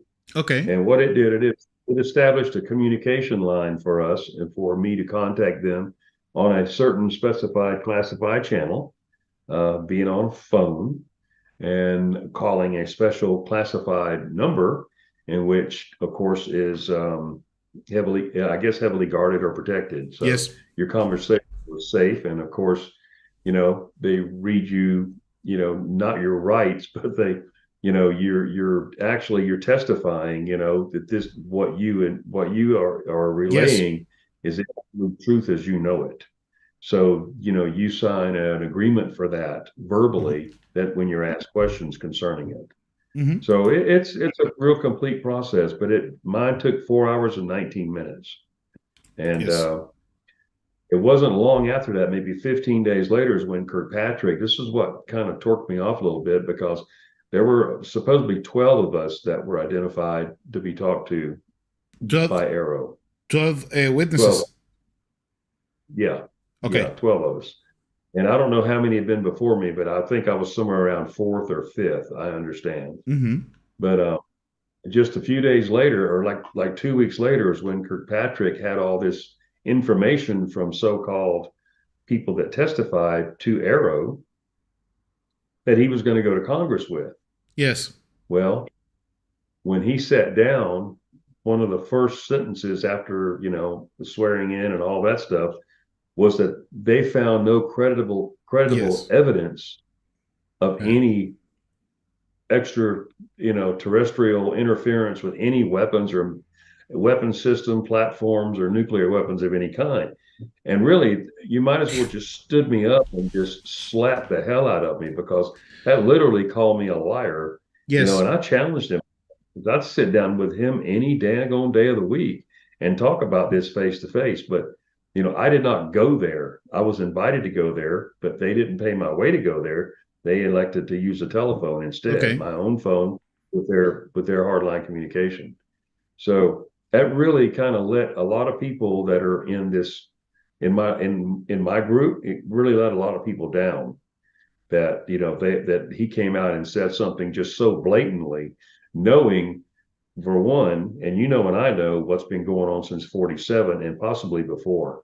Yeah. And this was long before David Grush came about or anything like that, which I can't wait to speak with him. But it just really bothered a lot of people that man sat there in front of Congress and said that. Immediately, everybody just clammed up, said, well, I won't do that anymore. So now they know my name and they know my entire incident, where maybe before it was spotty to them. I don't really know. They didn't connect the voice with the incident. So now they have all that. Yes. It's all recorded. I was trying to get a copy of it, but I never received anything. But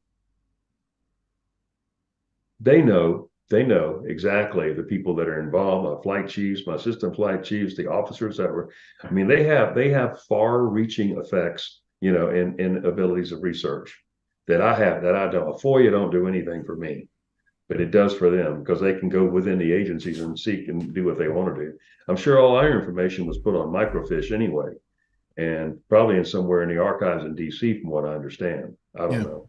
I've just been told that. So that dropped a lot of confidence in me to them as to what they were doing. And, when that man did that, it kind of really torqued me off a little bit. I said, well, I won't say nothing to anybody else, or they're not the people that I thought they were. But then there's been other contact that it may just go straight to Congress. And then that's the way that I would be called up, but just go straight to Congress. And, and I can't give out any more than that. But I've been told either the third or possibly fourth wave of people that go in there. So I'd be willing to do it. I don't mind. They pay transportation, get me there and everything. Yeah. I'll be happy to sit. Okay, let me translate that. Okay, entonces le pregunto si esto que estábamos discutiendo podía tener que ver con la AHORA, esta cuestión de la credibilidad. Y él me dice, sí, definitivamente. Entonces me explica toda la historia con la AHORA, ¿no?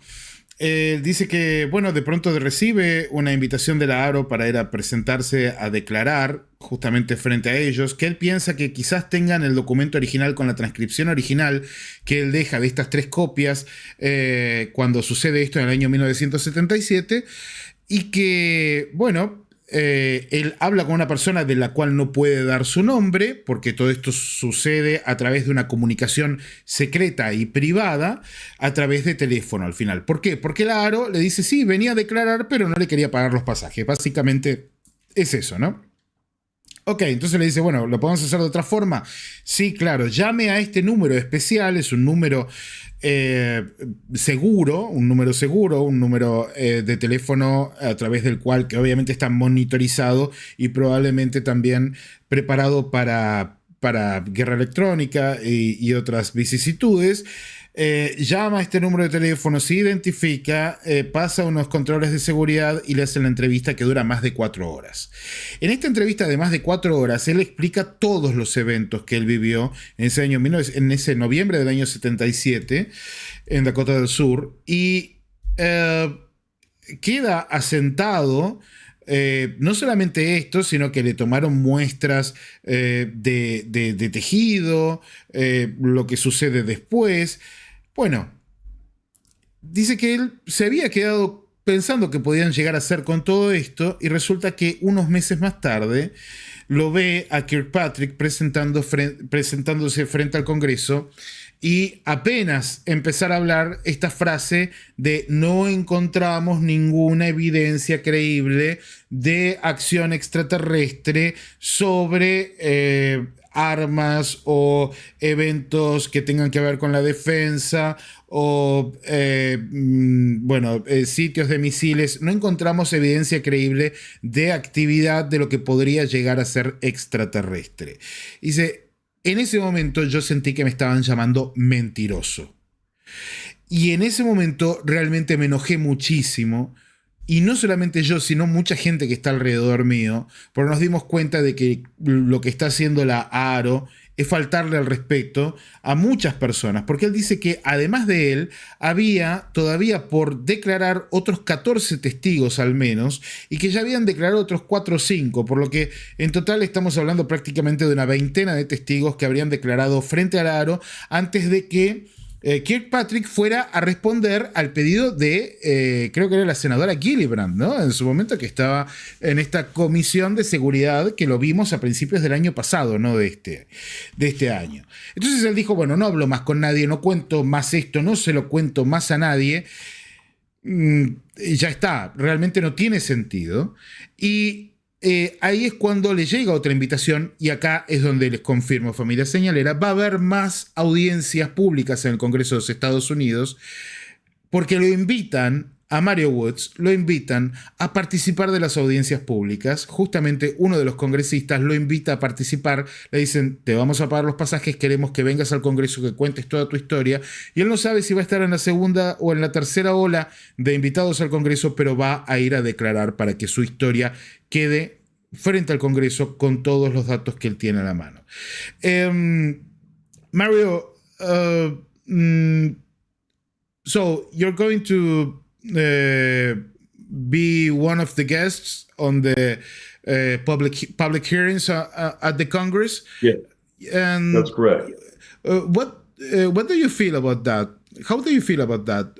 What do you think is going to happen?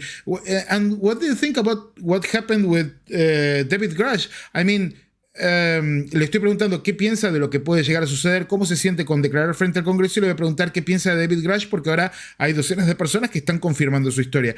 And what do you think about what happened with David Grush? Because now we know there are dozens of witnesses declaring in front of the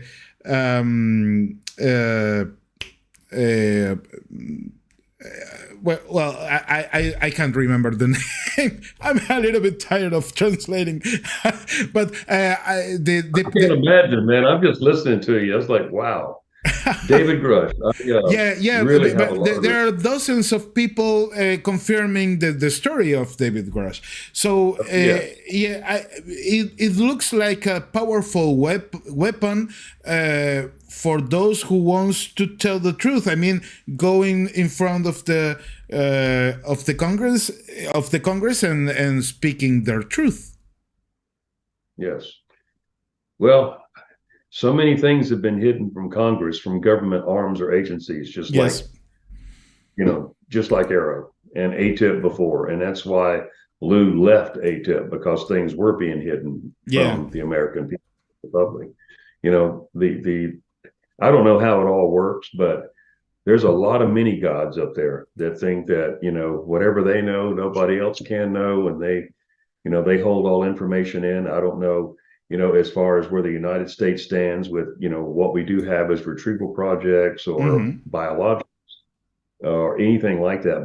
But I have been told that there, two of these were archaeological projects, archaeological that were discovered. And one of them is not in this country, and it's absolutely gargantuan. It's like, I'm going to say this, and you can say what you want, or people can say what they want, but there's one of these things that close to 2 miles in length that's buried. 2 miles. And 2 miles. Well, Yeah. Ross Coulthard was the Australian journalist was Yeah. talking I know a who he few is, weeks yeah. ago about an object so big they had to build something around it, something to cover up what's really in there. Can you tell us? Can you tell us where is that object, or maybe give us a clue? It's not in the United States. Okay. And it's somewhere in Southeast Asia. Okay. Okay. Yeah. But you know, there's so much that has been hidden from us. Now, you know, one thing I got to say is technology. You know, imagine, you know, where we were, say, 250 years ago. What kind of technology did we have? Musket balls, cannonballs, gunpowder, you know, yeah, wooden boats, you know, I mean, but we had the steam car, I believe, and I think Ford was creating or just starting to create the internal combustion motor. But look how far we've come in just this period of time, and think of the things that have come out. You know, that phone you have in front of you, that, you know, that light emitting diodes. Every single thing, all these nuances that, you know, and new inventions that come out. What president was it that was going to shut down the U.S. Patent Office because he said that, was it Theodore Roosevelt or was it one after Theodore Roosevelt, said that everything that could be invented was invented, so they didn't need a patent office anymore. And yeah, I read that somewhere, and wow. It just always stuck with me. And but just think of where we are in technology. We supposedly put people on the moon. We've got an International Space Station. The largest and most expensive endeavor mankind's ever undertaken is in that station up there, you know, that circles the Earth every 16 hours. I mean, it's really hauling, you know. They keep adding on. I'd love to go there. That's way cool. Yeah. But I just don't believe that we did this all on our own. I don't think, you know, just a few thousand years ago, look where we were then, climbing out, you know, coming out of caves and what we were doing. I just think there's a whole lot more to it. And, but do you have insights of what is kept?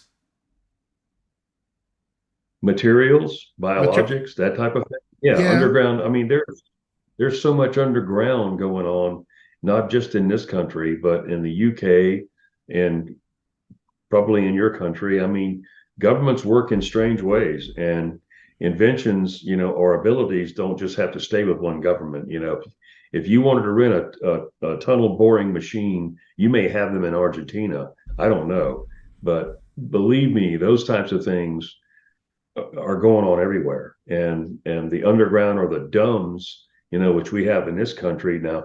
The only one I've ever been in, and I don't think you call it that, is Cheyenne Mountain. And that was just a short 2-day TDY thing. And I got to go in there, and, you know, in Colorado, and I was amazed by what was inside that mountain. Well, and I didn't get to access any of the lower levels or anything like that. But yeah, that was really a unique experience. So, you know, what if, or other places that underground, like in Chattanooga, Tennessee, there's the underground pump water storage facility run by the Tennessee Valley Authority. And that's all under a mountain, and you can go down there, and I mean, it's a free tour, and you wouldn't believe, you know, electrical production under a mountain, distributed out. You know? So mankind has created some really, really good stuff, and I don't think it was all us. I honestly don't. Okay. Let me translate that. Let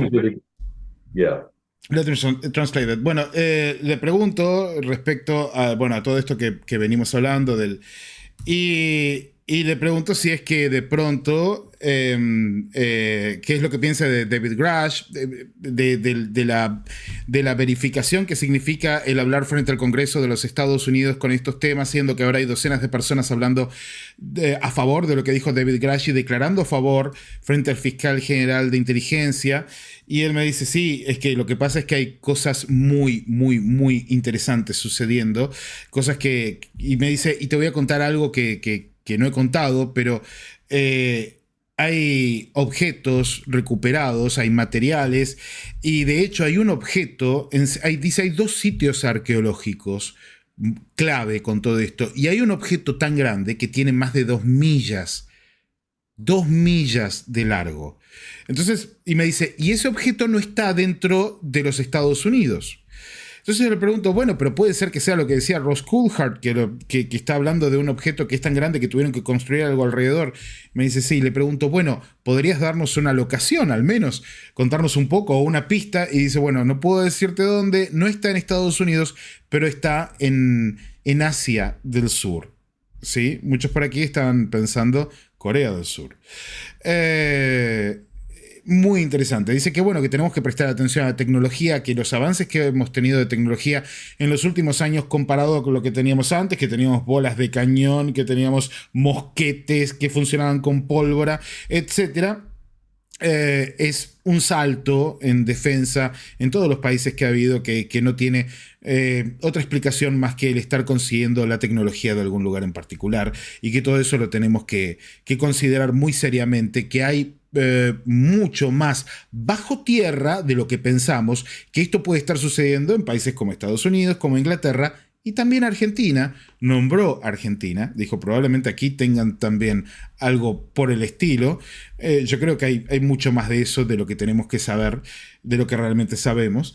Él dice que ha estado en muchas instalaciones bajo tierra o dentro de montañas durante su trabajo con esta autenticación Q de seguridad del Departamento de Energía. Me contaba de instalaciones completas dentro de montañas para la producción de energía con agua. Bueno, un montón de cosas que luego les voy a traducir al pie de la letra en la versión que van a tener doblada al español de toda esta entrevista. Pero me parece muy interesante. Pablo, ¿vos querés preguntarle algo más sobre este tema y ya pasamos a la recuperación de la abducción?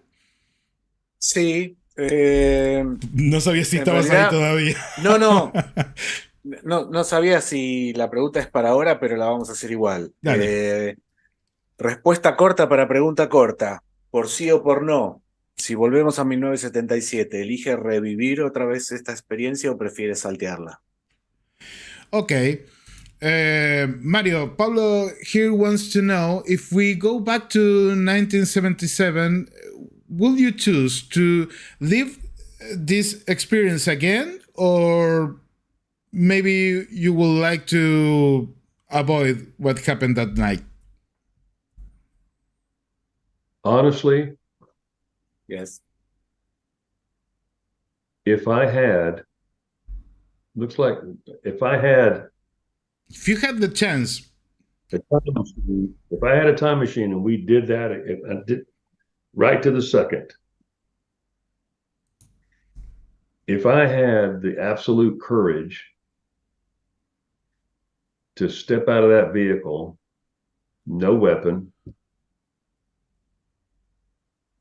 and simply walk around the rear end of that truck and walk up to that gate directly underneath that object, open the gate, walk in on that facility, and stand right underneath that object, what would happen to me? That's one thing about the fight or flight syndrome that bothers me. What an incredible journey that could have been for who knows how long, my life, I guess, or doing what I did and just staying put. And then they did what they did anyway. But had I reached out, I mean, I already reached out with flipping a facility light back at the site at them. That was that craft. Then I realized to use that same form of communication with that flashlight. Had I carried it one step further and just dropped everything in the seat, regardless of Michael Johnson, and got out of that vehicle, went around it, and walked up to that site, unlocked that gate, and went in there, what could have happened? What are the things that I missed for the last 40-something years? Whoa. That could have been? Where could I have been? Where could I have learned? That's the thing that I wrestle with the most. That okay. I think, what if? How would that have changed? Imagine what that could mean. The technology, the knowledge that could be imparted to a human being as myself or you or anybody else that had the courage to walk up to it. Yeah. Let alone be in So who knows? Maybe they would have evaporated me, but I wouldn't have known the difference. Yeah. Maybe the craft just left would leave, and I just puffed just some greasy boots on the rocks, you know? I mean, really. But what if a door would have opened and I could have overcome my fears as a human being and stepped through that threshold? What would have been shown to me or taught to me over all this period of time? I feel as if I shorted myself by doing what I did. And like I said, I wrestle with that. Why didn't I go a step further? Ok, bueno, la respuesta es muy interesante. Dice, en realidad, lo que me pregunto siempre es qué pasaría si, el famoso what if, qué pasaría si de pronto, en vez de asustarme y de quedarme en ese asiento, hubiese tenido el coraje de abrir la puerta, muy a pesar de Michael Johnson, caminar alrededor de esa camioneta e ir hasta esa puerta de la instalación, noviembre 5, abrir la puerta y ponerme justo debajo del objeto.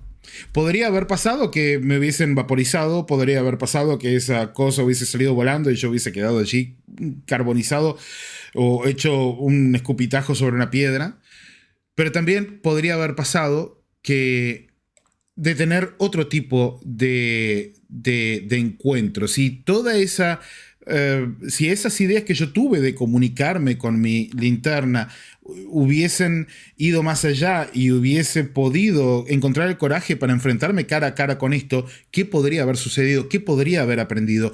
Toda esa tecnología, todo ese conocimiento, llegando a un ser humano simple como yo, ¿qué podría haber cambiado en mi vida? Dice, eso es lo que sigo preguntándome después de estos 44 años, que es una pregunta muy válida. Le voy a preguntar respecto a su abducción para que vayamos avanzando. Mario, I want to know about your abduction and what you recall from that. Do you have memories and how you deal with that? Well, you know, a lot of it was kind of hidden from me, and I really didn't think too much about it until I was hypnotized. And that's what I said. You know, I don't know if you know what AFib is. That's when your heart takes off in an erratic manner. Yes. The bottom's doing something different than the top's doing. So I'd never had any kind of issues. Always been pretty healthy all my life. And that hypnosis drove me into AFib just a few days later, or even on that day. And, you know, it was a funny thing when I never thought I could be hypnotized either. But the day that it was doing, we had been through a hurricane here. So my house, my roof was being re-roofed. And there was like 14 people on my roof putting a new roof on this house. And, you know, when it all started, I thought, well, I can never get past this noise. I'm hearing all these hammers and staplers. And, yeah, you know, I never heard that in my hypnosis. And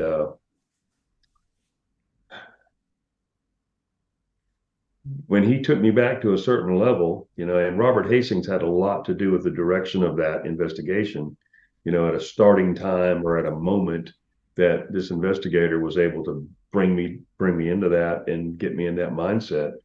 But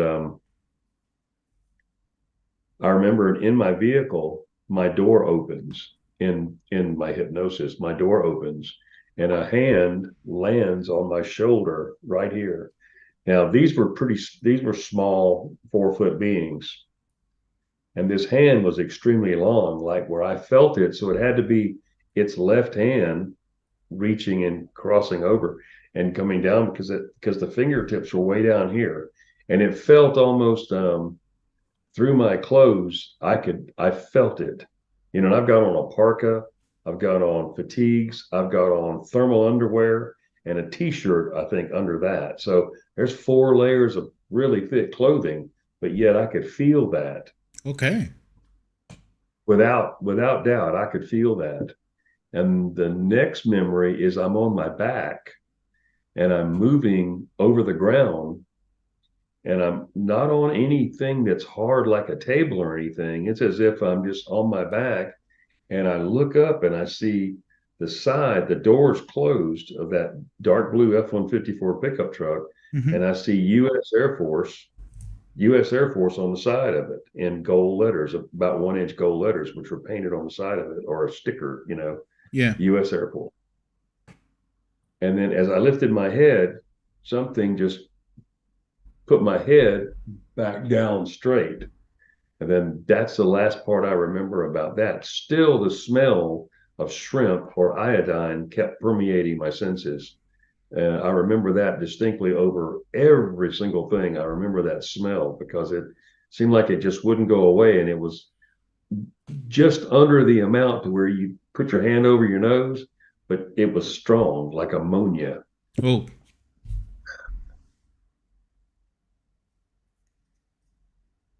There's another drawing, and then this came from a dream that I sent you, and there's multiple things in this room that I go into. And this I'm associating this as part of my hypnosis, because I it's hard to describe what you see when something's alien or foreign to you. How do you put that into words? But I was in a room where there were artifacts that were like black and white TV sets, an ironing board, these pole lights. I was in a room like that looking at it. I was taken there to look at these things. And the whole room, every wall was lit up as if it had a function, like a power function. Okay. Back in the background, those upper squares there were way on the other side of the craft, where those were like doors or entrances to other areas. Where I was in this little room, at the very far left of this, there was a window, and the window it was a round window, but it had like a pie slice out of it. And the being told me to go look out the window, and I was too afraid to look out the window. Now, this is, as I recollect this in a dream, but it came up in hypnosis. And that's an old floor lamp that we used to have, an old style floor lamp that everybody used to have in their homes, as is that TV and this radio that's on the right-hand side. You know, there were just some really old things in there. And then I was told to follow this being, a gray.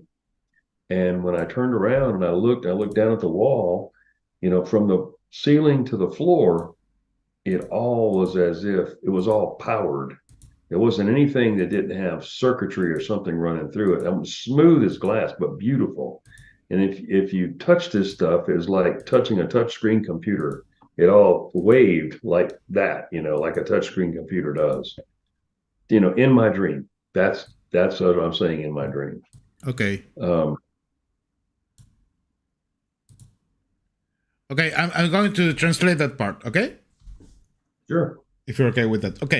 Dice que, bueno, le pregunto sobre sus recuerdos de la abducción. Dice que, bueno, lo que recuerda a partir de la regresión hipnótica, lo primero que recuerda es esa puerta del acompañante abierta, ¿no? Y que una mano le toca el hombro. Una mano pequeña de dedos muy largos. Dice que él sentía la mano más allá de la ropa. Él tenía 4 capas de ropa. Tenía la parca, tenía puesta allí su ropa térmica interior, el buzo, la chaqueta militar. Tenía todo eso y sin embargo él sentía esta mano muy delicada, que era como que le llegaba a través así y le tocaba el hombro. Y en todo este tiempo él sentía este olor tan penetrante, ¿no? Este olor tan fuerte, tan omnipresente todo el tiempo. Dice que de pronto lo siguiente que recuerda es estar de espaldas, como si estuviese flotando, no en una camilla, sino como en algo un poco más suave. Y cuando mira hacia atrás puede ver el camión y ve la leyenda, el sticker US Force, Fuerza Aérea de los Estados Unidos, obviamente en el camión. Siente otra vez el olor, es muy fuerte, insiste con esto, y salta a otro lugar, en un cuarto, en una habitación que lo estamos viendo allí, donde él puede ver todas estas cosas, un televisor viejo, una radio, una plancha, una de estas lámparas de pie que prácticamente todos hemos tenido en nuestras casas en alguna etapa de nuestras vidas.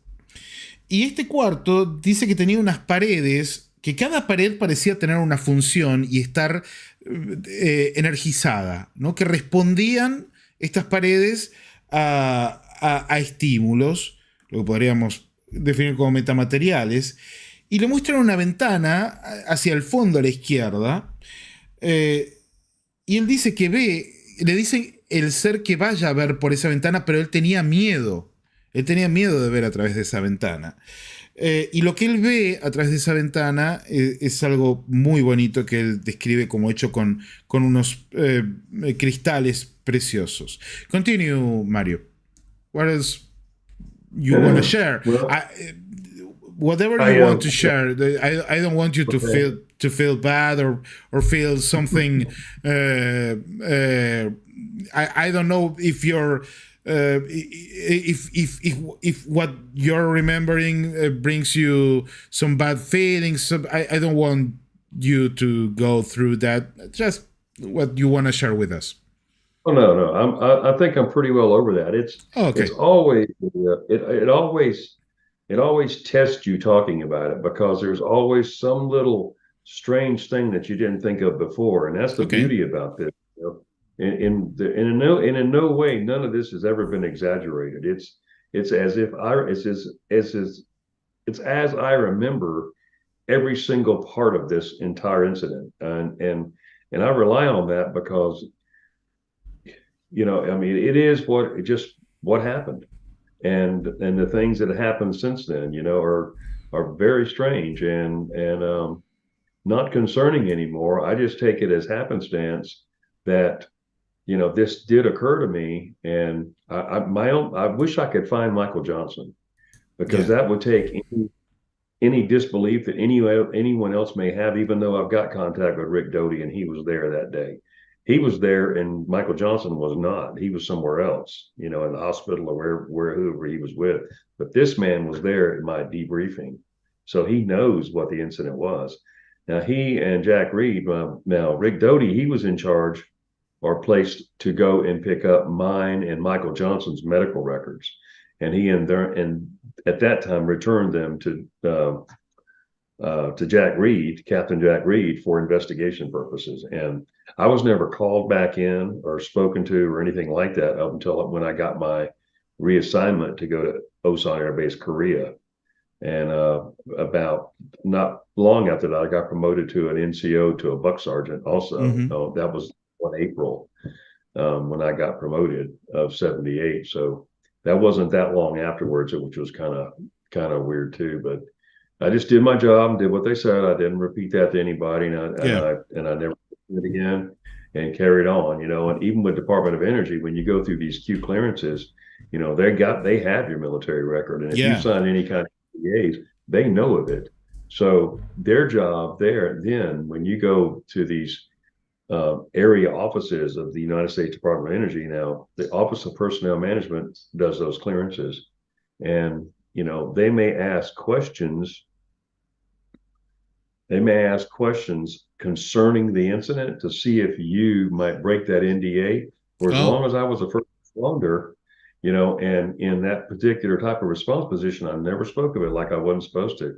Really, there was only one person I ever told, and his name's Carl B. Adams, and he's a master martial artist in Ishinru, and he's a super nice guy, and he's one of my best friends.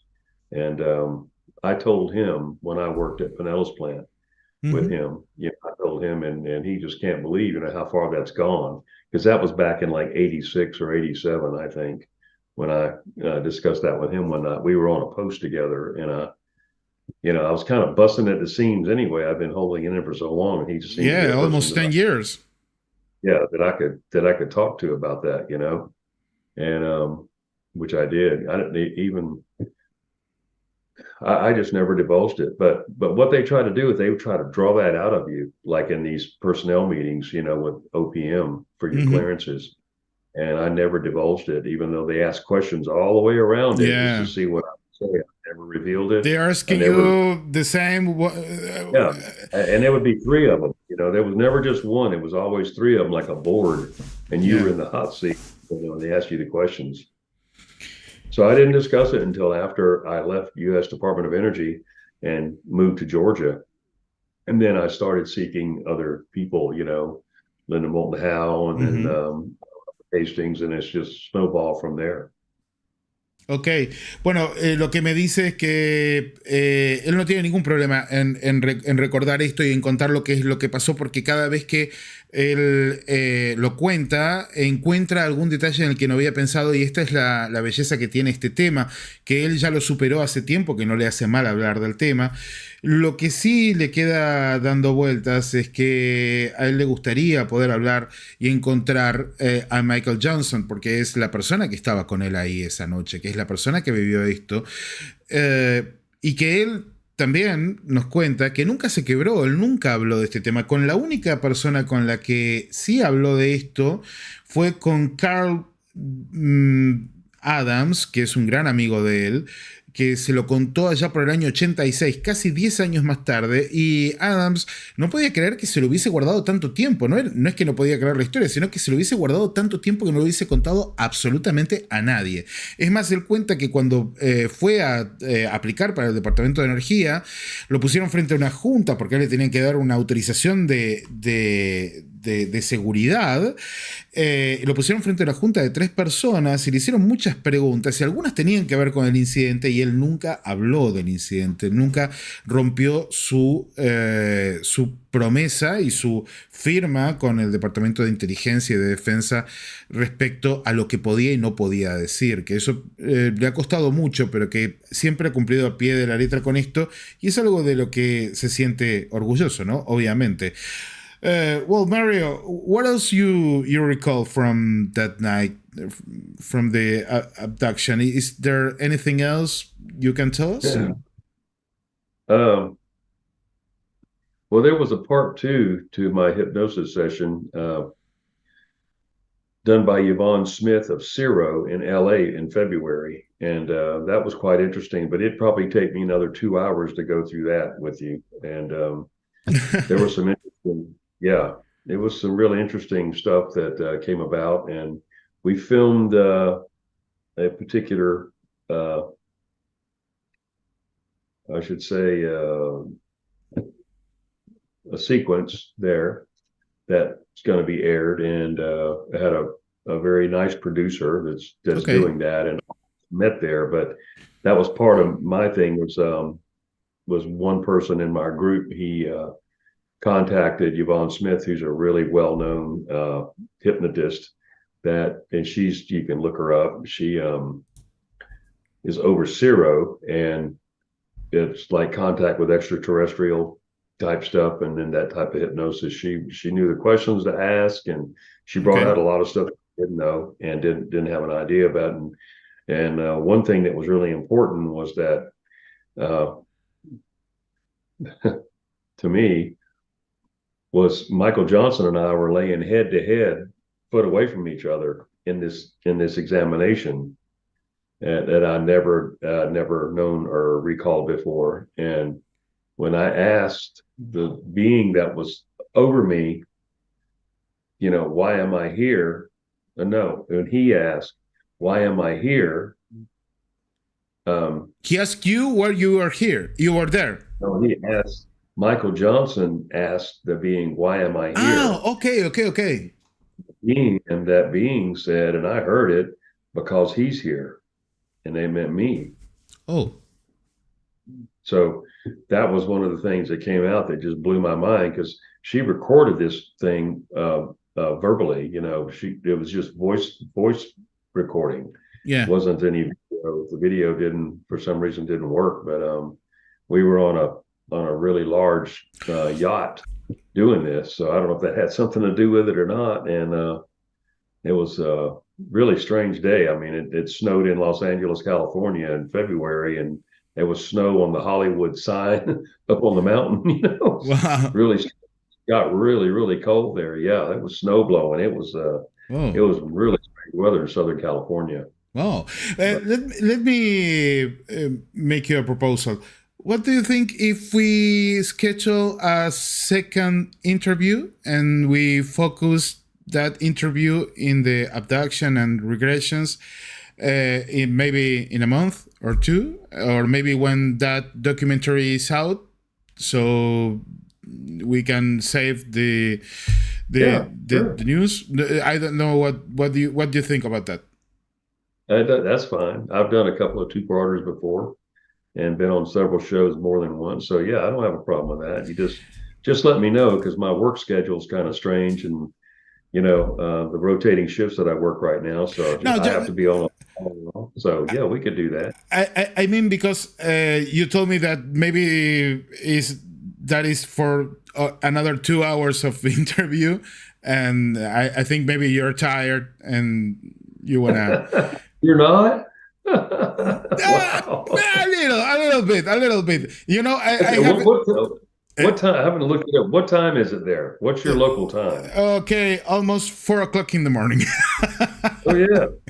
Oh, so you're an hour ahead of me, because it's 2:45 here. Yeah. Okay. Okay. Wow. There's still a lot of people watching watching the show. Really? I really don't understand how and why, but there is a lot of people, almost 600 people watching. We had over 1,000 at the beginning, but we're now almost I had no idea. 600. Yeah, a lot of people. Let me translate what you said and what we're talking about. Sure. Ok, familia señalera, le pregunté más sobre la abducción. Me dijo que probablemente nos iba a llevar otras 2 horas de programa.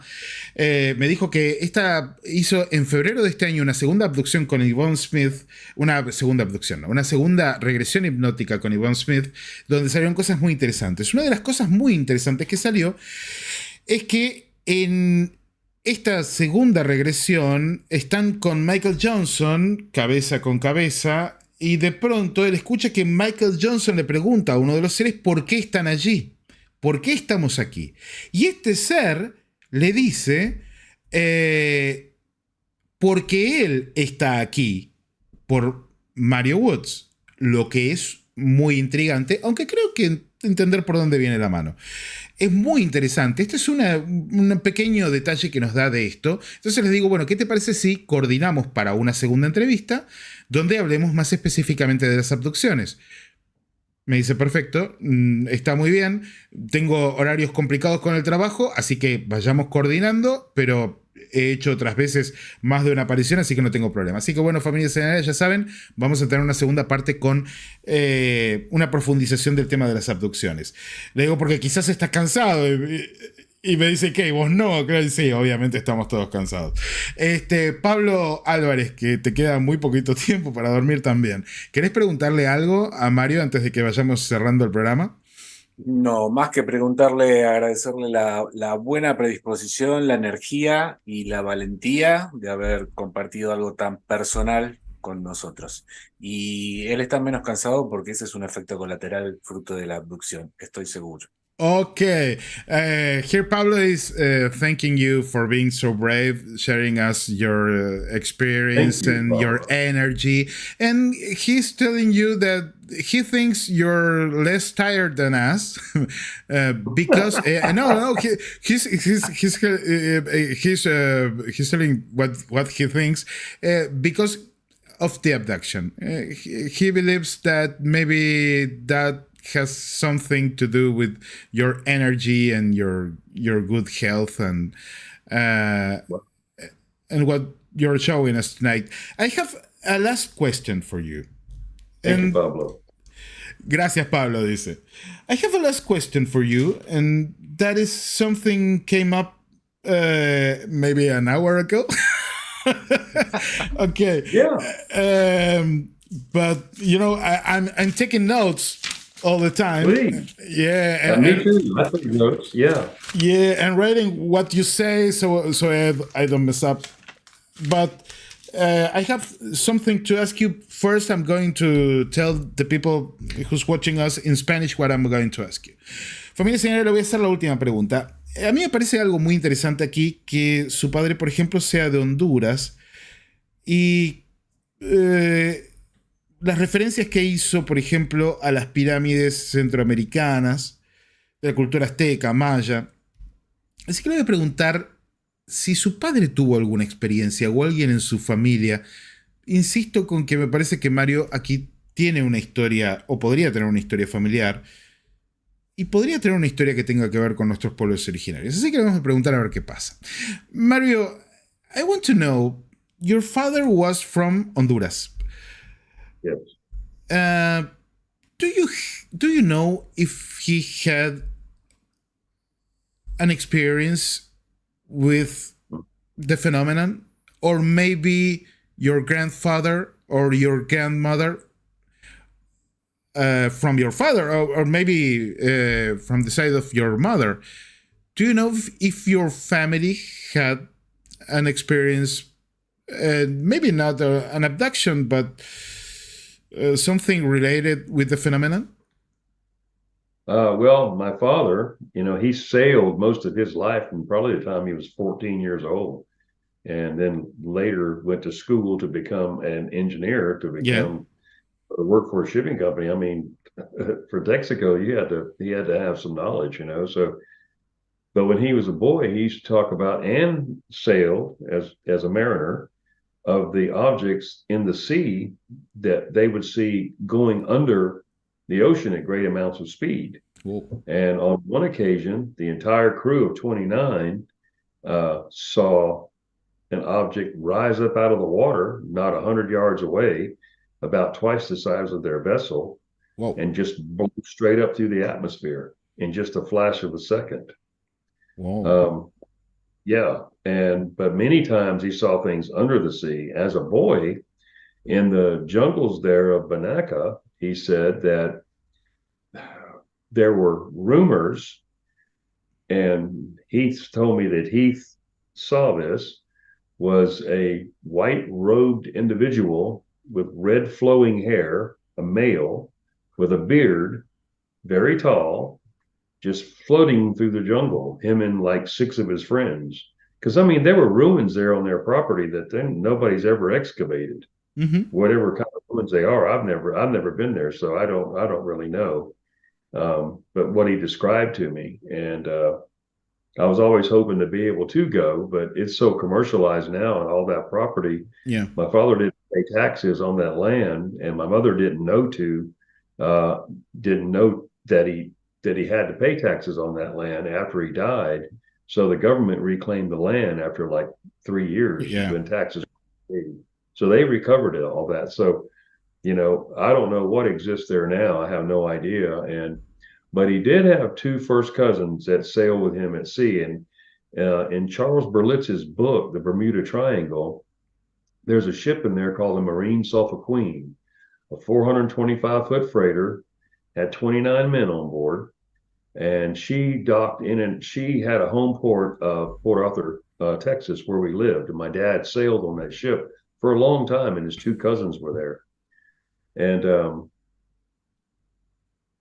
anyway, that was the first vessel at 5 years old my father ever took me on by the hand. Uh-huh. And back then, there was no requirement of having to net the stairway, the gangway going up to the vessel.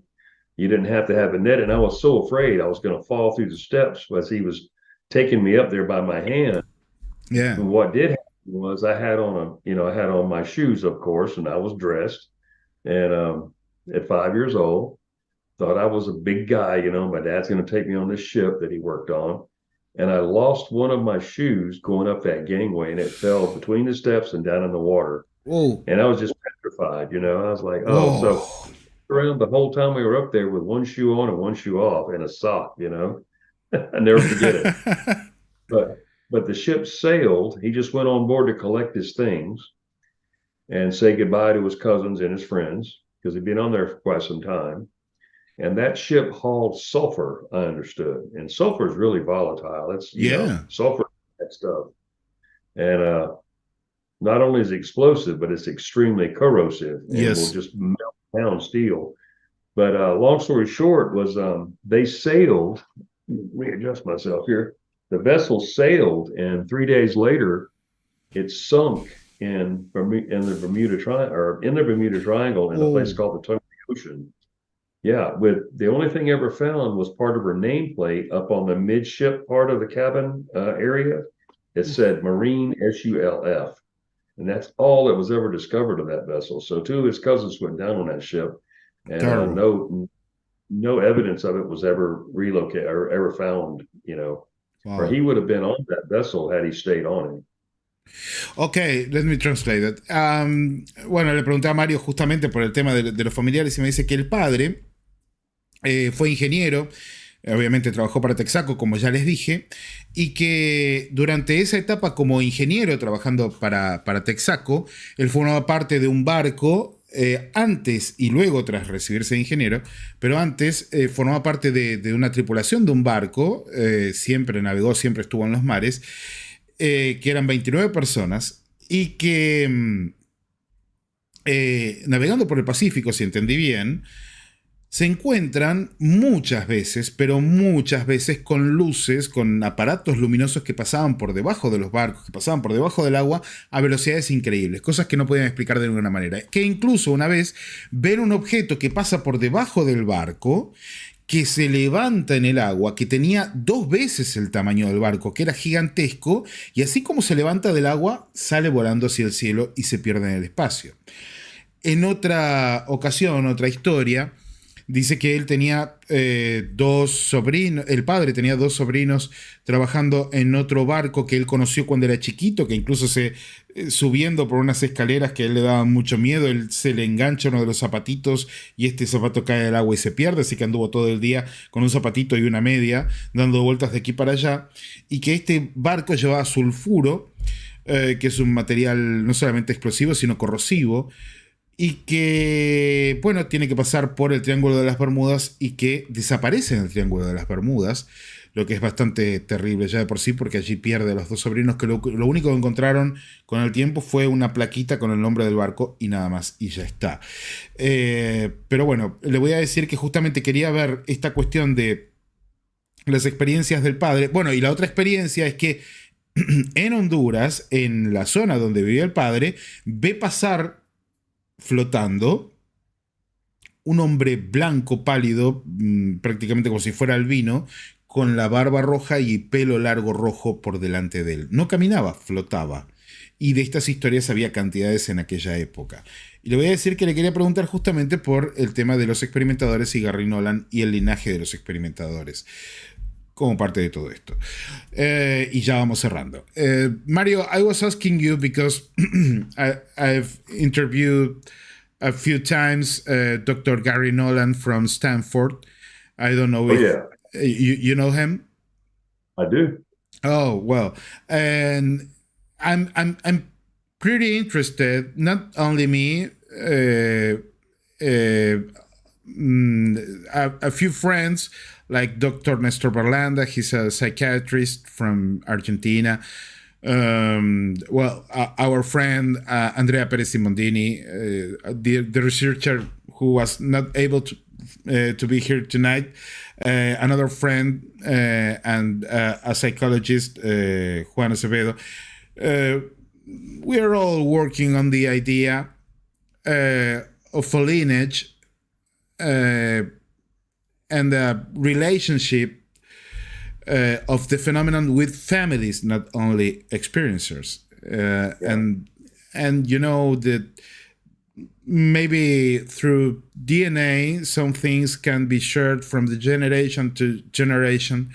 And the kind of experience you shared with us tonight is really powerful, not only because of the nuclear side and the nuclear weapons and what the work you were doing, but also because of the meaning of many of the things you told us. That's why I wanna have a second interview with you to ask you more about the abduction, because I think there's a lot of things there, mostly of them related to very symbolic things that I think we can share, because I can tell you, and I'm going to tell you through emails and stuff I have here about other cases here in Argentina. I can relate what with what happened to you. You know, experiences are not so different from Argentina, Chile, Uruguay, Paraguay, Colombia, and the United States of America. In fact, they keep some things in common. Yeah, what? Yeah. Similarities. Similarities. Yeah, that's a word. That's Absolutely. A word. Thank you. Thank you. So, well, I don't want to ask you more of your time. We are almost 5 hours of interview and we're all tired. I just want to thank you and let you know what you want to say. And let you say what you want to say to the public, these 500 people watching you for almost 5 hours. What do you want to tell them? I'm just so thankful, and I hope I haven't bored you. And if there's any questions that any of you may have, if you can get them in English, I guess I could translate them if you send it to me in Spanish. But my email is mwoods175@gmail.com. Okay. And you're welcome to send that to me or any questions you may have. Like I said, I don't know if I can answer them right away, but just give me a day or two and I will get to them. I always answer people's questions. I really thank you for taking your time out to listen and to hear this. And I hope that maybe I've given you some type of clarity in your questions and maybe the experiences that any of you have gone through. Some have suffered, some have, come to grips with it, and some haven't, and maybe some haven't even seen anything yet. But it's out there, it's happening, and your country is well known for it. And I think your government's talking about it more than what they are here in the States. Is every time we start to talk about it here and disclosure kind of starts moving in the right direction, something as cataclysmic as what's going on today in the Middle East pops up. Everything's kind of put on the back burner. So I feel for what's going on over there. I really do. And I just totally dislike it. And I'm sure everybody does. But anything that I can do to help clarify something that happened to you or clarify a question you may have or an answer that I've given or opinion, I'll be happy to straighten that out with you or help you, in any way possible. Thank you so much. I appreciate it. Thank you. Thank you so much, Mario. You're such a good person. Let me translate it. Dice que bueno, que gracias por tomarnos el tiempo de escucharlo, de estar con él, que por cualquier cosa que ustedes quieran comunicarse con él, le envíen un correo electrónico, lo acaba de dar recién. Igual, de todos modos, yo después les voy a dejar el correo electrónico a todos los que lo quieran, me lo piden. Yo lo voy a dejar por aquí debajo también para que lo puedan copiar, para preguntarle lo que quieran, para hablar con él, para pedirle una opinión respecto a un tema que él puede tardar un poco para responder, pero que siempre está dispuesto a compartir con los que quieren saber un poco más e intercambiar, porque él también aprende mucho, que él piensa que hay mucho sucediendo, no solamente en Estados Unidos, sino también aquí en Argentina, que nuestro país es muy conocido por tener mucha actividad de todo esto, y que él ve que también cuando comienzan los temas de desclasificación, a veces suceden cosas terribles como lo que está sucediendo en Medio Oriente en este momento, y también podríamos hablar de lo que ha estado sucediendo en Europa del Este un poco antes, cuando también comenzó otra etapa de desclasificación, y que él piensa que eso por ahí es terrible, pero que a veces se trata de desviar la mirada, y estoy bastante de acuerdo con él. Así que nada, familia señalera, gracias por estar aquí. Thank you, Mario. Thank you so much for being with us tonight. So much time. Almost 5 hours. Thank you. Pablo, thank you very much, but I'll be happy to sit down with you again and we'll do it all again. Okay. Muchas gracias. Gracias, Mario. Thank you so much. Adiós. Ok, era Mario Woods con nosotros en directo desde Estados Unidos. Él se va a dormir, nosotros también.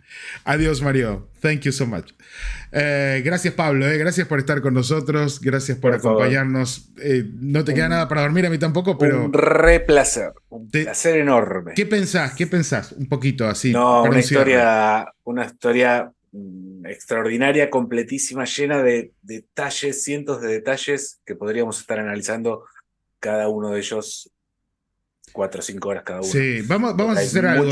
Lo voy a doblar al español. Me voy a tomar el trabajo de doblarlo al español. Creo que voy a estar 3-4 días más o menos.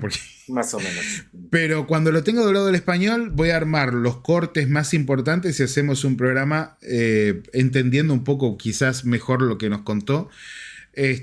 Así lo podemos disfrutar mucho. Pero gracias, Pablo, por el aguante. No, Tremendo. por favor. Sos un amigo. Sí, sin duda es don Mario, un experimentador. Con todas las letras. Con todas las letras. Él y la familia. Él y la familia. Tal cual, tal cual. Y bueno, y ahora veremos qué pasa con las nuevas. Hoy lo confirmamos, ¿no? Va a haber nuevas audiencias públicas en el Congreso de los Estados Unidos, así que tenemos que estar atentos con eso. Mario ya fue invitado a participar, así que eso quiere decir que se están haciendo. Vamos a ver cuándo. Nada, vamos a ver qué onda. Pablo, querido, abrazo gigantesco. Muchas gracias, saludos a todos. Larga vida y prosperidad, familia señalera. Gracias a todos los que se quedaron hasta allí. Gracias a todos los superchat. Horacio Baigorri, Coach Sec, perdón que no los agradecí, pero estaba concentrado doblando el español. Coach Sec, gracias. Carlos Alberto Sarmentero, Tío OVNI de Chile, Vigilante del Fenómenos Aéreos Anómalos, Adrián Lendorio, amigo, un abrazo gigantesco a todos los que estuvieron hasta esta hora, a los que están moderando. Gracias, familia señalera. La verdad es que es un esfuerzo enorme el que hicimos todos, pero estoy muy contento de que lo hayamos logrado. Y nada, nos veremos con la segunda entrevista de Mario Watts, que faltaba más, ¿eh? Ahí nos vamos a meter con la segunda parte que viene súper jugosa. Ahora sí, larga de prosperidad. Nos vemos en directo mañana porque no tuvimos el martes y el sábado tenemos el video grabado de la señal live. Chau, chau. Descansen, sean felices. Nos vemos. Adiós.